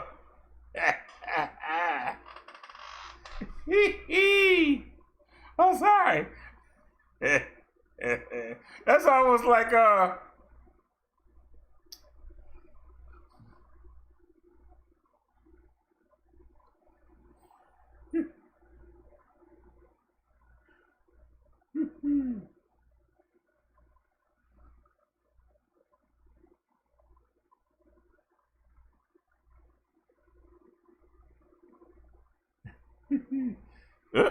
Papa D got it. Let's get it. All right, y'all. This one, Papa D. Let's get it. What the heck is a corn pop? I learned a lot. And I learned that it makes a difference. This was the diving board area, and I was one of the guards, and they weren't allowed to. It was a 3-meter board. If you fell off sideways, you landed on the darn cement over there. And Corn Pop was a bad dude. And he ran a bunch of bad boys. And I did. And back in those days, you show how things have changed. One of the things you had to use, if you used pomade in your hair, you had to wear a bathing cap. And so he was up on the board, wouldn't listen to me. I said, hey, Esther, you, off the board. I'll come up and drag you off. Well, he came off, and he said, I'll meet you outside. My car, these were all public housing behind it. My car, there was a gate out here. I parked my car outside the gate. And he said, I'll be waiting for you. He was waiting for 3 guys in straight razors. Not a joke. There's a guy named Bill Wright, Mouse, the only white guy, and he did all the pools. He was the mechanic. And I said, what am I going to do? He said, come down here in the basement where mechanics, where all the pool filter is. You know, the chain, there used to be a chain that went across the deep end. And he cut off the 6-foot length of chain. He folded up, he said, you walk out with that chain. And you walk to the car and say, you may cut me, man, but I'm going to wrap this chain around your head. I said, you kidding me? He said, no, if you don't come back. And he was right. So I walked out with the chain. And I walked up to my car. And in those days, you used to remember the straight razor. You'd bang them on the curb, get them rusty, put them in the rain barrel, get them rusty. And I looked at him, but I was smart then. I said, first of all, I said, when I tell you get off the board, you get off the board, and I'll kick you out again, but I shouldn't have called you Esther Williams. I apologize for that. I apologize, but I didn't know that apology was going to work. He said, you apologize to me? I said, I apologize for that, not for throwing you out, but I apologize for what I said. He said, okay, close the straight razor, and my heart began to beat again.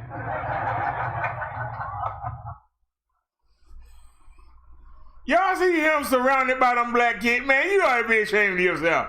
Hey, Elsa. Elsa.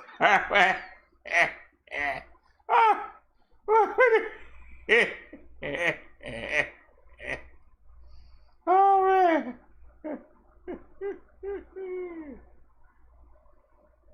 Probably said he was trying to be cool with the black community.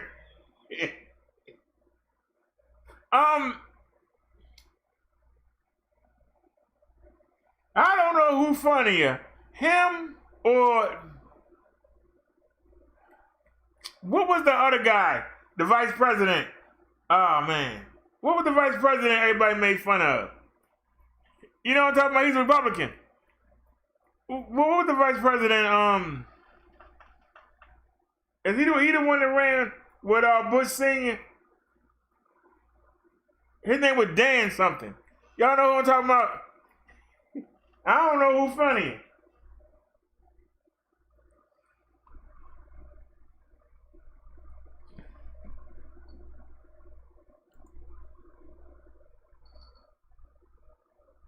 Something is going on. I don't know if it's throughout the whole country, because Naya says she having problems too.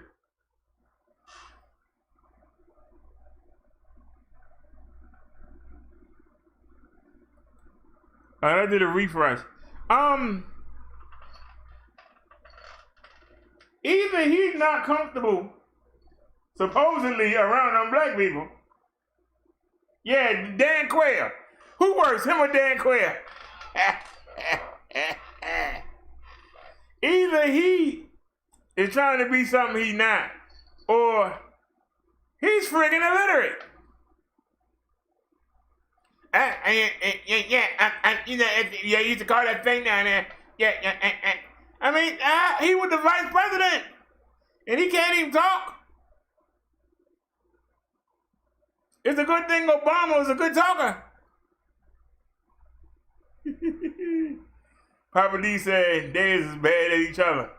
I'm just saying, you supposed to be president of the United States.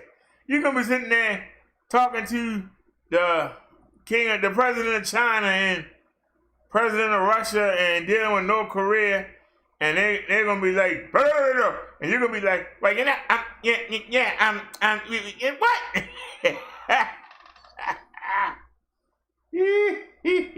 Let me stop.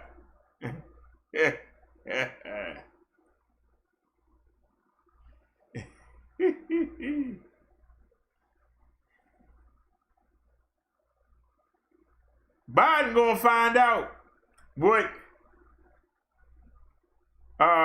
shoot. This is a daggone shame. Hey Papa D, what was the name of the vice president that lost the Bush tea over the Florida Chads? What was his name? The man that supposed to invented the internet. What was his name? Anybody know?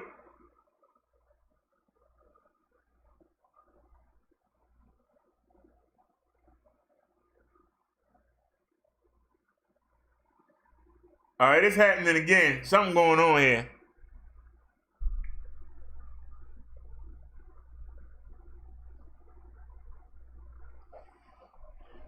All right, I'm gonna go drop the. I'm gonna drop us down to 5,000. See if that helps.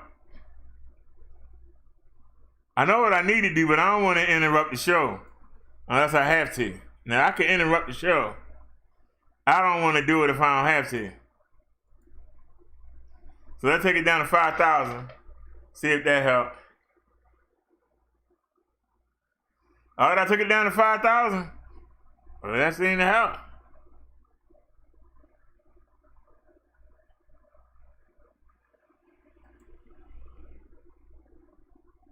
Let me see. Let me do refresh again. Papa D said he can't remember. Doggone it. You remember he changed his style when he was running, and he had cowboy boots on. What the heck was his name? Yeah, I can't think of his name. That's sad. Al something, wasn't it? Al Gore. Al Gore. There's a reason why they vice presidents. They need to shut up and never say a word. That's the reason why they the vice president. They need to just shut up. I'm dead serious. They need to shut up. Stay in the background. There's a reason why you was the vice. There was a reason for it.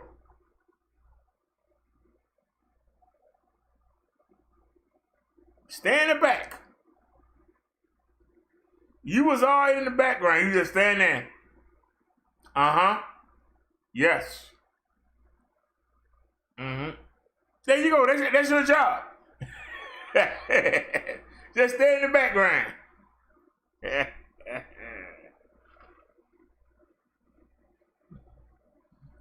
I use him as an example a lot, but that'd be like if you had Chuck D and Flav Flav at the White House. Flav Flav should say, "Thank you for inviting me." And don't say another word the whole night. Look at that. Hey, you know, y'all out of time. That's what this clock means. Y'all out of time. You on borrowed time. No, shut up, man. You don't get a list in here. Shut up.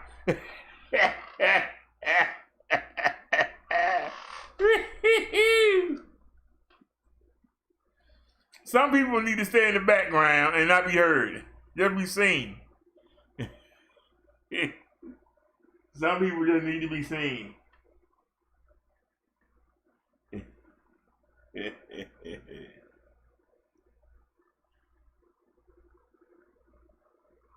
There's something wrong with YouTube. There's something wrong with YouTube.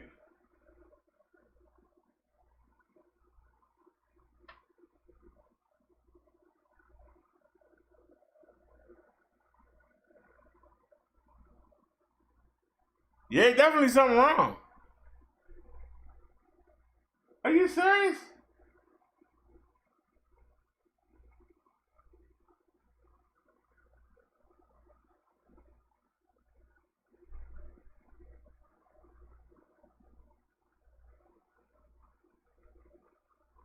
Now I restarted the phone.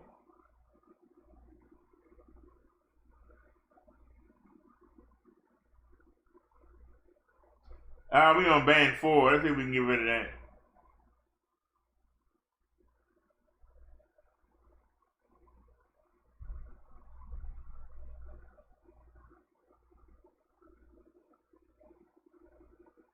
And they put it right back on band 4. You ought to be ashamed of yourself.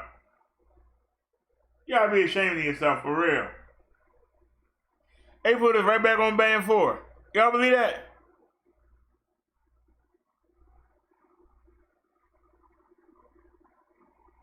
It won't take us off band 4. We've been held hostage.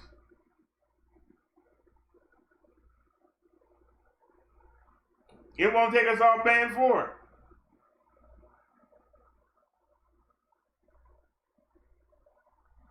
That's why we got 2 different phones by 2 different companies.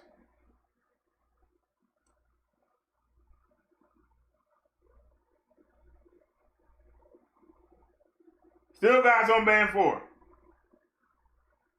Not gonna let me do a restart. It ain't gonna let us off band 4. I see that.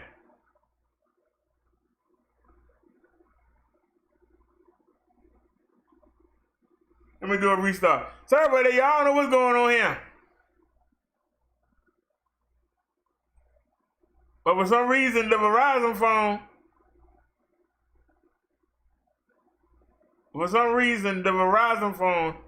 is not picking up our YouTube.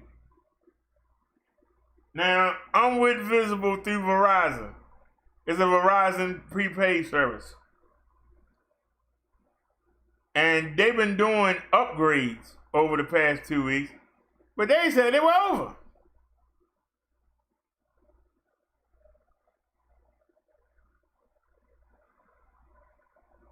That's why when I saw a chance to get the other phone, because before we switched, back in March,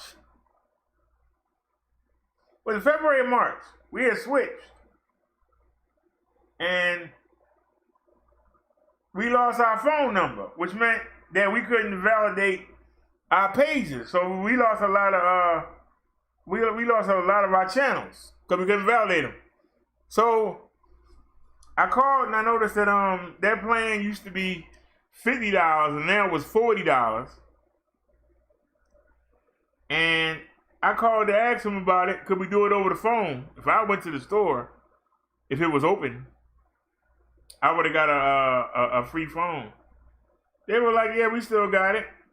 And so I told them, you know, I started to go with the bigger LG. I said, no, let's go with this one. It had the same SIM card in there. They gave me the same phone number back. So now we can validate all our channels. All right, it's back up. And it ain't showing nothing.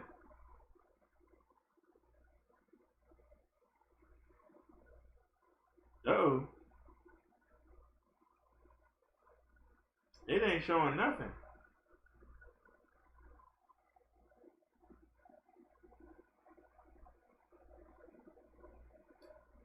What's he gonna?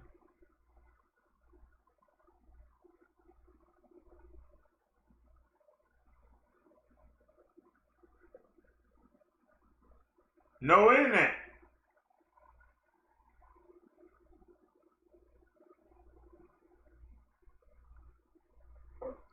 All right, so if anybody on Verizon, I understand why you're not here.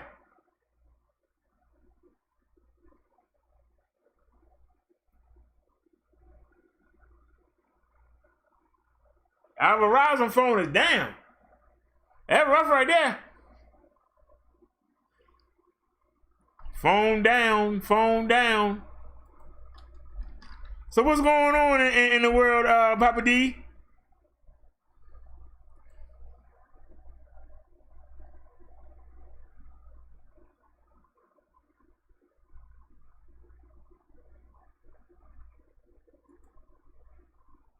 See what's going on in the world here.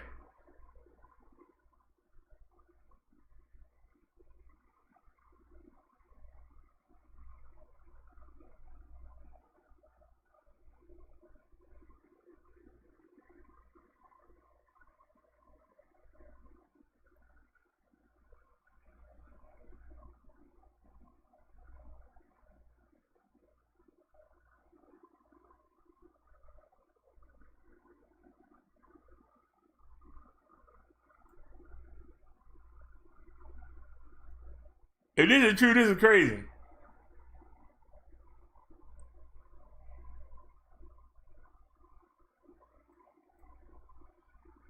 Two dead, 5 wounded at South Carolina. First time we received Home Chef. Oh no! I absolutely loved it. It's amazing. I can't find it. I can't find it. Yeah, you know you're wrong for that. I didn't actually play a video. I was reading. YouTube. I did not want to play this video. But since they're going to play a commercial and set me up, we're going to watch it. This thing ever go off?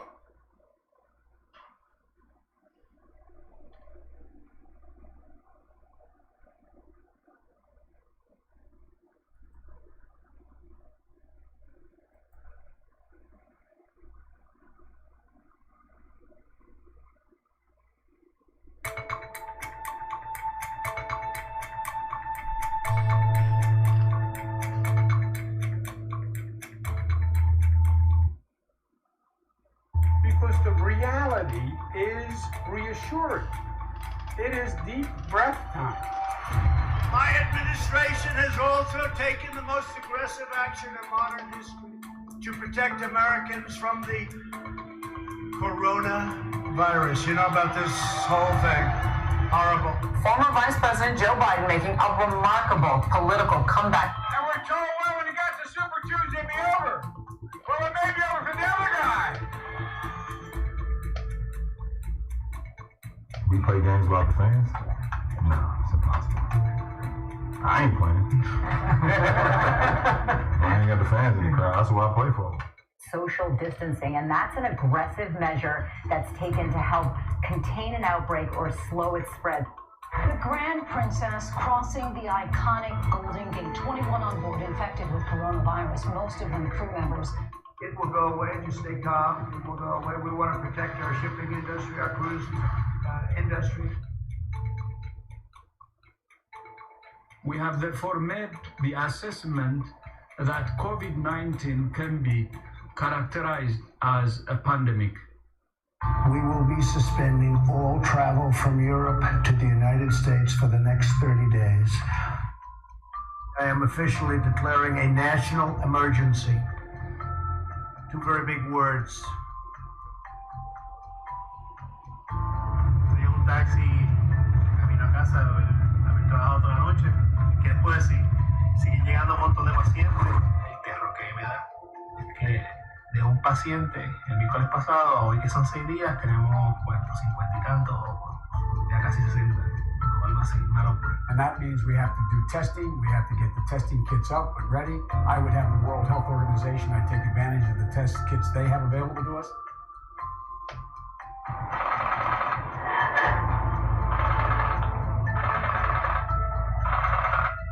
The Dow sank nearly 3,000 points, its worst day since 1987, and its second biggest single-day percentage loss in history.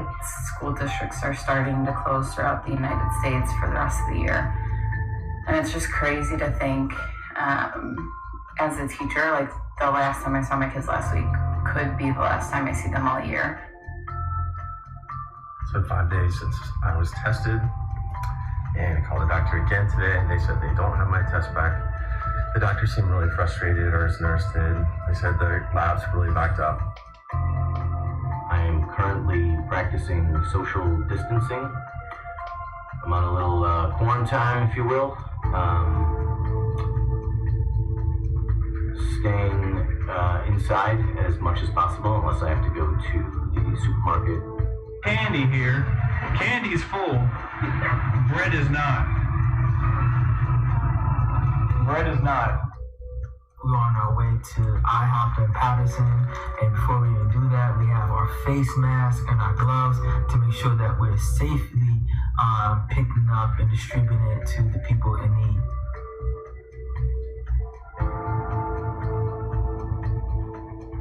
Yeah, my mother is not expendable, and your mother is not expendable, and we're not going to accept a premise that human life is disposable. Yesterday, I had to FaceTime a family member so they can say goodbye to their mom, their aunt, their grandma, and I never thought that we would ever have to go through this without family members being beside them.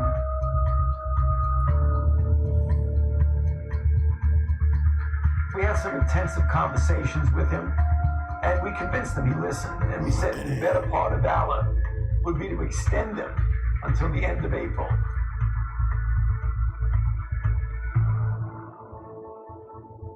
We have just heard from President Trump at the White House with perhaps his most somber message yet, calling on Americans to brace for a, quote, very tough 2 weeks, saying that Americans should be prepared for more than 100,000 deaths before we get through this. Shoot, we get ready to hit 100,000 in a couple days. Yeah. In a couple days. I said a couple days.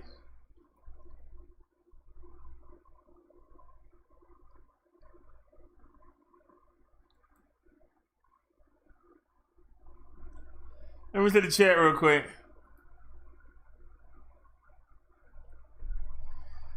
Papa D said, not much BD, just me screwing up things as usual. I saw you in somebody's chat. I can't remember who the heck it was.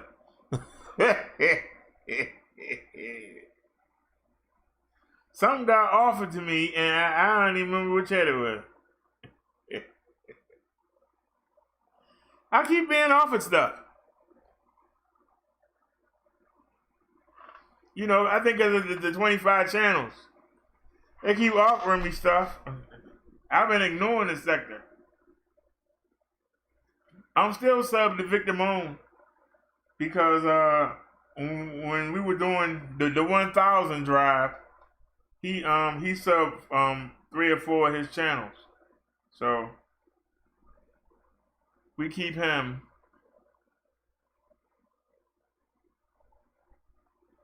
And you know, I'll see the you know, the messages when they come across the phone.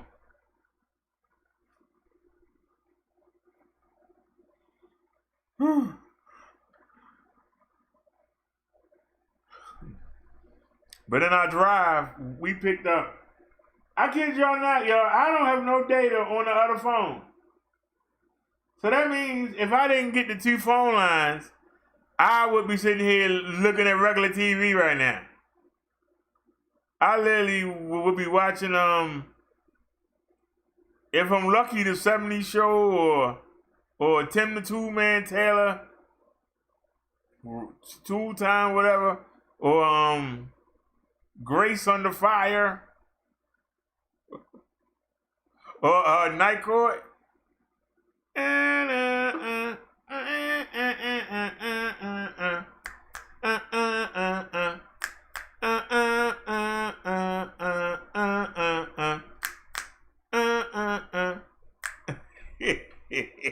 If I had to watch another episode of Night Court, I would choke somebody. That was a bad show. How did it last so long? That was a bad show. Night Court was not a good show. I don't understand how it lasted so long. I just don't. Tool Time when the boys were small was okay. The boys got older. I don't understand. Little kids become annoying when they get older. From everybody from Mr. Miguel on Good Times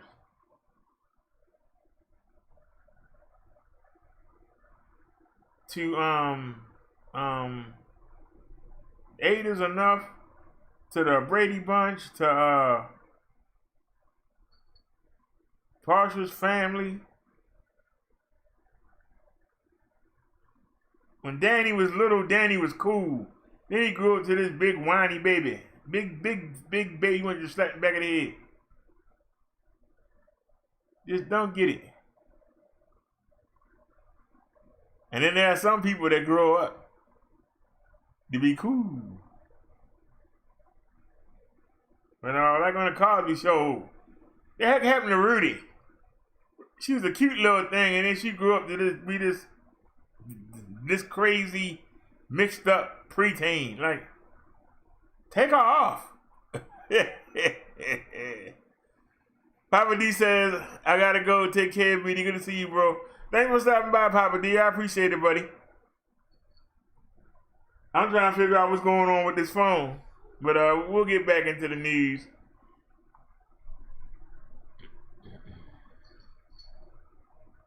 Black clergy members. Hey, I didn't hit that. What you doing? I didn't ask you to do that. See that? They did what they wanted to do. I don't know what's going on. You ain't gonna run me offline. If I want to be online, I'm gonna be online. You gonna have to take both phones. You already took away one, and we still sitting here. Now I saw a nice news article is gone, so that's okay. We'll go back and get it again. I ain't gonna cry about it. I ain't gonna cry about it.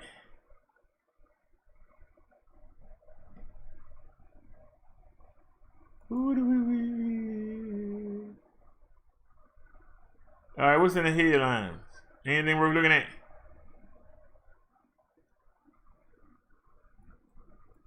Now you're not gonna sneak me again.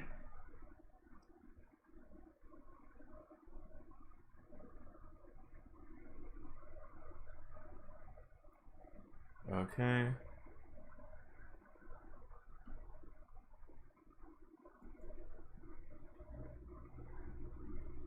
All right, for you ladies. They do your own hair.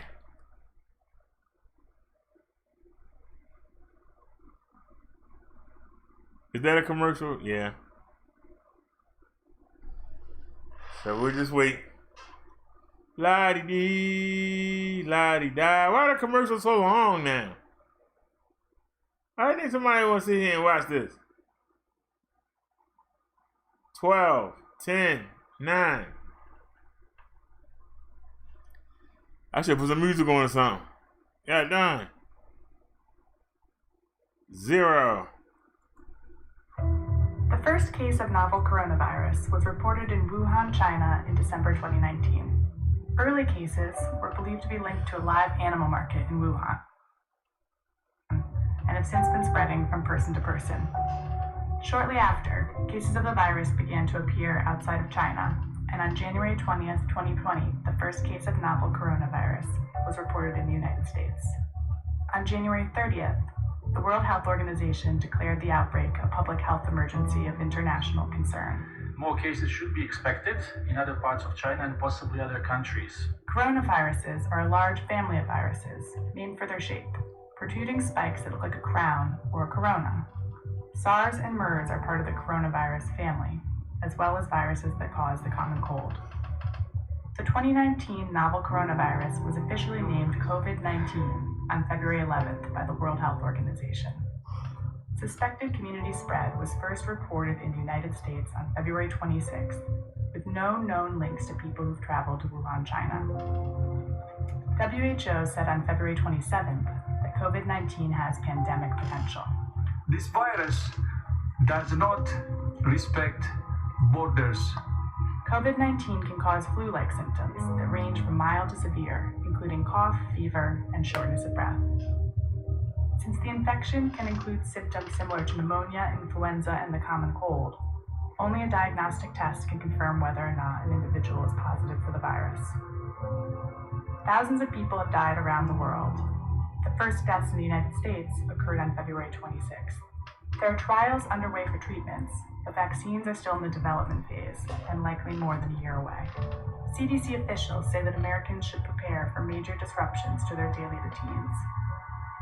Recommendations to reduce the risk of infection include regular hand washing, covering mouth and nose when coughing and sneezing, avoiding close contact with anyone showing signs of respiratory illness such as coughing and sneezing, avoiding touching your face, disinfecting frequently touched objects and surfaces, using an alcohol-based hand sanitizer if soap and water aren't available. If you're sick, stay home. If you're experiencing severe symptoms or worried that you've contracted the virus, call your doctor before going in.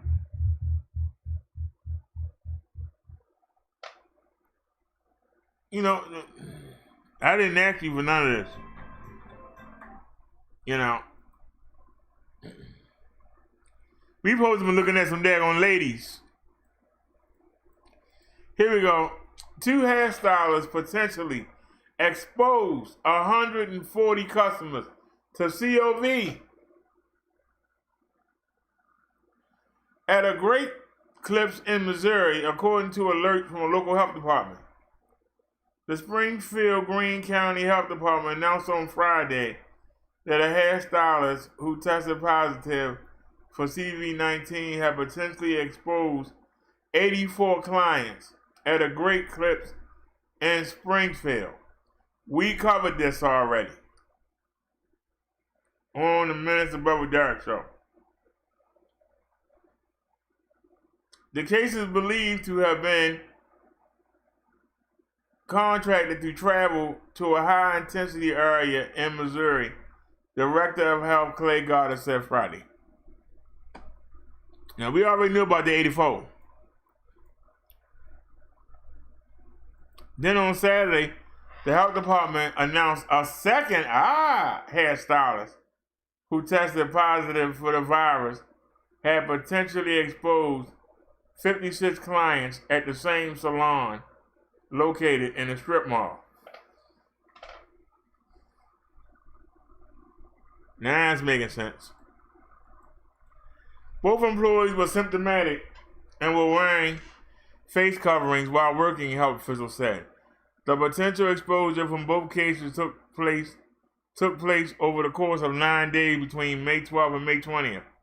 All 140 clients will be notified and offered testing along with 7 co-workers, health officials said. The clients were also wearing face coverings, which will help limit transmissions, Goddard said. The Great Cliff location is temporarily closed. A voice recording advises callers to visit 2 other nearby locations of the franchise. The co-owners of the Great Cliff franchise, Brittany Hager and Jennifer Small, released a statement to KY3 after the first employee possibly exposed numerous clients. I'm at the point I don't care no more. Yeah.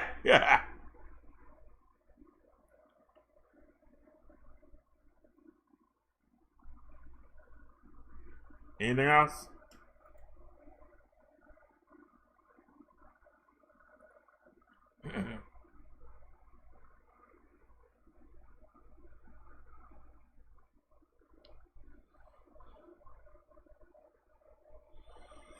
Hey, check this out. Oh. Excuse me.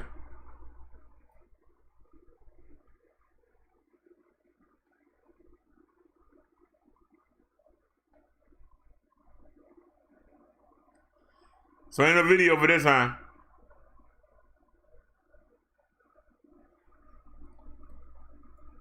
It's in the video. It gotta be a video. It's in the video section.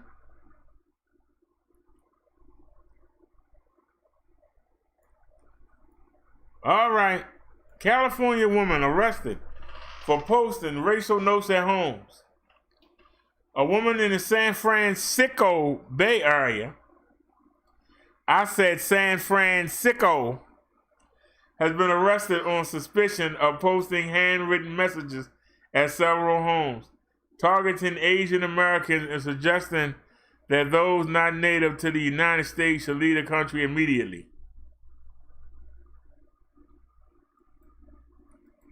Well then, why ain't she gone? She's not native. If you ain't Indian, you ain't native to the United States. So if that's the case, we all need to go. I'm just asking. If that's the case, we all need to get about here. Police in San Leandro, a suburb of 89,000 just south of Oakland, said officers were called to the Huron Bay neighborhood Friday evening after receiving reports of notes containing insensitive messages toward minorities taped to 5 homes. If you are a woman or a man and was born in another country, return, go back to your land immediately, fast, with urgency, the note said. It ended with one American white brave that serves the U.S. nation or USA is going to live here. One resident gave the officers images captured on his doorbell security camera of a woman taping the note, and the officers soon found her in the area, police said in a statement. Nancy Archiga, 52, was carrying a backpack containing copies of the same notes. The statement said she was arrested for these inappropriate messages that instilled fear and intimidation upon those residents. We welcome people's rights to express themselves, but not in a manner that infringes upon the community's sense of security and well-being, Lieutenant Isaac Bernabeu said. Archiga was taken to Alameda County Jail and booked for investigation of committing a hate crime. She was issued a citation and released from custody, another police official said. California has set up bail at $0 for low-level crimes and misdemeanors in an effort to keep the jails empty during the COVID pandemic. Archiga was told to appear in court, though the date hasn't been set because of the holiday weekend, he said. It wasn't known whether she has retained a lawyer. A phone number listed for Archiga had been disconnected. Police were investigating whether Archiga was responsible for a similar note found Thursday on a local trail. The note particularly read, "No Asians allowed, leave immediately." An Asian woman told KGO-TV her family was shaken after finding a similar note posted on the tree trunk in the neighborhood. The woman, who asked not to be named for safety concerns, said, reading this letter sends a chill down my spine. Obviously, there's been a spike in attacks against the Asian American community through this pandemic, she said. It's sad to see that. But go over there and tell your Chinese people to get their act together. I'm just saying.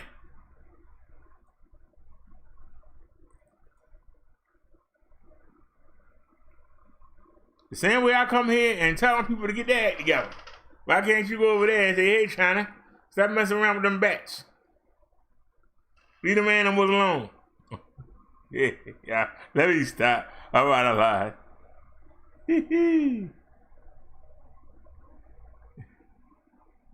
That ain't no news.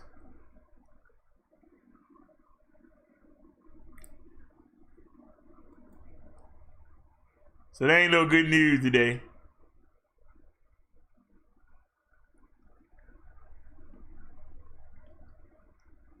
Is there anybody even here?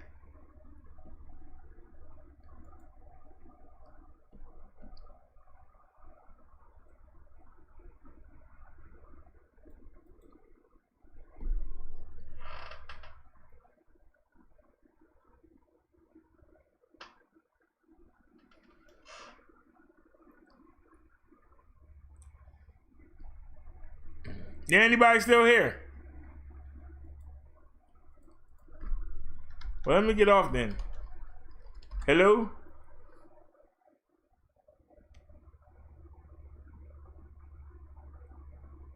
I restarted this phone 3 times, Papa D. It ain't doing nothing.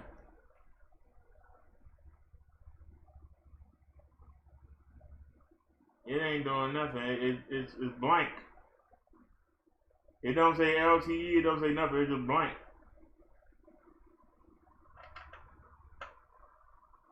Let me see if I can roam.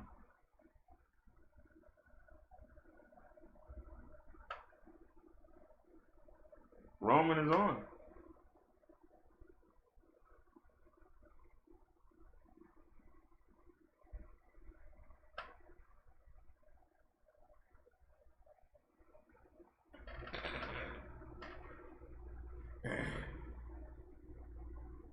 Can you find anything? Can you roam?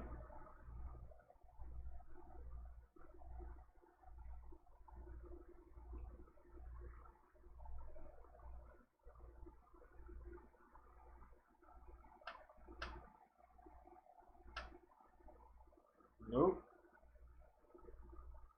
Well, power it off then. Shut it down. You ain't doing nothing.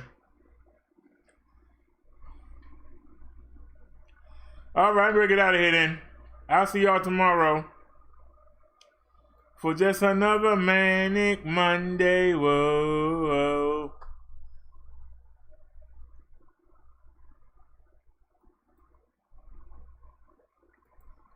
Like I said, if I can get up, I'm going to the market early. If I can't get up, I'll be going in the afternoon. So, let me go ahead and end this show. Y'all have a great night. I will see y'all tomorrow. Peace and blessings, everybody. Thanks to y'all, those of y'all that watched. Y'all have a great night. And we are out.